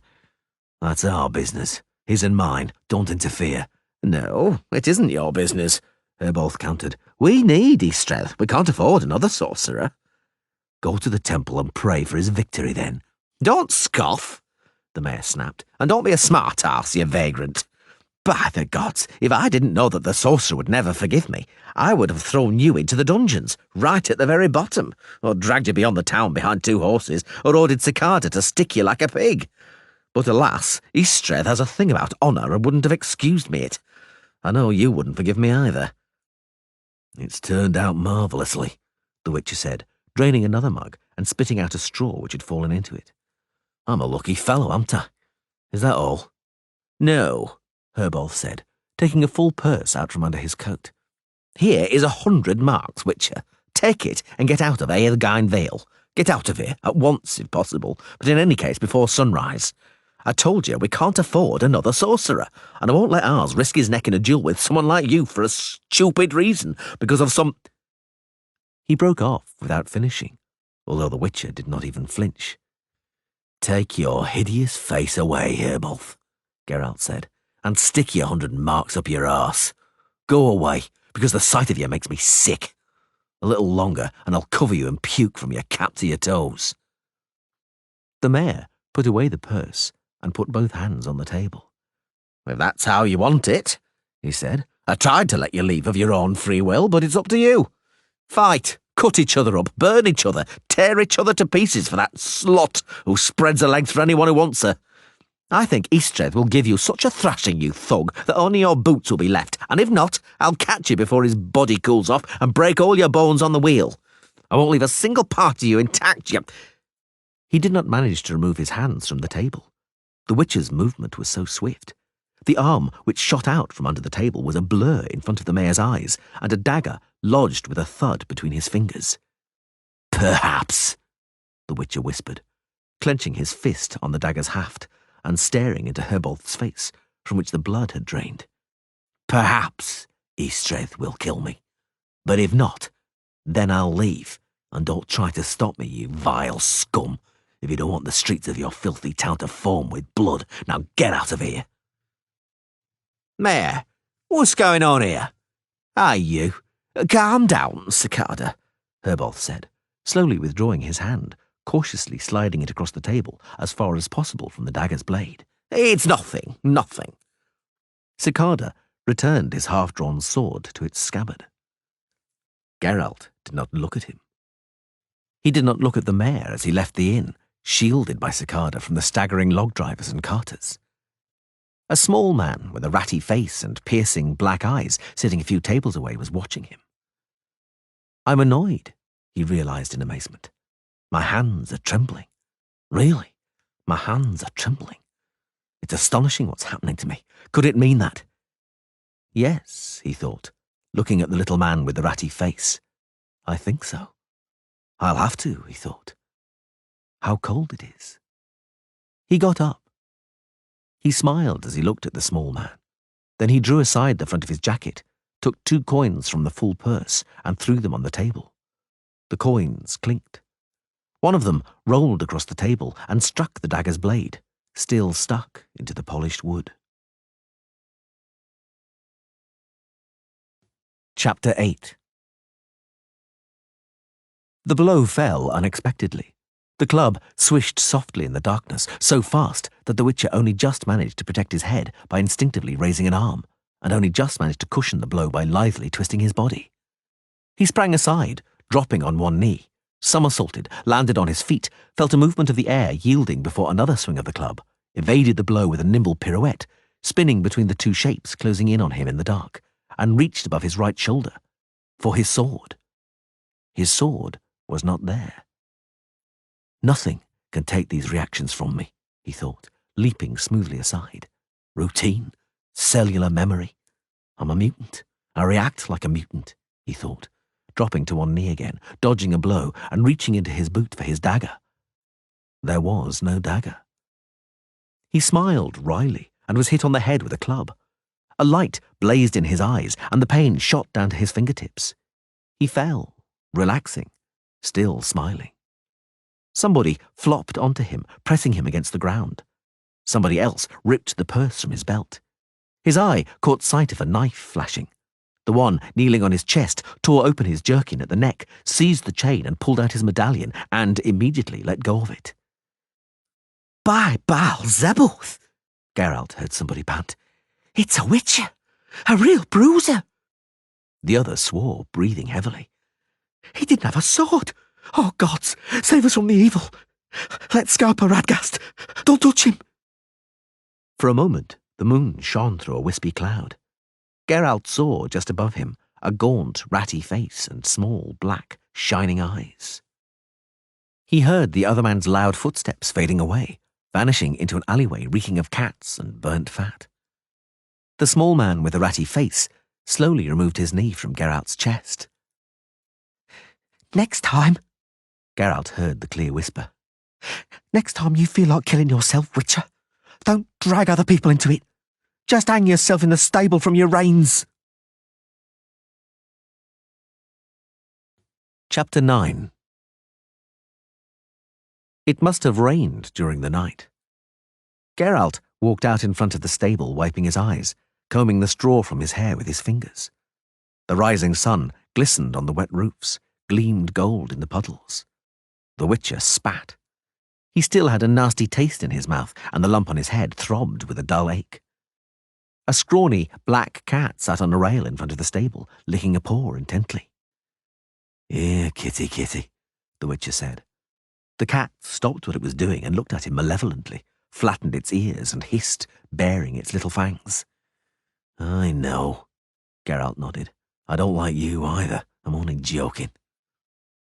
He pulled tight the loosened buckles and clasps of his jerkin with unhurried movements, smoothed down the creases in his clothing, and made sure it did not hinder his freedom of movement at any point. He slung his sword across his back and adjusted the position of the hilt above his right shoulder. He tied a leather band around his forehead, pulling his hair back behind his ears. He pulled on long combat gloves, bristling with short, conical silver spikes. He glanced up at the sun once more, his pupils narrowing into vertical slits. A glorious day, he thought. A glorious day for a fight. He sighed, spat, and walked slowly down the narrow road, beside walls giving off the pungent, penetrating aroma of wet plaster and lime mortar. "Hey, freak!" He looked around. Cicada, flanked by 3 suspicious-looking armed individuals, sat on a heap of timbers piled up beside the embankment. He rose, stretched, and walked into the middle of the alley, carefully avoiding the puddles. "Where are you going?" he asked, placing his slender hands on his belt, weighed down with weapons. "None of your business. Just to be clear, I don't give a tinker's cuss about the mayor, the sorcerer, or this whole shitty town," Cicada said, slowly emphasizing the words. "This is about you, Witcher. You won't make it to the end of this alley. Hear me?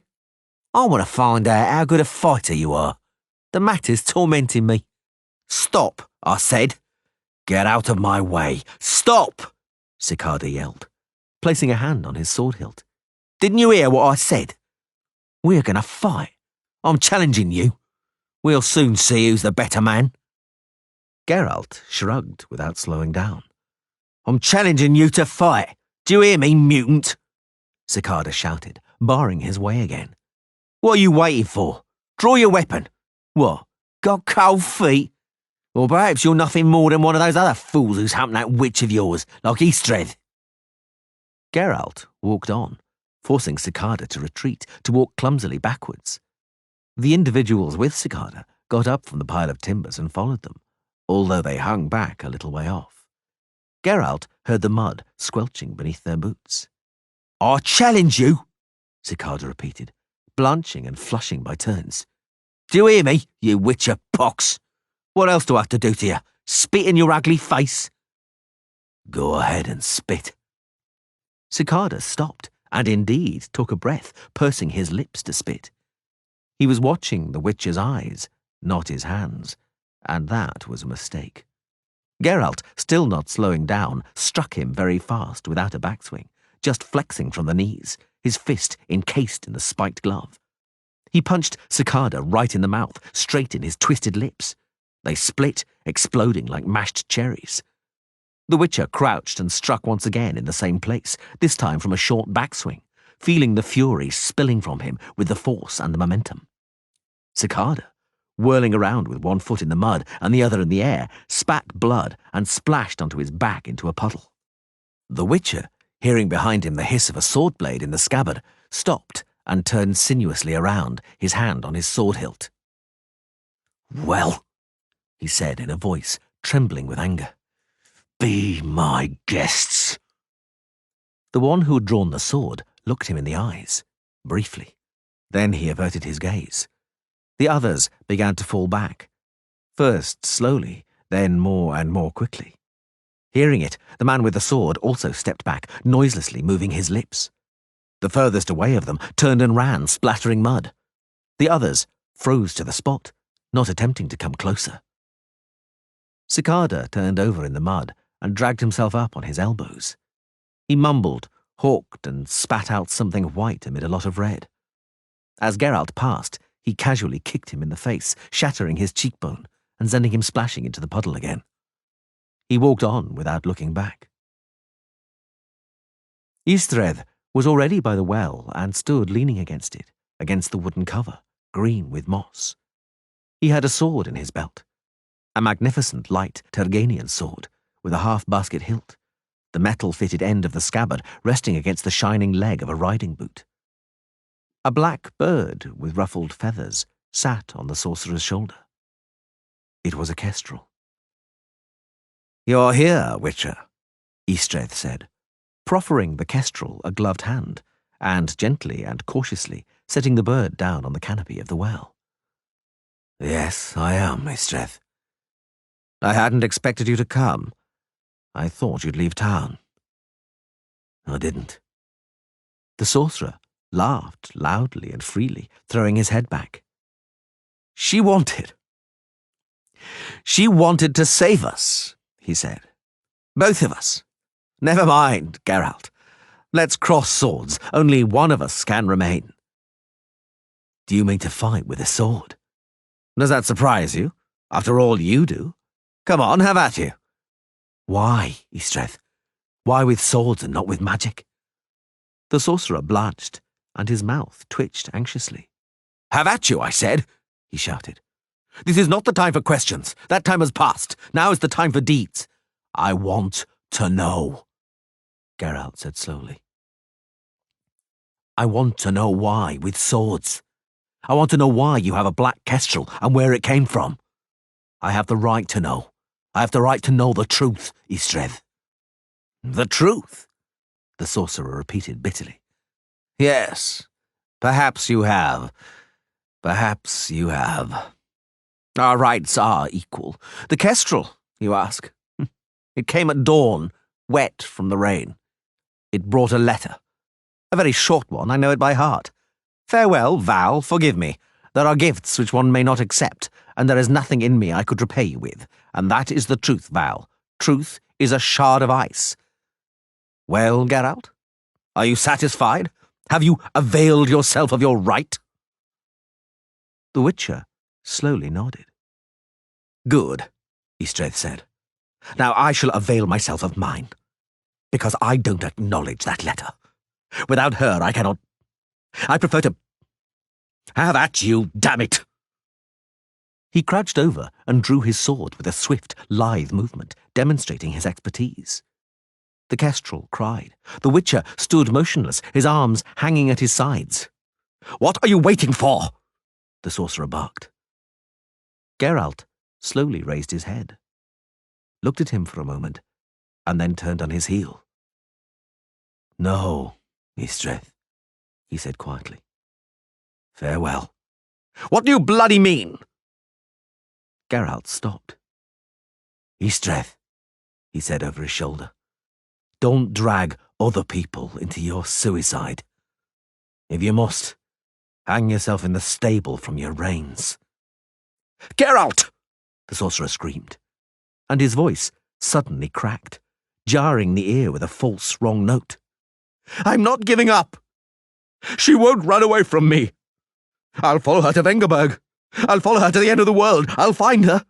I'll never give her up. Know that." "Farewell, Istredd." He walked off into the alley without turning back at all. He walked, paying no attention to the people quickly getting out of his way, or to the hurried slamming of doors and shutters. He did not notice anybody or anything. He was thinking about the letter waiting for him in the inn. He speeded up. He knew that a black kestrel, wet from the rain, holding a letter in its curved beak, was waiting for him on the bedhead. He wanted to read the letter as soon as possible, even though he knew what was in it. Eternal Flame. Chapter 1.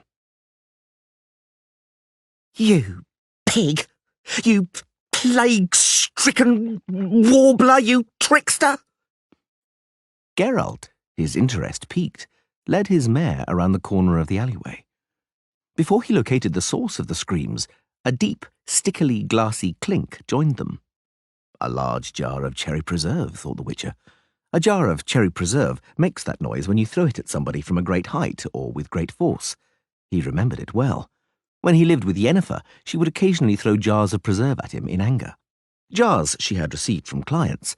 Yennefer had no idea how to make preserve. Her magic was fallible in that respect. A large group of onlookers had formed around the corner, outside a narrow, pink-painted cottage. A young, fair-haired woman in a nightdress was standing on a tiny balcony decorated with flowers just beneath the steep eaves of the roof. Bending a plump, fleshy arm visible beneath the frills of her nightdress, the woman hurled down a chipped flower pot. A slim man in a plum bonnet with a white feather jumped aside like a scalded cat, and the flower pot crashed onto the ground just in front of him, shattering into pieces. "Please, Vespula!" the man in the bonnet shouted. "Don't lend credence to the gossip. I was faithful to you. May I perish if it is not true. You bastard! You son of the devil, you wretch!" The plump blonde yelled and went back into the house, no doubt in search of further missiles. "Hey, Dandelion," called the Witcher, leading his resisting and snorting mare onto the battlefield. "How are you? What's going on?" "Nothing special," said the troubadour, grinning. "The usual. Greetings, Geralt. What are you doing here? Oh, bloody hell, look out!" A tin cup whistled through the air and bounced off the cobbles with a clang. Dandelion picked it up, looked at it, and threw it in the gutter. "Take those rags!" the blonde woman screamed, the frills on her plump breasts swaying gracefully. "And get out of my sight! Don't set foot here again, you bastard!" "These aren't mine," Dandelion said in astonishment, taking a pair of men's trousers with odd-coloured legs from the ground. "I've never had trousers like these in my life." "Get out! I don't want to see you any more. You... Do you know what you're like in bed? Pathetic. Pathetic. Do you hear? Do you hear, everybody?" Another flower pot whistled down, a dried stalk that had grown out of it flapping. Dandelion barely managed to dodge. Following the flower pot, a copper cauldron of at least 2.5 gallons came spinning down. The crowd of onlookers standing a safe distance away from the cannonade reeled with laughter. The more active and unprincipled jokers among them applauded and incited the blonde to further action. "She doesn't have a crossbow in the house, does she?" the Witcher asked anxiously. "It can't be ruled out," said the poet, lifting his head up towards the balcony. "She has a load of junk in there. Did you see those trousers?" "Perhaps we ought to get out of here. You can come back when she calms down." "Hell no," Dandelion grimaced. "I shall never go back to a house from which calumny and copper pots are showered on me. I consider this fickle relationship over. Let's just wait till she throws my... Oh, mother, no! Vespula! My lute!" He lunged forward, arms outstretched, stumbled, fell, and caught the instrument at the last moment, just above the cobbles. The lute spoke plaintively and melodiously. "Phew!" sighed the bard, springing up. "I've got it. Oh, it's fine, Geralt. We can go now. Admittedly, my cloak with the marten collar is still there, but too bad. Let it be my grievance. Knowing her, she won't throw the cloak down." "You lying sloven!" the blonde screamed, and spat copiously from the balcony. "You vagrant! You croaking pheasant!" "What's the matter with her? What have you been up to, Dandelion?" "Oh, nothing unusual," the troubadour shrugged. "She demands monogamy, like they all do, and then throws another man's trousers at a fellow. Did you hear what she was screaming about me? By the gods! I also know some women who decline their favours more prettily than she gives hers, but I don't shout about it from the rooftops. Let's go." "Where do you suggest we go?" "Are you serious? The Temple of the Eternal Fire? Let's drop into the spear blade. I have to calm my nerves." Without protest, the Witcher led his mare after Dandelion, who had headed off briskly into a narrow lane. The troubadour tightened the pegs of his lute as he strode, strummed the strings to test them, and played a deep, resounding chord. "The air bears autumn's cool scent, our words seized by an icy gust. Your tears have my heart rent, but all is gone, and part we must." He broke off, waving cheerfully at two maids who were passing, carrying baskets of vegetables. The girls giggled. "What brings you to Novigrad, Geralt?" "Fitting out. A harness, some tackle, and a new jacket." The Witcher pulled down the creaking, fresh-smelling leather. "How do you like it, Dandelion?" "You don't keep up with the fashion," the bard grimaced, brushing a chicken feather from his gleaming, cornflower-blue caftan with puffed sleeves and a serrated collar. "Oh, I'm glad we've met. Here in Novigrad, the capital of the world, the centre and cradle of culture. Here, a cultured man can live life to the full." "Let's live it one lane further on," suggested Geralt, glancing at a tramp who had squatted down and was defecating, eyes bulging in an alleyway. "Your constant sarcasm is becoming annoying," Dandelion said, grimacing again. "Novigrad, I tell you, is the capital of the world. Almost 30,000 dwellers, Geralt, not counting travellers. Just imagine. Brick houses, cobbled main streets, a seaport, stores, shops, 4 watermills, slaughterhouses, sawmills, a large manufactory making beautiful slippers, and every conceivable guild and trade. A mint, 8 banks and 19 pawnbrokers, a castle and guardhouse to take the breath away, and diversions. A scaffold, a gallows with a drop, 35 taverns, a theatre, a menagerie, a market, and a dozen whorehouses, and I can't remember how many temples, but plenty. Oh, and the women, Geralt, bathed, coiffured, and fragrant. Those satins, velvets, and silks, those whalebones and ribbons. Oh, Geralt, the rhymes pour out by themselves. Around your house now white from frost, sparkles ice on the pond and marsh. Your longing eyes grieve what is lost, but naught can change this parting harsh. A new ballad. Aye, I'll call it Winter, but it's not ready yet. I can't finish it. Vespula's made me completely jittery, and the rhymes won't come together. Ah, Geralt, I've got to ask, how is it with you and Yennefer? It isn't. I understand. No, you bloody don't. Is it far to this tavern? Just round the corner. Ah, here we are. Can you see the sign? Yes, I can. My sincere and humble greetings. Dandelion flashed a smile at the wench sweeping the steps. Has anyone ever told you, my lady, that you are gorgeous? The wench flushed and gripped her broom tightly. For a moment, Geralt thought she would whack the troubadour with the handle. He was mistaken. The wench smiled engagingly and fluttered her eyelashes. Dandelion, as usual, paid absolutely no attention. "Greetings to one and all. Good day," he bellowed, entering the tavern and plucking the lute strings hard with his thumb. "Master Dandelion, the most renowned poet in the land, has visited your tawdry establishment, landlord, for he has a will to drink beer. Do you mark the honour I do you, swindler?" "I do," said the innkeeper morosely, leaning forward over the bar. "I'm content to see you, minstrel, sir. I see that your word is indeed your bond. After all, you promised to stop by first thing to pay for yesterday's exploits. And I, just imagine, presumed you were lying as usual. I swear I am ashamed." "There is no need to feel shame, my good man," the troubadour said light-heartedly, "for I have no money. We shall converse about that later." "No," the innkeeper said coldly. "We should converse about it right away. Your credit has finished, my lord poet. No one befools me twice in a row." Dandelion hung up his lute on a hook protruding from the wall, sat down at a table, took off his bonnet, and pensively stroked the egret's feather pinned to it. "Do you have any funds, Geralt?" he asked with hope in his voice. "No, I don't. Everything I had went on the jacket." "That is ill. That is ill," Dandelion sighed. "There's not a bloody soul to stand around.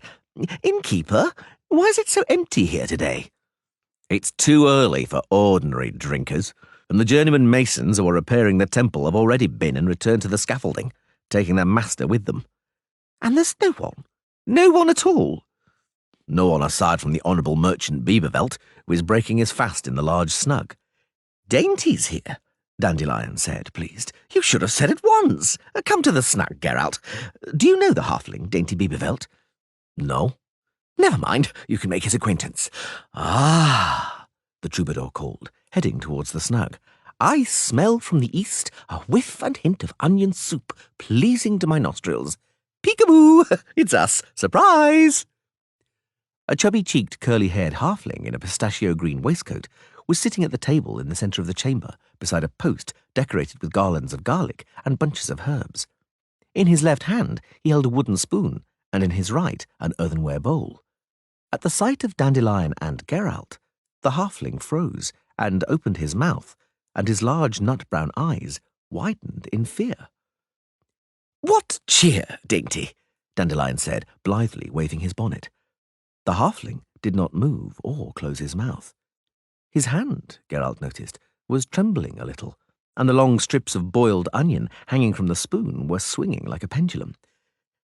"Greetings, greetings, Dandelion," he stammered, and swallowed loudly. "Do you have the hiccups? Would you like me to frighten you?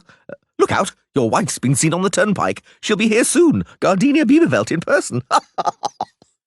"You really are an ass, Dandelion," the halfling said reproachfully. Dandelion laughed brightly again, simultaneously playing 2 complicated chords on his lute. "Well, you have an exceptionally stupid expression on your face, and you're goggling at us as though we had horns and tails.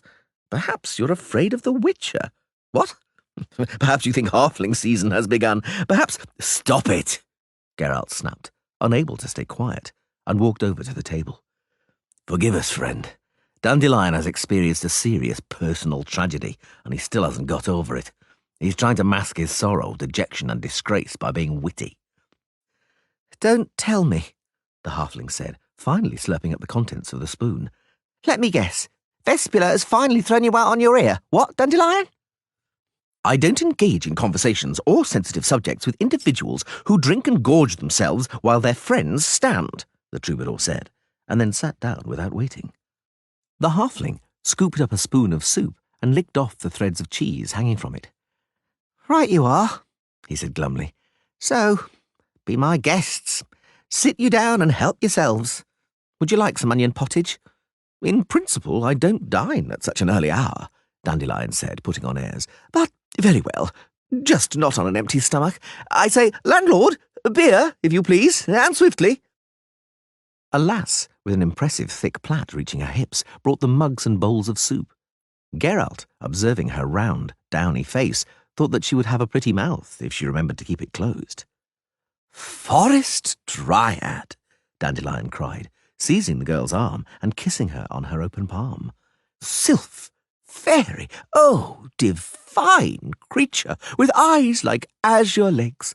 Thou art as exquisite as the morn, and the shape of thy parted lips are enticingly—" "Give him some beer, quick," Dainty groaned, "or it'll end in disaster." "No, it won't. No, it won't," the bard assured him. "Right, Geralt? You'd be hard-pressed to find more composed men than we two. I, dear sir, am a poet and a musician, and music soothes the savage breast, and the Witcher here present is menacing only to monsters. I present Geralt of Rivia, the terror of striggers, werewolves, and sundry vileness. You've surely heard of Geralt, Dainty?" "Yes, I have," the halfling said, glowering suspiciously at the Witcher. What brings you to Novigrad, sir? Have some dreadful monsters been sighted here? Have you been commissioned?" "No," smiled the Witcher. "I'm here for my own amusement." "Oh," Dainty said, nervously wriggling his hirsute feet, which were dangling half a cubit above the floor. "that's good." "What's good?" Dandelion asked, swallowing a spoonful of soup and sipping some beer. "Do you plan to support us, Beavervelt? In our amusements, I mean. Excellent. We intend to get tipsy here in the Spearblade, and then we plan to repair to the Passiflora, a very dear and high-class den of iniquity, where we may treat ourselves to a half-blood she-elf, and who knows, maybe even a pure-blood she-elf. Nonetheless, we need a sponsor." "What do you mean? Someone to pay the bills?" "As I thought," Dainty muttered. "I'm sorry, Firstly, I've arranged several business meetings. Secondly, I don't have the funds to sponsor such diversions. Thirdly, they only admit humans to the Passiflora. What are we, then? Short-eared owls? Oh, I understand. They don't admit halflings. That's true. You're right, Dainty. This is Novigrad, the capital of the world. Right, then, the halfling said, still looking at the Witcher and twisting his mouth strangely. I'll be off. I'm due to be... The door to the chamber opened with a bang, and in rushed Dainty Bieberveld. Oh, ye gods! Dandelion yelled. The halfling standing in the doorway in no way differed from the halfling sitting at the table, if one were to disregard the fact that the one at the table was clean and the one in the doorway was dirty, dishevelled and haggard. Got you, you bitch's tail! The dirty halfling roared, lunging at the table. You thief! His clean twin leapt to his feet, overturning his stool and knocking the dishes from the table. Geralt reacted instinctively and very quickly. Seizing his scabbard sword from the table, he lashed Bieberveld on the nape of his neck with the heavy belt. The halfling tumbled onto the floor, rolled over, dived between Dandelion's legs, and scrambled towards the door on all fours, his arms and legs suddenly lengthening like a spider's. Seeing this, the dirty Dainty Bieberveld swore, howled, and jumped out of the way, slamming his back into the wooden wall. Geralt threw aside the scabbard and kicked the stool out of the way, darting after him. The clean Dainty Bieberveld, now utterly dissimilar apart from the colour of his waistcoat, cleared the threshold like a grasshopper and hurtled into the common bar, colliding with the lass with a half-open mouth. Seeing his long limbs and melted, grotesque physiognomy, the lass opened her mouth to its full extent and uttered an ear-splitting scream. Geralt, taking advantage of the loss of momentum caused by the collision, caught up with the creature in the centre of the chamber and knocked it to the ground with a deft kick behind the knee. "Don't move a muscle, chum," he hissed through clenched teeth, holding the point of his sword to the oddity's throat. "Don't budge." "What's going on here?" the innkeeper yelled, running over, clutching a spade handle. "What's all this about? Guard! Detchka, run and get the guard." "No," the creature wailed, flattening itself against the floor and deforming itself even more. "Have mercy, no." "Don't call them," the dirty halfling echoed, rushing out of the snug. "Grab that girl, Dandelion." The troubadour caught the screaming Detchka, carefully choosing the places to seize her by. Detchka squealed and crouched on the floor by his legs. "Calm down, innkeeper," Dainty Bieberveld panted. "It's a private matter. We won't call out the guard. I'll pay for any damage." "There isn't any damage," the innkeeper said level-headedly, looking around. "But there will be," the plump halfling said, gnashing his teeth, "because I'm going to thrash him, and properly. I'm going to thrash him cruelly, at length, and frenziedly, and then everything here will be broken." The long-limbed and spread-out caricature of Dainty Bieberveld flattened on the floor, snivelled pathetically. "Nothing doing," the innkeeper said coldly, squinting and raising the spade handle a little. "Thrash it in the street or in the yard, sir, not here, and I'm calling the guard. Needs must, it is my duty. Forsooth, it's some kind of monster." "Innkeeper, sir," Geralt said calmly, not relieving the pressure on the freak's neck. "Keep your head.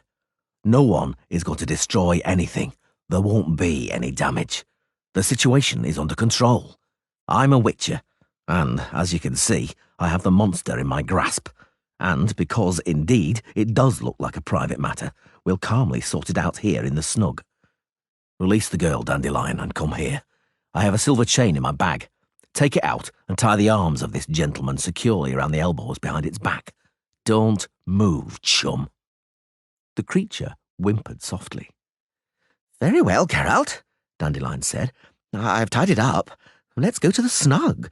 And you, landlord, what are you standing there for? I ordered beer, and when I order beer, you ought to keep serving me until I shout water." Geralt pushed the tied-up creature towards the snug and roughly sat him down by the post. Dainty Bieberveld also sat down and looked at him in disgust. "It's monstrous the way it looks," he said. "Just like a pile of fermenting dough. Look at its nose, Dandelion. It'll fall off any second, God blimey. And its ears are like my mother-in-law's just before a funeral. Ugh!" Hold hard, Dandelion muttered. Are you, Beavervelt? Yes, you are, without doubt. But whatever's sitting by that post was you a moment ago, if I'm not mistaken. Geralt?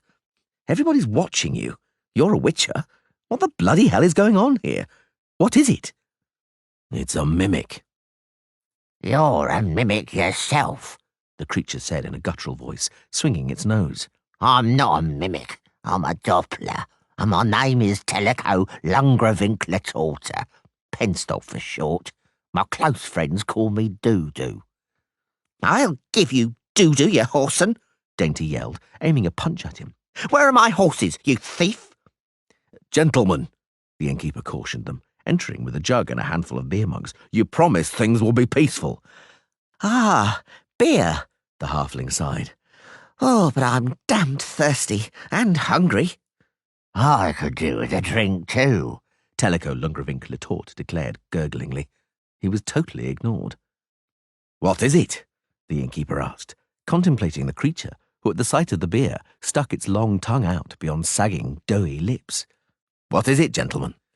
A mimic, the witcher repeated, heedless of the faces the monster was making. It actually has many names. A changeling, shapeshifter, vexling, or fetch, or a Doppler, as it called itself. A vexling? The innkeeper yelled. Here, in Novigrad, in my inn. Swiftly, we must call the guard, and the priests, or it will be on my head. Easy does it, Dainty Beavervelt rasped, hurriedly finishing off dandelion soup from a bowl which by some miracle had not been spilled. There'll be time to call anyone we need, but later.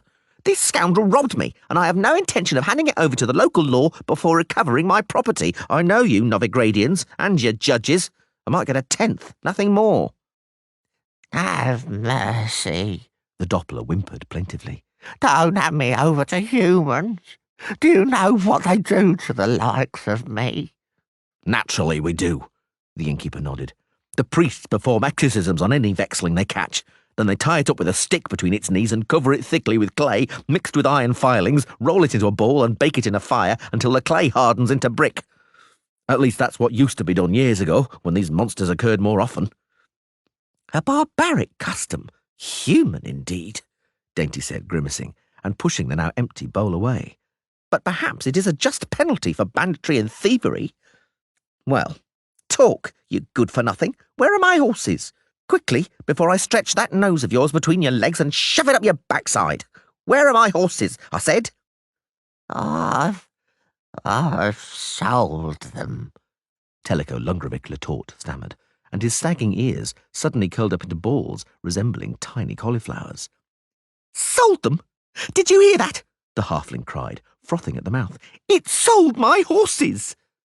Of course, Dandelion said. It's had time to. It's been here for 3 days. For the last 3 days, it's... Damn it, Dainty. Does that mean... Of course that's what it means, the merchant yelled, stamping his hairy feet. It robbed me on the road, a day's ride from the city. It came here as me, get it? And sold my horses. I'll kill it. I'll strangle it with my bare hands. Tell us how it happened, Mr. Beavervelt. Geralt of Rivia, if I'm not mistaken. The Witcher? Geralt nodded in reply. That's a stroke of luck, the halfling said. I'm Dainty Beavervelt of Knotgrass Meadow, farmer, stock breeder, and merchant. Call me Dainty, Geralt. Say on, Dainty. Very well. It was like this.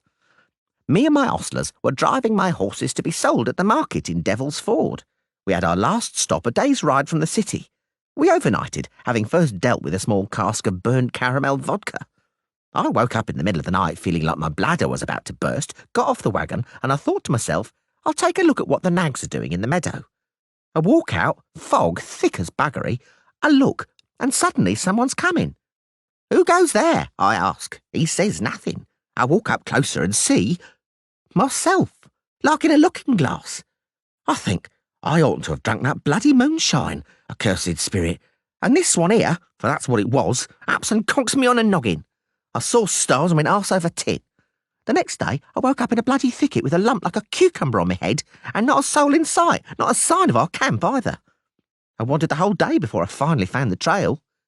2 days I trudged, eating roots and raw mushrooms, and in the meantime, that lousy dude Dulico or whatever it was has ridden to Novigrad as me and flogged my horses. I'll get the bloody... and I'll thrash my ostlers. I'll give each one 100 lashes on his bare arse, the cretins. Not to recognise their own governor, to let themselves be outwitted like that. Numbskulls, imbeciles, sots. Don't be too hard on them, Dainty, Geralt said. They didn't have a chance. A mimic copies so exactly there's no way of distinguishing it from the original. I mean, from its chosen victim. Have you never heard of mimics? Some? I thought it was all fiction. Well, it isn't. All a Doppler has to do is observe its victim closely in order to quickly and unerringly adapt to the necessary material structure. I would point out that it's not an illusion, but a complete, precise transformation to the minutest detail. How a mimic does it, no one knows. Sorcerers suspect the same component of the blood is at work here as with lycanthropy, but I think it's either something totally different or 1,000-fold more powerful. After all, a werewolf has only 2, at most 3 different forms, while a Doppler can transform into anything it wants to, as long as the body mass more or less tallies. Body mass? Well, it won't turn into a mastodon or a mouse. Oh, I understand. And the chain you've bound him up in, what's that about? It's silver. It's lethal to a lycanthrope, but as you see, for a mimic, it merely stops the transmutations. That's why it's sitting here in its own form. The Doppler pursed its glutinous lips and glowered at the Witcher with an evil expression in its dull eyes, which had already lost the hazel colour of the halfling's irises and were now yellow. I'm glad it's sitting, cheeky bastard, Dainty snarled. Just to think it even stopped here, at the blade, where I customarily lodge. It already thinks it's me. Dandelion nodded. Dainty, he said, it was you. I've been meeting it here for 3 days now. It looked like you and spoke like you, and when it came to standing around, it was as tight as you, possibly even tighter. That last point doesn't worry me, the halfling said, because perhaps I'll recover some of my money. It disgusts me to touch it. Take the purse of it, Dandelion, and check what's inside. There ought to be plenty, if that horse thief really did sell my nags. How many horses did you have, Dainty? 12. Calculating according to world prices, the troubadour said, looking into the purse, what's here would just about buy a single horse if you chanced upon an old foundered one. Calculated according to Novigradian prices, there's enough for 2 goats, 3 at most. The merchant said nothing, but looked as though he were about to cry. Tellico Lungravinkletorte hung his nose down low and his lower lip even lower, after which he began to softly gurgle. In a word, the halfling finally sighed, I've been robbed and ruined by a creature whose existence I previously didn't believe in. That's what you call bad luck. That about sums it up, the Witcher said, casting a glance at the Doppler huddled on the stool. I was also convinced that mimics had been wiped out long ago.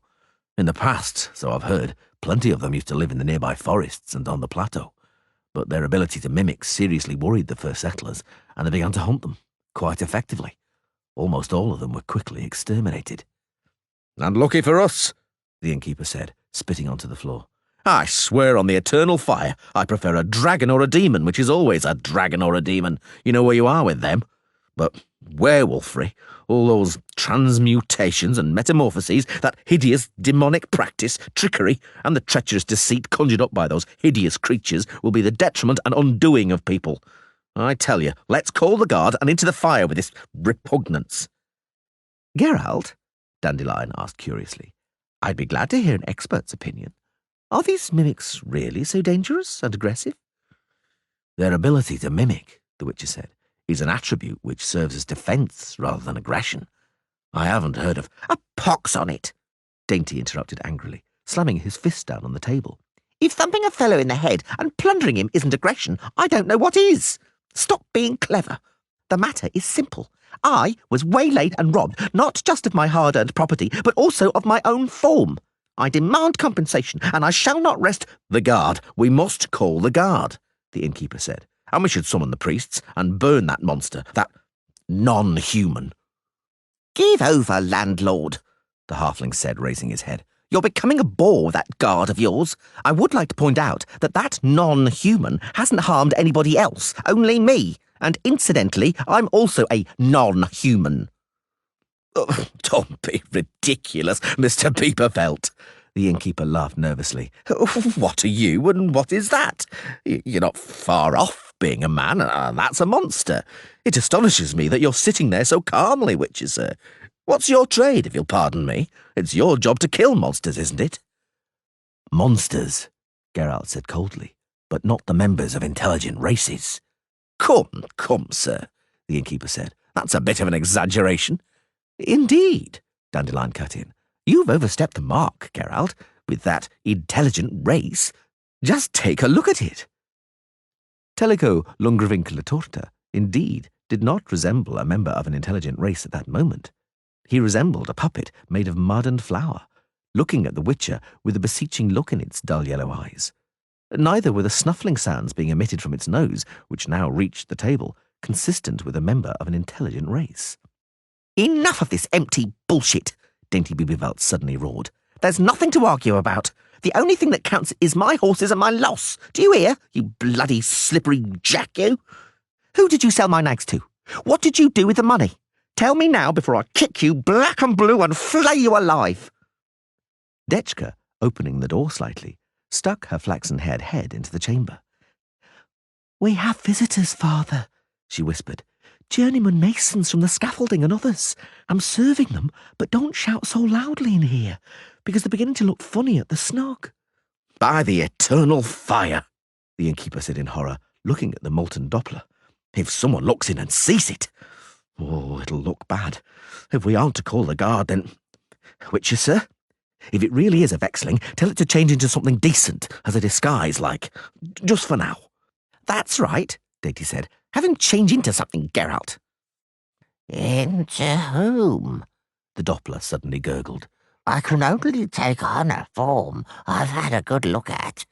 Which of you shall I turn into? Not me, the innkeeper said hurriedly. Nor me, Dandelion snorted. Anyway, it wouldn't be any disguise. Everybody knows me, so the sight of two dandelions at one table would cause a bigger sensation than the one here in person. It will be the same with me, Geralt smiled. That leaves you, Dainty. And it's turned out well. Don't be offended, but you know yourself that people have difficulty distinguishing one halfling from another. The merchant did not ponder this for long. Very well, he said. Let it be. Take the chain off him, Witcher. Right then. Turn yourself into me, oh intelligent race. After the chain had been removed, the Doppler rubbed its doughy hands together, felt its nose, and stared goggle-eyed at the halfling. The sagging skin on its face tightened up and acquired colour. Its nose shrank and drew in with a dull, squelching sound, and curly hair sprouted on its bald pate. Now it was Dainty's turn to goggle. The innkeeper opened his mouth in mute astonishment, and Dandelion heaved a sigh and groaned. The last thing to change was the colour of its eyes. The second Dainty Beaverfelt cleared its throat, reached across the table, seized the first Dainty Beaverfelt's beer mug, and greedily pressed its mouth to it. It can't be. It can't be, Dandelion said softly. Just look. He's been copied exactly. They're indistinguishable, down to the last detail. This time even the mosquito bites and stains on its breeches. Yes, on its breeches. Geralt, not even sorcerers can manage that. Feel it, it's real wool. Well, that's no illusion. Extraordinary. How does it do it? No one knows, the Witcher muttered. It doesn't either. I said it has the complete ability for the free transformation of material structure, but it is an organic, instinctive ability. But the breeches? What has it made the breeches out of? And the waistcoat? That's its own adapted skin. I don't think it'd be happy to give up those trousers. Anyway, they'd immediately lose the properties of wool. Pity, Dainty said, showing cunning, because I was just wondering whether to make it change a bucket of matter into a bucket of gold. The Doppler, now a faithful copy of the halfling, lounged comfortably and grinned broadly, clearly glad to be the centre of interest. It was sitting in an identical pose to Dainty, swinging its hairy feet the same way. You know plenty about Dopplers, Geralt, it said, then took a swig from the mug, smacked its lips and belched. Plenty indeed. Ye gods! Its voice and mannerisms are also Bieberveldt's, Dandelion said. Haven't any of you got a bit of red silk thread? We ought to mark it, damn it, because there might be trouble. Come on, Dandelion, the first Dainty Bieberveld said indignantly. Surely you won't mistake it for me. The differences are clear at first glance. The second Dainty Bieberveld completed the sentence and belched again gracefully. Indeed, in order to be mistaken, you'd have to be more stupid than a mare's arse. Didn't I say? Dandelion whispered in amazement. It thinks and talks like Bieberveld. They're indistinguishable. An exaggeration, the halfling said, pouting. A gross exaggeration. No, Geralt rebutted. It's not an exaggeration. Believe it or not, but at this moment, it is you, Dainty. In some unknown way, the Doppler also precisely copies its victim's mentality. Mental what? The mind's properties, the character, feelings, thoughts, the soul, which would confirm what most sorcerers and old priests would deny, that the soul is also matter. Blasphemy, the innkeeper gasped. And poppycock, Dainty Bieberveld said firmly. Don't tell stories, Witcher. The mind's properties, I like that. Copying someone's nose and breeches is one thing, but someone's mind is no bloody mean feat. I'll prove it to you now. If that lousy Doppler had copied my merchant's mind, he wouldn't have sold the horses in Novigrad, where there's no market for them. He would have ridden to the horse fair in Devil's Ford, where they're sold to the highest bidder. You don't lose money there. Well, actually, you do. The Doppler imitated the halfling's offended expression and snorted characteristically. First of all, the prices at the auction in Devil's Ford are coming down because the merchants are fixing the bidding. And, in addition, you have to pay the auctioneer's commission. Don't teach me how to trade, you prat, Bieberveld said indignantly. I would have taken 90 or 100 apiece in Devil's Ford, and how much did you get off those Novigradian chances? 130, the Doppler replied. You're lying, you rascal. I am not. I drove the horses straight to the port, sir, and found a foreign fur trader. Furriers don't use oxen when they assemble their caravans because oxen are too slow. Furs are light but costly, so one needs to travel swiftly. There's no market for horses in Novigrad, so neither are there any horses. I had the only available ones, so I could name my price. Simple. Don't teach me, I said, Dainty yelled, flushing red. Very well. You made a killing, so where's the money? I reinvested it, Tellico said proudly, imitating the halfling's typical raking of his fingers through his thick mop of hair. Money, Mr. Dainty, has to circulate and business has to be kept moving. Be careful I don't wring your neck. Tell me what you did with the cash you made on the horses. I told you. I sank it into goods. What goods? What did you buy, you freak? Cochineal, the Doppler stuttered, and then enumerated quickly. 1,000 bushels of cochineal, 6,200 weight of mimosa bark, 55 gallons of rose oil, 23 barrels of cod liver oil, 600 earthenware bowls, and 80 pounds of beeswax. I bought the cod liver oil very cheaply, incidentally, because it was a little rancid. Oh, yes, I almost forgot. I also bought 100 cubits of cotton string. A long, very long silence fell. Cod liver oil? Dainty finally said, enunciating each word very slowly. Cotton string? Rose oil. I must be dreaming. Yes, it's a nightmare.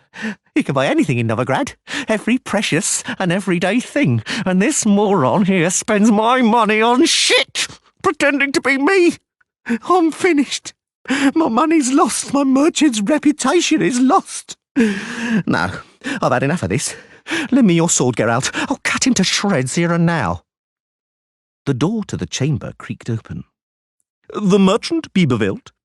Crowed an individual in a purple toga, which hung on his emaciated frame as though on a stick.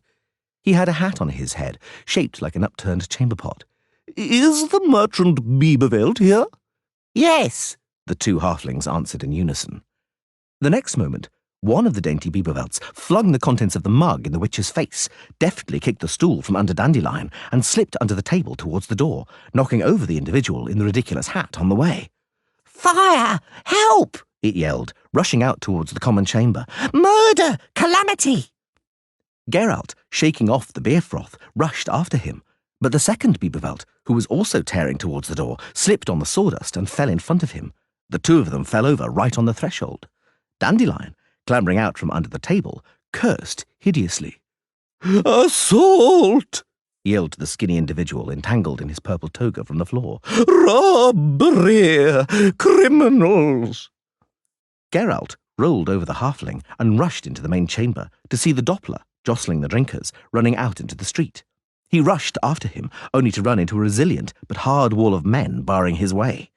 He managed to knock one of them over, smeared with clay and stinking of beer, but others held him fast in the iron grip of powerful hands. He fought furiously, but heard the dry report of snapping thread and rending leather, and the sleeve become loose under his right armpit. The Witcher swore and stopped struggling. "We have him," the masons yelled. "We've got the robber. What do we do now, master?" "Lime," the master bellowed, raising his head from the table and looking around with unseeing eyes. "God!" the purple one yelled, crawling from the chamber on all fours. "An official has been assaulted. God, it will be the gallows for you, villain." "We have him," the masons shouted. "We have him, sir." "That's not him," the individual in the toga bellowed. "Catch the scoundrel! After him!" "Who?" "Biebervelt the halfling! After him! Give chase to the dungeons with him!" Hold on a moment, Dainty said, emerging from the snug. What's it all about, Mr. Schwann? Don't drag my name through the mud, and don't sound the alarm. There's no need. Schwann was silent and looked at the halfling in astonishment. Dandelion emerged from the chamber, bonnet at an angle, examining his loot. The masons, whispering among themselves, finally released Geralt. The Witcher, although absolutely furious, limited himself to spitting copiously on the floor. "Merchant Biebervelt," Schwann crowed, narrowing his myopic eyes. "What is the meaning of this? An assault on a municipal official may cost you dearly." Who was that halfling who bolted? My cousin, Dainty said quickly. A distant cousin. Yes, Dandelion agreed, swiftly backing him up and feeling in his element. Biebervelt's distant cousin, known as Nutcase Biebervelt, the black sheep of the family. When he was a child, he fell into a well, a dried-up well, but unfortunately the pail hit him directly on his head. He's usually peaceful. It's just that the colour purple infuriates him. But there's nothing to worry about, because he's calmed by the sight of red hairs on a lady's loins. That's why he rushed straight to Passiflora. I tell you, Mr. Schwann. "That's enough, Dandelion," the Witcher hissed. "Shut up, damn it." Schwann pulled his toga down, brushed the sawdust off it, and straightened up, assuming a haughty air. "Now then," he said, "heed your relatives more attentively, Merchant Biebervelt, because as you well know, you are responsible. Were I to lodge a complaint... But I cannot afford the time. I am here, Biebervelt, on official business. On behalf of the municipal authorities, I summon you to pay tax." Hey? "Tax," the official repeated, and pouted his lips in a grimace probably copied from someone much more important. "What are you doing? Been infected by your cousin? If you make a profit, you have to pay taxes, or you'll have to do time in the dungeon." Me? Dainty roared. Me? Make a profit? All I have is losses, for fuck's sake. "Careful, Biebervelt," the Witcher hissed, while Dandelion kicked the halfling furtively in his hairy shin. The halfling coughed. Of course, he said, struggling to put a smile on his chubby face. Of course, Mr. Schwann. If you make a profit, you have to pay taxes. High profits, high taxes. And the other way round, I'd say. "It is not for me to judge your business, sir," the official said, making a sour face. He sat down at the table, removing from the fathomless depths of his toga an abacus and a scroll of parchment, which he unrolled on the table, first wiping it with a sleeve. "It is my job to count up and collect. Now then, let us reckon this up. That will be 2 down, carry the 1. Now then, 1,553 crowns and 20 pennies. A hushed wheeze escaped Dainty Biebervelt's lips. The masons muttered in astonishment. The innkeeper dropped a bowl. Dandelion gasped. Very well. Goodbye, lads, the halfling said bitterly. If anybody asks, I'm in the dungeon. Chapter 2 Tomorrow at noon, Dainty groaned. And that horse and that swan, damn him, the repulsive creep, could have extended it. Over 1,500 crowns! How am I to come by that kind of coin by tomorrow? I'm finished, ruined. I'll rot in the dungeons. Oh, don't let's sit here, damn it. Let's catch that bastard Doppler, I tell you. We have to catch it. The three of them were sitting on the marble sill of a disused fountain, occupying the centre of a small square among sumptuous but extremely tasteless merchants' townhouses. The water in the fountain was green and dreadfully dirty, and the golden ides swimming among the refuse worked their gills hard and gulped in air from the surface through open mouths. Dandelion and the halfling were chewing some fritters which the troubadour had swiped from a stall they had just passed. "In your shoes," the bard said, "I'd forget about catching it and start looking around for somebody to borrow the money off. What will you get from catching the Doppler? Perhaps you think Schwan will accept it as an equivalent?" "You're a fool, Dandelion. When I catch the Doppler, I'll get my money back." "What money? Everything he had in that purse went on covering the damage and a bribe for Schwan. It didn't have any more." "Dandelion," the halfling grimaced, "you may know something about poetry, but in business matters, forgive me, you're a total blockhead. Did you hear how much tax Schwan is charging me? And what do you pay tax on, eh? On what?"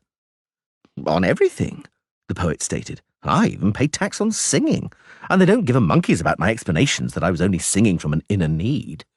"You're a fool," I said. "In business, you pay taxes on profits. On profits, Dandelion. Do you comprehend?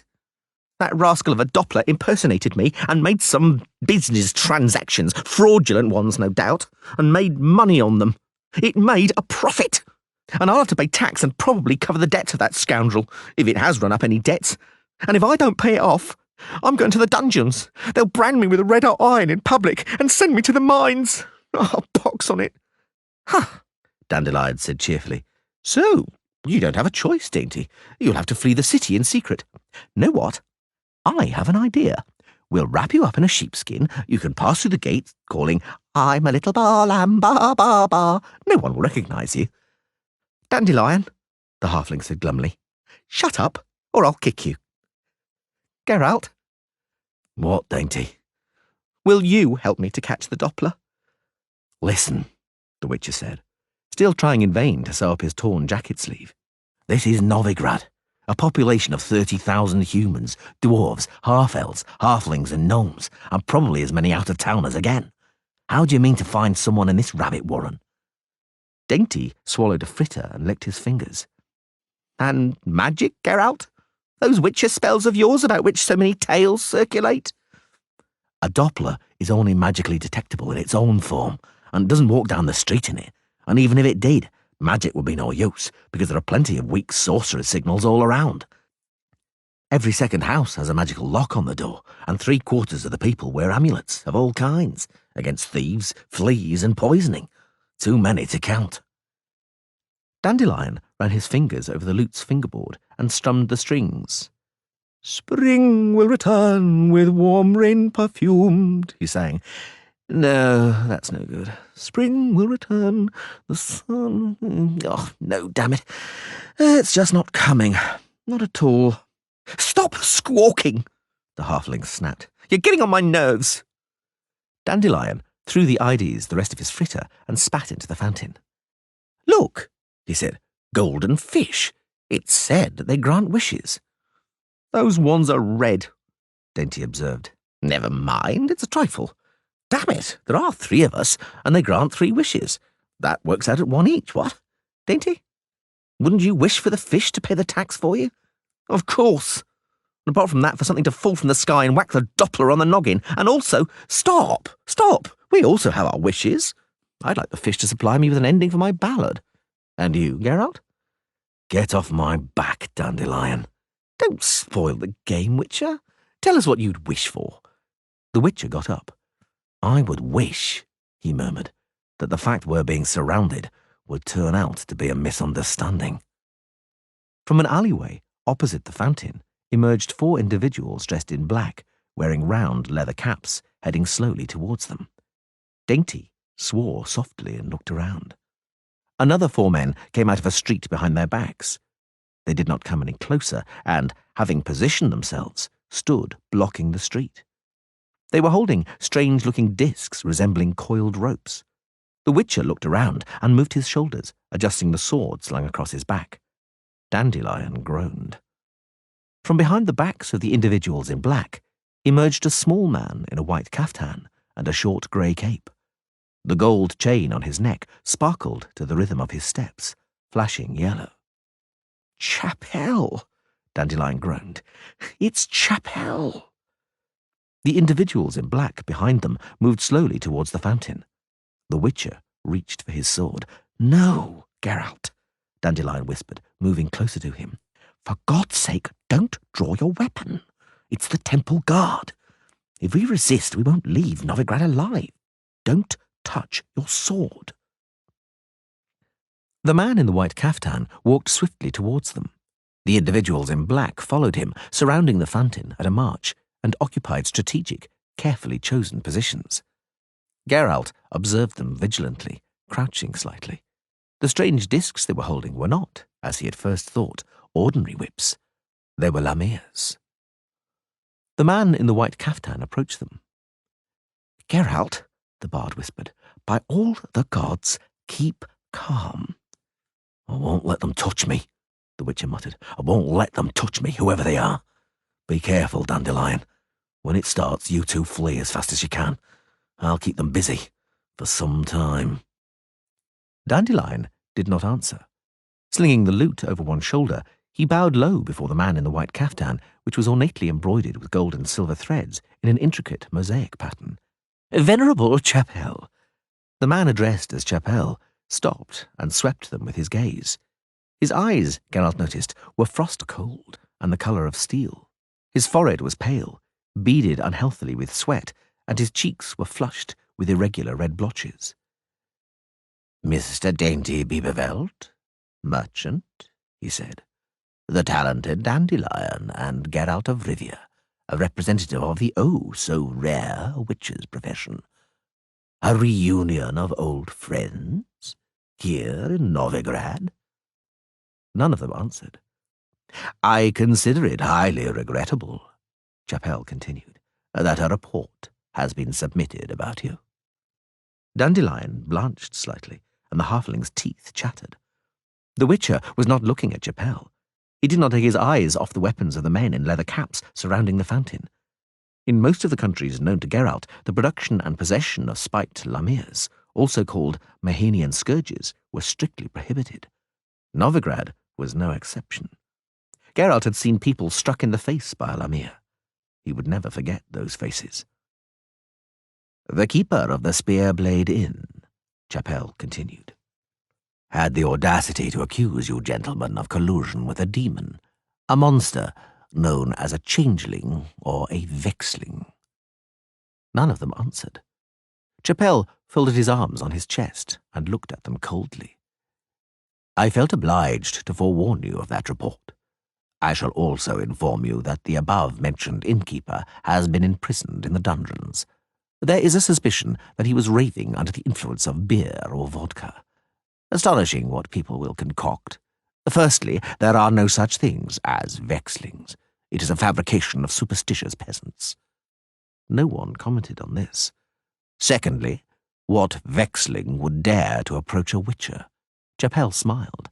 And not be killed at once. Am I right? The innkeeper's accusation would thus be ludicrous, were it not for one vital detail.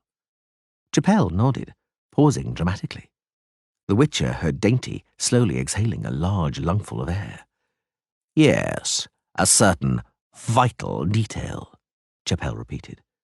Namely, we are facing heresy and sacrilegious blasphemy here, for it is a well-known fact that no vexling, absolutely no vexling, nor any other monster could even approach the walls of Novigrad, because here, in 19 temples, burns the eternal fire, whose sacred power protects the city. Whoever says that he saw a vexling at the spear blade, a stone's throw from the chief altar of the eternal fire, is a blasphemous heretic, and will have to retract his claim. Should he not want to, he shall be assisted by the power and means which, trust me, I keep close at hand in the dungeons. Thus, as you can see, there is nothing to be concerned about." The expressions on the faces of Dandelion and the halfling showed emphatically that they both thought differently. "There is absolutely nothing to be concerned about," Chapelle repeated. "You may leave Novigrad without let or hindrance. I will not detain you. I do have to insist, gentlemen, however, that you do not broadcast the lamentable fabrications of the innkeeper, that you do not discuss this incident openly. Statements calling into question the divine power of the eternal fire, irrespective of the intention, we, the humble servants of the temple, would have to treat as heresy with all due consequences. Your personal religious convictions, whatever they might be, and however I respect them, are of no significance. Believe in what you will. I am tolerant while somebody venerates the eternal fire and does not blaspheme against it. But should they blaspheme, I shall order them burnt at the stake, and that is that. Everybody in Novigrad is equal before the law, and the law applies equally to everybody. Anyone who blasphemes against the eternal fire perishes at the stake, and their property is confiscated. But enough of that. I repeat, you may pass through the gates of Novigrad without hindrance. Ideally—" Chapelle smiled slightly, sucked in his cheeks in a cunning grimace, and his eyes swept the square. The few passers-by observing the incident quickened their step and rapidly turned their heads away. "Ideally," Chapelle finished, "ideally with immediate effect. Forthwith. Obviously, with regard to the Honourable Merchant Bieberfeld, that forthwith means forthwith, having settled all fiscal affairs. Thank you for the time you have given me." Dainty turned away, mouth moving noiselessly. The Witcher had no doubt that the noiseless word had been whoreson. Dandelion lowered his head, smiling foolishly. "My dear Witcher," Chapelle suddenly said, "a word in private, if you would." Geralt approached, and Chapelle gently extended an arm. "If he touches my elbow, I'll strike him," the Witcher thought. "I'll strike him whatever happens." Chapelle did not touch Geralt's elbow. "My dear Witcher," he said quietly, turning his back on the others, "I am aware that some cities, unlike Novigrad, are deprived of the divine protection of the eternal fire. Let us then suppose that a creature similar to a Vexling was prowling in one of those cities. I wonder how much you would charge in that case for undertaking to catch a Vexling alive." "I don't hire myself out to hunt monsters in crowded cities." The Witcher shrugged. "An innocent bystander might suffer harm." "Are you so concerned about the fate of innocent bystanders?" "Yes, I am, because I am usually held responsible for their fate and have to cope with the consequences." "I understand. And would not your concern for the fate of innocent bystanders be in inverse proportion to the fee?" "It would not. I do not greatly like your tone, Witcher. But no matter. I understand what you hint at by it. You are hinting that you do not want to do what I would ask you to do, making the size of the fee meaningless. And the form of the fee?" "I do not understand." Come. I mean it." "Purely theoretically," Chapelle said, quietly, calmly, without any anger or menace in his voice, "it might be possible that the fee for your services would be a guarantee that you and your friends would leave the theoretical city alive. What then?" "It is impossible," the Witcher said, smiling hideously, "to answer that question theoretically. The situation you are discussing, Reverend Chapelle, would have to be dealt with in practice. I am in no hurry to do so, but if the necessity arises, if there proves to be no other choice, I am prepared to go through with it." Perhaps you are right," Chapelle answered dispassionately. "Too much theory. As concerns practice, I see that there will be no collaboration. A good thing, perhaps? In any case, I cherish the hope that it will not be a cause for conflict between us. I also cherish that hope. Then may that hope burn in us, Geralt of Rivia. Do you know what the eternal fire is? A flame that never goes out, a symbol of permanence, a way leading through the gloom, a harbinger of progress, of a better tomorrow. The eternal fire, Geralt, is hope. For everybody without exception. For if something exists that embraces us all, you, me, others, then that something is precisely hope. Remember that. It was a pleasure to meet you, Witcher. Geralt bowed stiffly, saying nothing. Tripel looked at him for a moment, then turned about energetically and marched through the small square without looking around at his escort. The men, armed with lamias, fell in behind him, forming up into a well-ordered column. "Oh, mother of mine," Dandelion whimpered timidly, watching the departing men. "But we were lucky. If that is the end of it, if they don't collar us right away." "Calm down," the Witcher said, "and stop whining. Nothing happened after all." "Do you know who that was, Geralt?" "No." "That was Chapel, Minister for Security Affairs. The Novigrad Secret Service is subordinate to the temple. Chapel is not a priest, but the eminence Grease to the hierarch, the most powerful and most dangerous man in the city. Everybody, even the council and the guilds, shaking their shoes before him because he's a first-rate bastard, Geralt, drunk on power, like a spider drunk on fly's blood. It's common knowledge, though not discussed openly in the city, what he's capable of. People vanishing without trace, falsified accusations, torture, assassinations, terror, blackmail, and plain plunder. Extortion, swindles, and fraud. By the gods, you've landed us in a pretty mess, Bieberveld." "Give it a rest, Dandelion," Dainty snapped. "It's not that you have to be afraid of anything. No one ever touches a troubadour. For unfathomable reasons, you are inviolable." "In Novigrad," Dandelion whined, still pale, "an inviolable poet may still fall beneath a speeding wagon, be fatally poisoned by a fish, or accidentally drown in a moat. Chapel specializes in mishaps of that nature. I consider the fact that he talked to us at all something exceptional.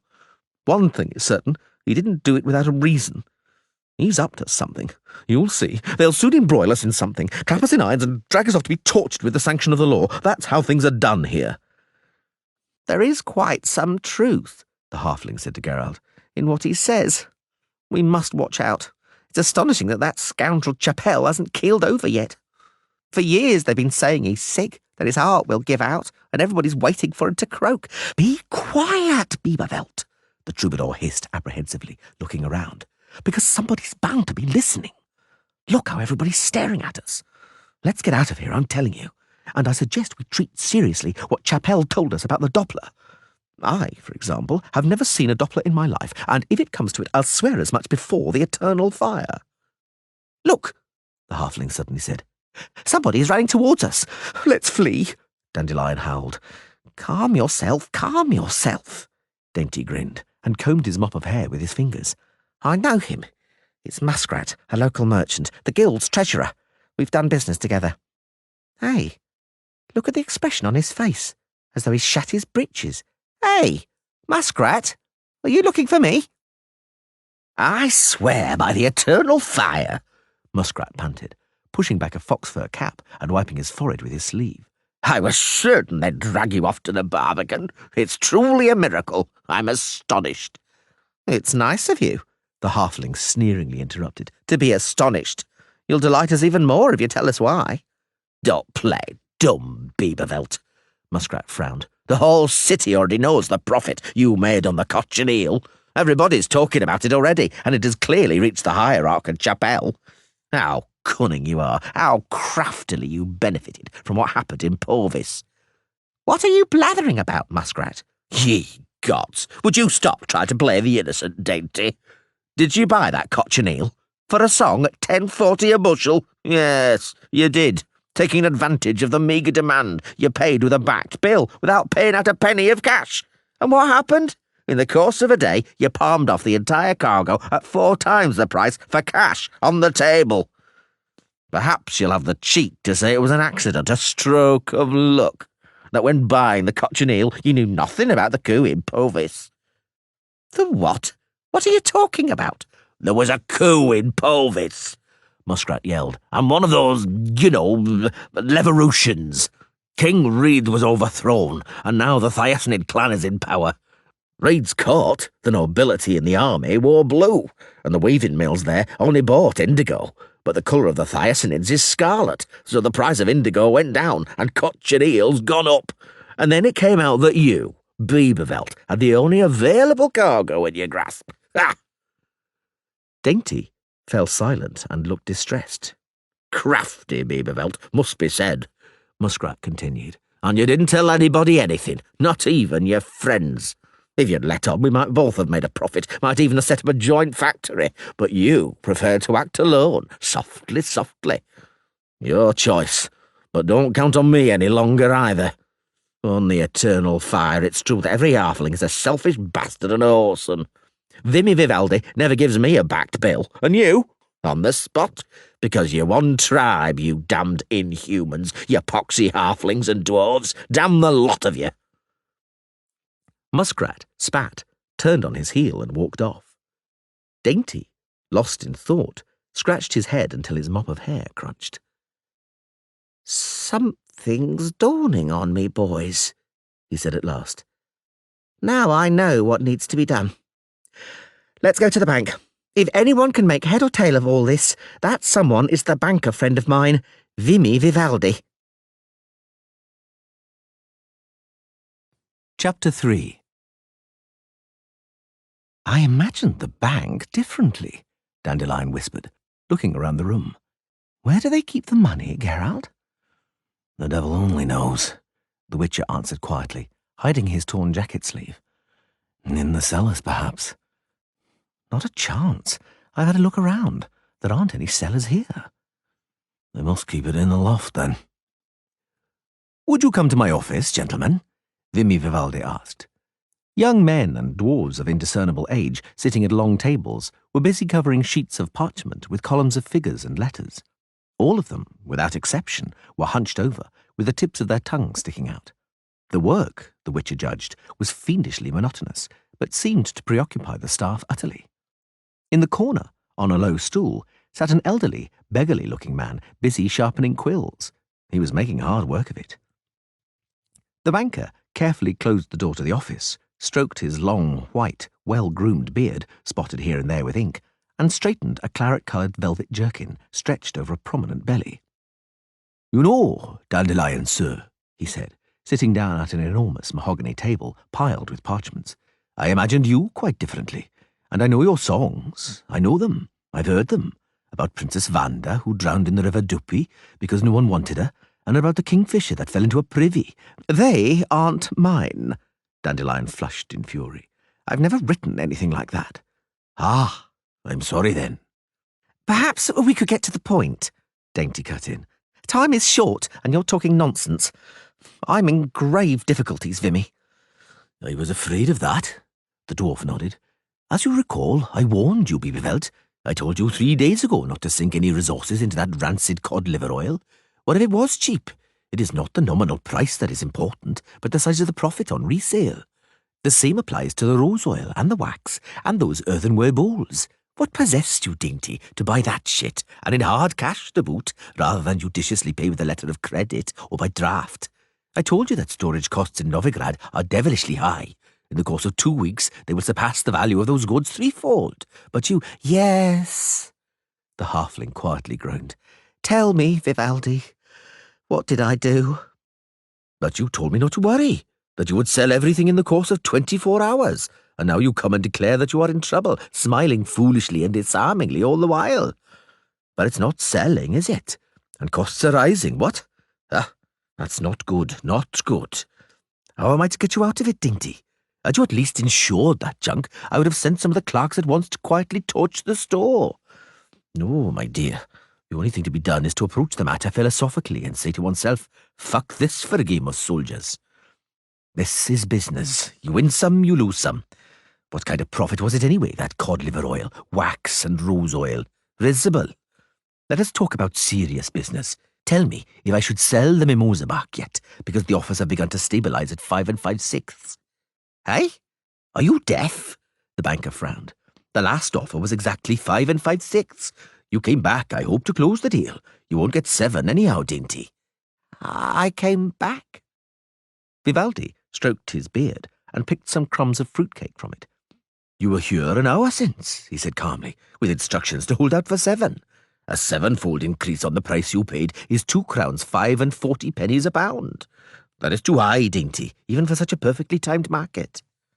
The tanneries will already have reached agreement, and they will solidly stick to the price, I'm absolutely certain. The door to the office opened, and something in a green felt cap and a coat of dappled conifer girded with hempen twine rushed in. Merchant Sulamir is offering 2 crowns 15, it squealed. 6 1/6, Vivaldi swiftly calculated. What do we do, dainty? Sell, the halfling yelled. A 6-fold profit, and you're still bloody wondering? Another something in a yellow cap and a mantle resembling an old sack dashed into the office. Like the first something, it was about 2 cubits tall. Merchant Beaverfell instructs now to sell for below 7, it shouted, wiped its nose on its sleeve and ran out. Aha, the dwarf said after a long silence. One Bieberveld orders us to sell, and another Bieberveld orders us to wait. An interesting situation. What do we do, dainty? Do you set about explaining at once, or do we wait until a third Bieberveld orders us to load the bark onto galleys and ship it to the land of the Cynocephali, eh? What is that? Dandelion stammered, pointing at the something in a green cap still standing in the doorway. What the bloody hell is it? A young gnome, Geralt said. Undoubtedly, Vivaldi confirmed coldly. It is not an old troll. Anyway, it's not important what it is. Very well, dainty, if you please. Vimy, the halfling said, if you don't mind, don't ask questions. Something awful has happened. Just accept that I, Dainty Bieberveld of Knockgrass Meadow, an honest merchant, do not have a clue what's happening. Tell me everything in detail, the events of the last 3 days. Please, Vimy? Curious, the dwarf said. Well, for the commission I take, I have to grant the wishes of the client, whatever they might be. So, listen. You came rushing in here 3 days ago, out of breath, gave me a deposit of 1,000 crowns, and demanded an endorsement on a bill amounting to 2,520 to the bearer. I gave you that endorsement. Without a guarantee? Correct. I like you, dainty. Go on, Vimy. The next day, you rushed in with a bang and a clatter, demanding that I issue a letter of credit on a bank in Vitsima for the considerable sum of 3,500 crowns. The beneficiary was to be, if I remember rightly, a certain Fair Locokian, alias Truffle. Well, I issued that letter of credit. Without a guarantee, the halfling said hopefully. My affection for you, Bieberveld, the banker said, ceases at around 3,000 crowns. This time I took from you a written obligation that in the event of insolvency, the mill would be mine. What mill? That of your father-in-law, Arno Hardbottom in Knockgrass Meadow. I'm not going home, Dainty declared glumly, but determinedly. I'll sign on to a ship and become a pirate. Vimy Vivaldi scratched an ear and looked at him suspiciously. Oh, come on, he said. You took that obligation and tore it up almost right away. You're solvent. No small wonder with profits like that. Profits? That's right. I forgot, muttered the dwarf. I was meant not to be surprised by anything. You made a good profit on the cochineal, Bieberveld, because you see, there was a coup in Porvis. I already know, the halfling interrupted. Indigo's gone down and cochineal's gone up, and I made a profit. Is that true, Vimy? Yes, it is. You have in my safekeeping 6,346 crowns and 80 pennies, net, after deducting my commission and tax. You paid the tax for me? What else would I do? Vivaldi said in astonishment. After all, you were here an hour ago and told me to pay it. The clerk has already delivered the entire sum to City Hall. Something around 1,500, because the sale of the horses was, of course, included in it. The door opened with a bang, and something in a very dirty cap came running in. 2 crowns 30, it shouted. Merchant Hazelquist. Don't sell, Dainty called. We'll wait for a better price. Begone. Back to the market with the both of you. The two gnomes caught some coppers thrown to them by the dwarf and disappeared. Right. Where was I? Vivaldi wondered, playing with a huge, strangely formed amethyst crystal serving as a paperweight. Aha! With the cochineal, bought with a bill of exchange. And you needed the letter of credit I mentioned to purchase a large cargo of mimosa bark. You bought a deal of it, but quite cheaply, for 35 pennies a pound, from a Zangviberian factor, that truffle or perhaps moral. The galley sailed into port yesterday, and then it all began. I can imagine, Dainty groaned. What is mimosa bark needed for? Dandelion blurted out. Nothing, the halfling muttered dismally. Unfortunately. Mimosa bark, poet sir, the dwarf explained, is an agent used for tanning hides. If somebody was so stupid, Dainty interrupted, as to buy mimosa bark from beyond the seas, when oak bark can be bought in Temeria for next to nothing. And here is the nub of the matter, Vivaldi said. Because in Temeria the druids have just announced that if the destruction of oaks is not stopped immediately, they will afflict the land with a plague of hornets and rats. The druids are being supported by the dryads, and the king there is fond of dryads. In short, since yesterday, there has been a total embargo on Temerian oak, for which reason mimosa is going up. Your information was accurate, Dainty. A stamping was heard from the chambers beyond the room, and then the something in a green cap came running into the office out of breath. The Honourable Merchant Sulamir, the note panted, has instructed me to repeat that Merchant Biebervelt, the halfling, is a reckless, bristly swine, a profiteer and charlatan, and that he, Sulamir, hopes that Biebervelt gets the mange. He'll give 2 crowns 44, and that is his last word. Sell! The halfling blurted out. Go on, Shorty, run off and accept it. Count it up for me. Vivaldi reached beneath some scrolls of parchment and took out a dwarven abacus, a veritable marvel. Unlike abacuses used by humans, the dwarven one was shaped like a small open-work pyramid. Vivaldi's abacus, though, was made of gold wires over which slid angular beads of ruby, emerald, onyx, and black agate, which fitted into each other. The dwarf slid the gemstones upwards, downwards, and sideways for some time, with quick, deft movements of his plump finger. That will be minus the costs and my commission, minus tax. Yes, 15,622 crowns and 25 pennies. Not bad. If I've reckoned correctly, Dainty Biebervelt said slowly, altogether net, then I ought to have in my account precisely 21,969 crowns and 5 pennies. Not bad. Not bad, Dandelion roared. Not bad. You could buy a large village or a small castle for that. I've never ever seen that much money at one time. I haven't either, the halfling said. But simmer down, Dandelion. It so happens that no one has seen that money yet, and it isn't certain if anyone ever will. Hey, Biebervelt, the dwarf snorted. Why such gloomy thoughts? Sulamir will pay in cash or by a bill of exchange, and Sulamir's bills are reliable. What then is the matter? Are you afraid of losing on that stinking cod liver oil and wax? With profits like that, you'll cover the losses with ease. That's not the point. So, what is the point? Dainty coughed and lowered his curly mop. Vinny, he said, eyes fixed on the floor. Chapelle is snooping around me. The banker clicked his tongue.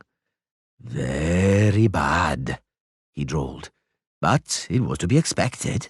You see, Biebervelt, the information you use when carrying out the transactions does not just have commercial significance, but also political. No one knew what was happening in Porvis and Temeria, Chapelle included, and Chapelle likes to be the first to know. So, now, as you can imagine, he is racking his brains about how you knew. And I think he has guessed, because I think I've also worked it out. That's fascinating. Vivaldi swept his eyes over Dandelion and Geralt and wrinkled his snub nose. Fascinating? I'll tell you what's fascinating. Your party, Dainty, he said. A troubadour, a witcher, and a merchant. Congratulations. Master Dandelion shows up here and there, even at royal courts, and no doubt keeps his ears open. And the witcher, a bodyguard, someone to frighten debtors. Hasty conclusions, Mr. Vivaldi, Geralt said coldly. We are not partners. And I, Dandelion said, flushing, do not eavesdrop anywhere. I'm a poet, not a spy. People say all sorts of things, the dwarf grimaced. All sorts of things, Master Dandelion. Lies, the troubadour yelled. Damned lies. Very well, I believe you. I believe you. I just don't know if Chapelle will believe it. But who knows? Perhaps it will all blow over. I tell you, Beavervelt, that Chapelle has changed a lot since his last attack of apoplexy. Perhaps the fear of death looked him in the arse and forced him to think things over. I swear he is not the same Chapelle. He seems to have become courteous, rational, composed, and somehow honest. Get away, the halfling said. Chapelle, honest, courteous? Impossible. I'm telling you how it is, Vivaldi replied. And how it is what I'm telling you. What is more, now the temple is facing another problem, namely the eternal fire. What do you mean? The eternal fire, as it's known, is supposed to burn everywhere. Altars dedicated to that fire are going to be built everywhere, all over the city. A huge number of altars. Don't ask me for details, Dainty. I'm not very familiar with human superstitions, but I know that all the priests and Chapelle also are concerned about almost nothing else but those altars and that fire. Great preparations are being made. Taxes will be going up, that is certain. Yes, Dainty said. Cold comfort, but... The door to the office opened again, and the Witcher recognised the something in a green cap and coney fur coat.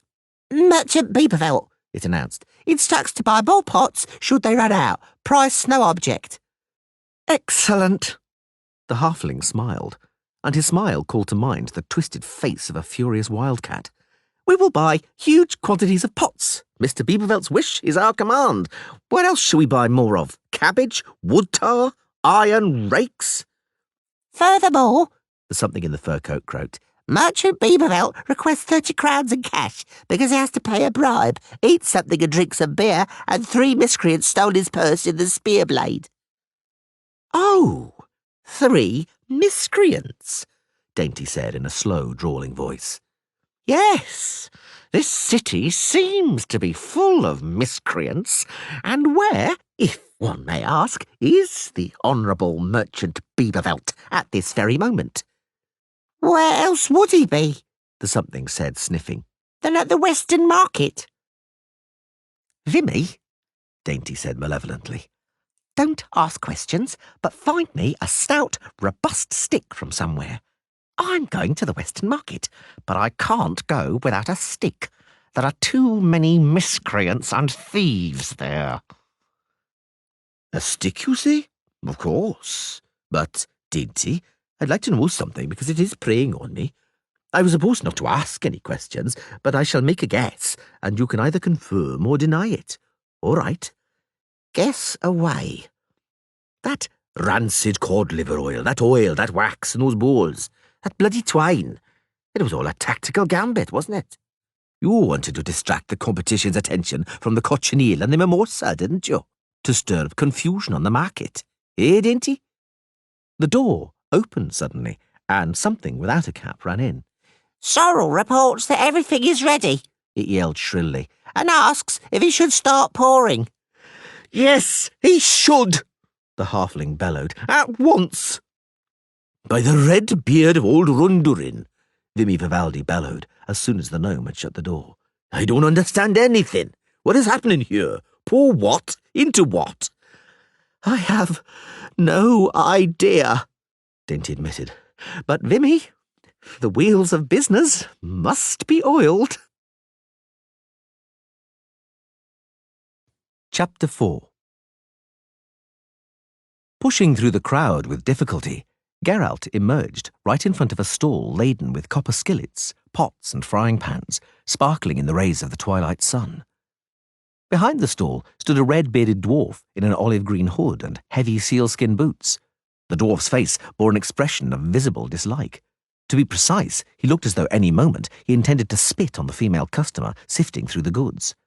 The customer's breast was heaving. She was shaking her golden curls and was besetting the dwarf with a ceaseless and chaotic flow of words. The customer was none other than Vespula, known to Geralt as the thrower of missiles. Without waiting for her to recognize him, he melted swiftly back into the crowd. The Western Market was bustling with life, and getting through the crowd was like forcing one's way through a hawthorn bush. Every now and then, something caught on his sleeves and trouser legs. At times, it was children who had lost their mothers while they were dragging their fathers away from the beer tent. At others, it was spies from the guardhouse. At others, shady vendors of caps of invisibility, aphrodisiacs, and bawdy scenes carved in cedarwood. Geralt stopped smiling and began to swear, making judicious use of his elbows. He heard the sound of a lute and a familiar peal of laughter. The sounds drifted from a fabulously coloured stall decorated with the sign, "Buy your wonders, amulets and fish bait here." "Has anyone ever told you, madam, that you are gorgeous?" Dandelion yelled, sitting on the stall and waving his legs cheerfully. "No, it cannot be possible. This is a city of blind men, nothing but a city of blind men. Come, good folk, who would hear a ballad of love? Whoever would be moved and enriched spiritually, let him toss a coin into the hat. What are you shoving your way in for, you bastard? Keep your pennies for beggars, and don't insult an artist like me with copper. Perhaps I could forgive you, but art never could." "Dandelion," Geralt said, approaching. "I thought we'd split up to search for the Doppler, and you're giving concerts. Aren't you ashamed to sing at markets like an old beggar?" "Ashamed?" the bard said, astonished. "What matters is what and how one sings, not where. Besides, I'm hungry, and the stallholder promised me lunch. As far as the Doppler is concerned, look for it yourselves. I'm not cut out for chases, brawls, or mob law. I'm a poet." "You would do better not to attract attention, old poet. Your fiancé is here. There could be trouble." "Fiancé?" Dandelion blinked nervously. "Which one do you mean? I have several." Vespula, clutching a copper frying pan, had forced her way through the audience with the momentum of a charging aurochs. Dandelion jumped up from the stall and darted away nimbly, leaping over some baskets of carrots. Vespula turned towards the Witcher, dilating her nostrils. Geralt stepped backwards, his back coming up against the hard resistance of the stall's wall. "Geralt!" Dainty Beaverfelt shouted, jumping from the crowd and bumping into Vespula. "Quickly, quickly! I've seen him! Look, there! He's getting away!" "I'll get you, you lechers!" Vespula screamed, trying to regain her balance. "I'll catch up with the whole of your debauched gang. A fine company. A pheasant, a scruff, and a midget with hairy heels. You'll be sorry." "This way, Geralt!" Dainty yelled as he ran, jostling a small group of schoolboys intently playing the shell game. "There! There! He's scarpered between those wagons. Steal up on him from the left. Quick!" They rushed off in pursuit, the curses of the stallholders and customers they had knocked over ringing in their ears. By a miracle, Geralt avoided tripping over a snot-nosed tot caught up in his legs. He jumped over it, but knocked over 2 barrels of herrings, for which an enraged fisherman lashed him across the back with a live eel, which he was showing to some customers at that moment. They saw the Doppler trying to flee past a sheep pen.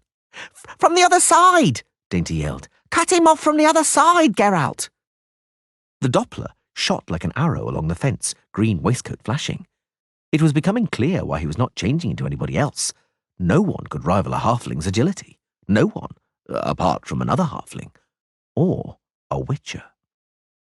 Geralt saw the Doppler suddenly changing direction, kicking up a cloud of dust and nimbly ducking into a hole in the fence surrounding a large tent serving as a slaughterhouse and a shambles. Dainty also saw it. The Doppler jumped between the palings and began to force his way between the flock of bleating sheep crowded into the enclosure.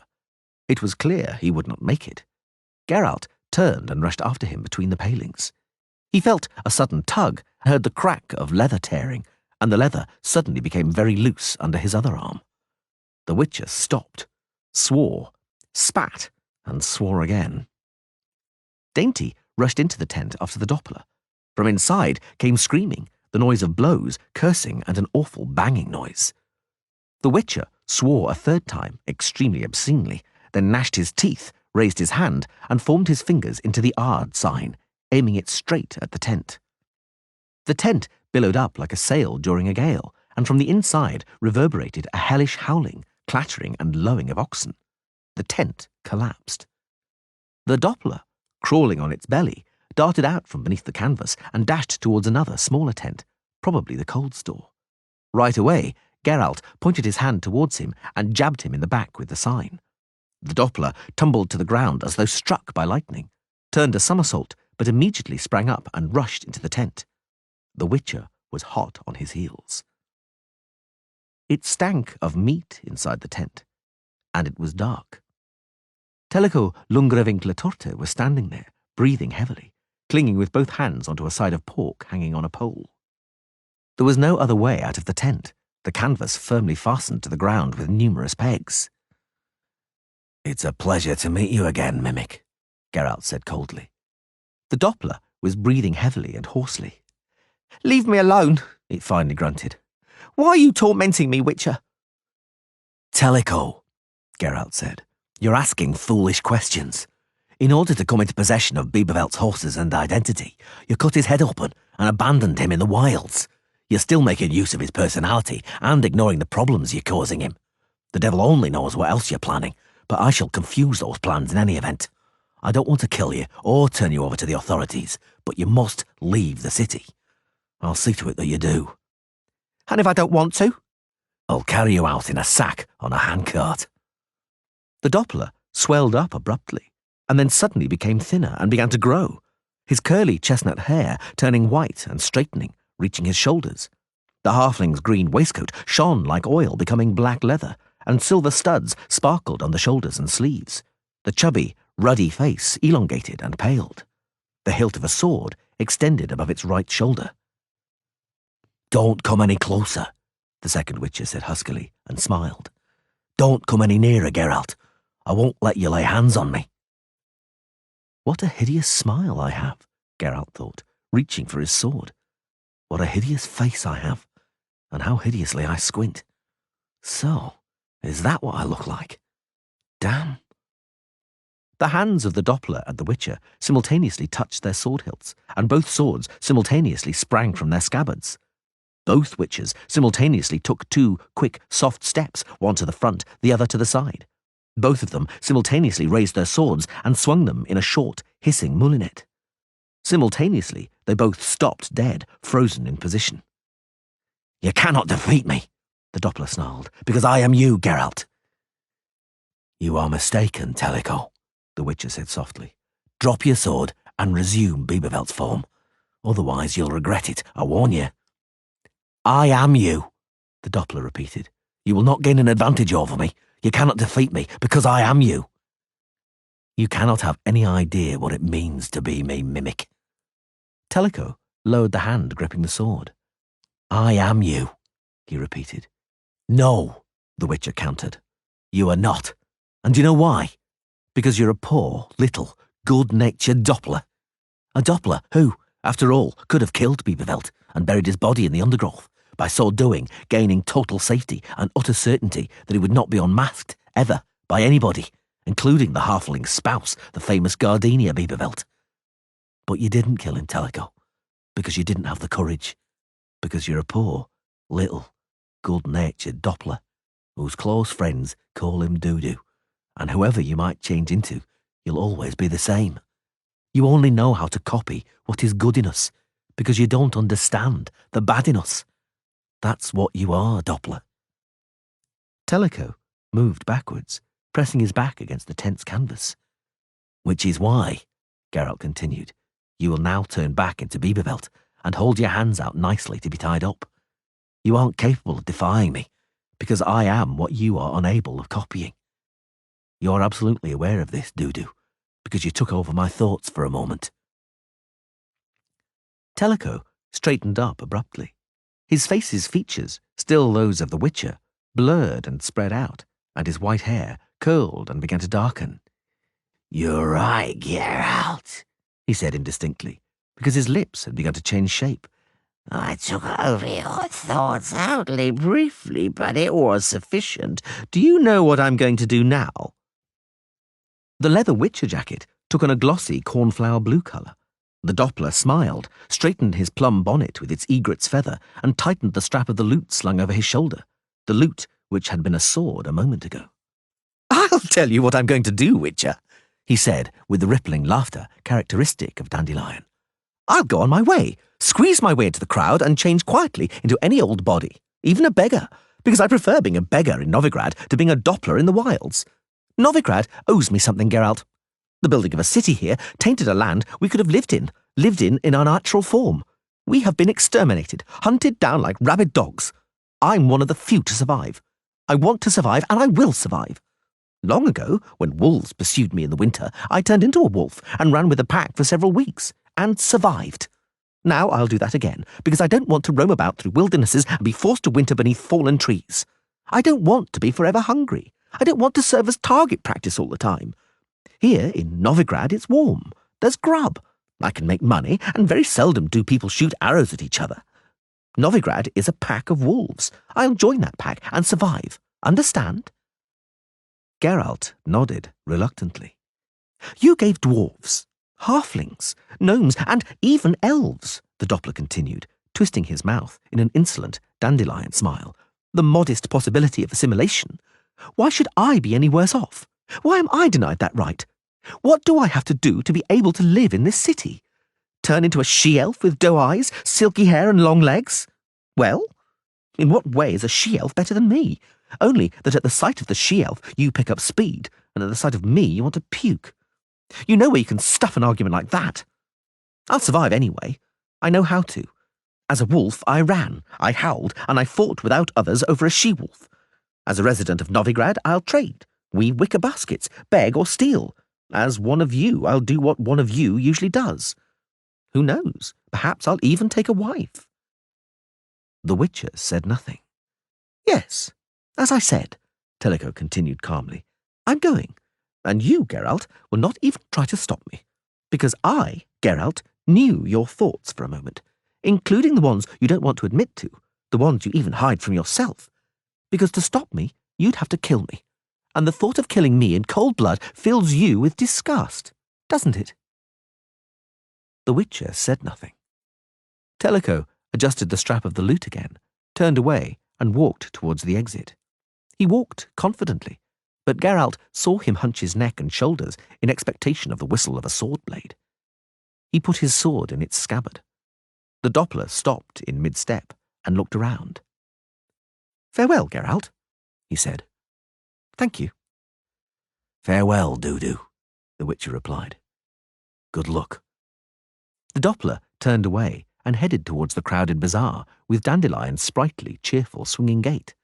Like Dandelion, he swung his left arm vigorously, and just like Dandelion, he grinned at the wenches as he passed them. Geralt set off slowly after him. Slowly. Tellico seized his lute in full stride. After slowing his pace, he played 2 chords, and then dexterously played a tune Geralt knew. Turning away slightly, he sang, exactly like Dandelion. Spring will return, on the road the rain will fall, hearts will be warmed by the heat of the sun. It must be thus, for fire still smoulders in us all, an eternal fire, hope for each one. Pass that on to Dandelion, if you remember, he called, and tell him that winter is a lousy title. The ballad should be called The Eternal Fire. Farewell, Witcher. Hey! Suddenly resounded. You pheasant! Tellico turned around in astonishment. From behind a stall emerged Vespula, her breast heaving violently, raking him up with a foreboding gaze. Eyeing up tarts, you cad, she hissed, breast heaving more and more enticingly. Singing your little songs, are you knave? Tellico took off his bonnet and bowed, broadly smiling Dandelion's characteristic smile. Vespula, my dear, he said ingratiatingly, how glad I am to see you. Forgive me, my sweet, I owe you— Oh, you do, Vespula interrupted loudly. And what you owe me, you will now pay me. Take that. An enormous copper frying pan flashed in the sun, and with a deep, loud clang, smacked into the Doppler's head. Tellico staggered and fell with an indescribably stupid expression frozen on his face, arms spread out, and his physiognomy suddenly began to change, melt, and lose its similarity to anything at all. Seeing it, the Witcher leapt towards him in full flight, snatching a large killim from a stall. Having unfurled the killim on the ground, he sent the Doppler onto it with 2 kicks and rolled it up in it quickly but tightly. Sitting down on the bundle, he wiped his forehead with a sleeve. Vespula, gripping the frying pan, looked at him malevolently, and the crowd closed in all around. He's sick, the Witcher said, and smiled affectedly. It's for his own good. Don't crowd, good people. The poor thing needs air. Did you hear? Chapelle asked, calmly but resonantly, suddenly pushing his way through the throng. Please, do not form a public gathering here. Please disperse. Public gatherings are forbidden, punishable by a fine. In the blink of an eye, the crowd scattered to the sides, only to reveal Dandelion approaching swiftly to the sounds of his lute. On seeing him, Vespula let out an ear-splitting scream, dropped the frying pan, and fled across the square. What happened? Dandelion asked. Did she see the devil? Geralt stood up, holding the bundle, which had begun to move weakly. Chapelle slowly approached. He was alone, and his personal guard was nowhere to be seen. I wouldn't come any closer, Geralt said quietly. If I were you, Lord Chapelle, sir, I wouldn't come any closer. You wouldn't? Chapelle tightened his thin lips, looking at him coldly. If I were you, Lord Chapelle, I would pretend I never saw anything. Yes, no doubt, Chapelle said, but you are not me. Dainty Bieberveld ran up from behind the tent out of breath and sweaty. On seeing Chapelle, he stopped, began to whistle, held his hands behind his back, and pretended to be admiring the roof of the granary. Chapelle went over and stood by Geralt, very close. The Witcher did not move, but only narrowed his eyes. For a moment, they looked at each other, and then Chapelle leaned over the bundle. Do, he said to Dandelion's strangely deformed cordovan boots sticking out of the rolled-up kilim. Copy Bieberveld, and quickly. What? Dainty yelled, stopping staring at the granary. What's that? Be quiet, Chapelle said. Well, Dudu, are things coming along? I'm just... A muffled grunting issued from the kilim. I'm just... a moment. The cordovan boots sticking out of the kilim stretched, became blurred, and changed into the halfling's bare, hairy feet. Get out, Dudu, Chapelle said. And you, Dainty, be quiet. All halflings look the same, don't they? Dainty mumbled something indistinctly. Geralt, eyes still narrowed, looked at Chapelle suspiciously. The minister, however, straightened up and looked all around, and all that remained of any gawkers who were still in the vicinity was the clacking of wooden clogs dying away in the distance. The second Dainty Bieberveld scrambled and rolled out of the bundle, sneezed, sat up and rubbed his eyes and nose. Dandelion perched himself on a trunk lying alongside and strummed away on his lute with an expression of moderate interest on his face. Who do you think that is, Dainty? Chapelle asked mildly. Very similar to you, don't you think?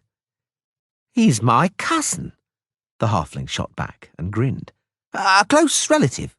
Dudu Bieberveld of Knotgrass Meadow, an astute businessman. I've actually just decided... Yes, Dainty? I've decided to appoint him my factor in Novigrad. What do you say to that, cousin? Oh, thank you, cousin. His close relative, the pride of the Bieberveld clan and an astute businessman, smiled broadly. Chapelle also smiled. Has your dream about life in the city come true? Geralt muttered. What do you see in this city? Dudu. And you, Chapelle? Had you lived on the moors, Chapelle muttered back, and eaten roots, got soaked and frozen, you'd know. We also deserve something from life, Geralt. We aren't inferior to you. Very true, Geralt nodded. You aren't. Perhaps it even happens that you're better. What happened to the real Chapelle? Popped his clogs, the second Chapelle whispered. 2 months ago now. Apoplexy. May the earth lie lightly on him, and may the eternal fire light his way. I happened to be in the vicinity. No one noticed. Geralt, you aren't going to... What didn't anyone notice? The Witcher asked, with an inscrutable expression. Thank you, Chapelle muttered. Are there more of you? Is it important? No, agreed the Witcher. It isn't. A 2-cubit-tall figure in a green cap and spotted coney fur coat dashed out from behind the wagons and stalls and trotted over. Mr. Bieberveld, The gnome panted and stammered, looking around and sweeping his eyes from one halfling to the other. I presume, Shorty, Dainty said, that you have a matter for my cousin Dudu Bieberveld to deal with? Speak. Speak. That is him. Sorrel reports that everything has gone, The gnome said, and smiled broadly, showing small pointed teeth. for 4 crowns apiece. I think I know what it's about, Dainty said. Pity Vivaldi's not here. He would have calculated the profit in no time. If I may, cousin, Tellico, Longravinkler taught, Penstock for short, Dudu to his close friends and for the whole of Novigrad, a member of the large Bieberveld family, spoke up. if I may, I'll calculate it. I have an infallible memory for figures, as well as for other things. By all means. Dainty gave a bow. By all means, cousin. The costs, the Doppler frowned, were low. 18 for the oil, 8.50 for the cod liver oil. Altogether, including the string, 45 crowns. Takings, 600 at 4 crowns makes 2,400. No commission, because there weren't any middlemen. Please, do not forget about the tax, the second Chapelle reminded him. Please do not forget that standing before you is a representative of the city authorities and the temple who treats his duties gravely and conscientiously. It's exempt from tax, Dudu Bieberveld declared, because it was sold in a sacred cause. Hey? The cod liver oil, wax and oil dyed with a little cochineal, the Doppler explained. Need only be poured into earthenware bowls with a piece of string dipped into it. The string, when lit, gives a beautiful red flame, which burns for a long time and doesn't smell. The eternal fire. The priests needed vigil lights for the altars of the eternal fire. Now they don't need them. Bloody hell, Chapelle muttered. You're right. They needed vigil lights. Dudu, you're brilliant. I take after my mother, Tellico said modestly. Yes, indeed, the spitting image of his mother, Dainty agreed. Just look into those intelligent eyes. Begonia Bieberveld, my darling aunt, as I live and breathe. Geralt, Dandelion groaned. He's earned more in 3 days than I've earned in my whole life by singing. In your place, the Witcher said gravely, I'd quit singing and take up commerce. Ask him, he may take you on as an apprentice. Witcher, Tellico said, tugging him by the sleeve. Tell me how I could repay you. 22 crowns. What? For a new jacket. Look what's left of mine. Do you know what? Dandelion suddenly yelled. Let's all go to the House of Ill Repute, to Passiflora. The Biebervelds are paying. Do they admit halflings?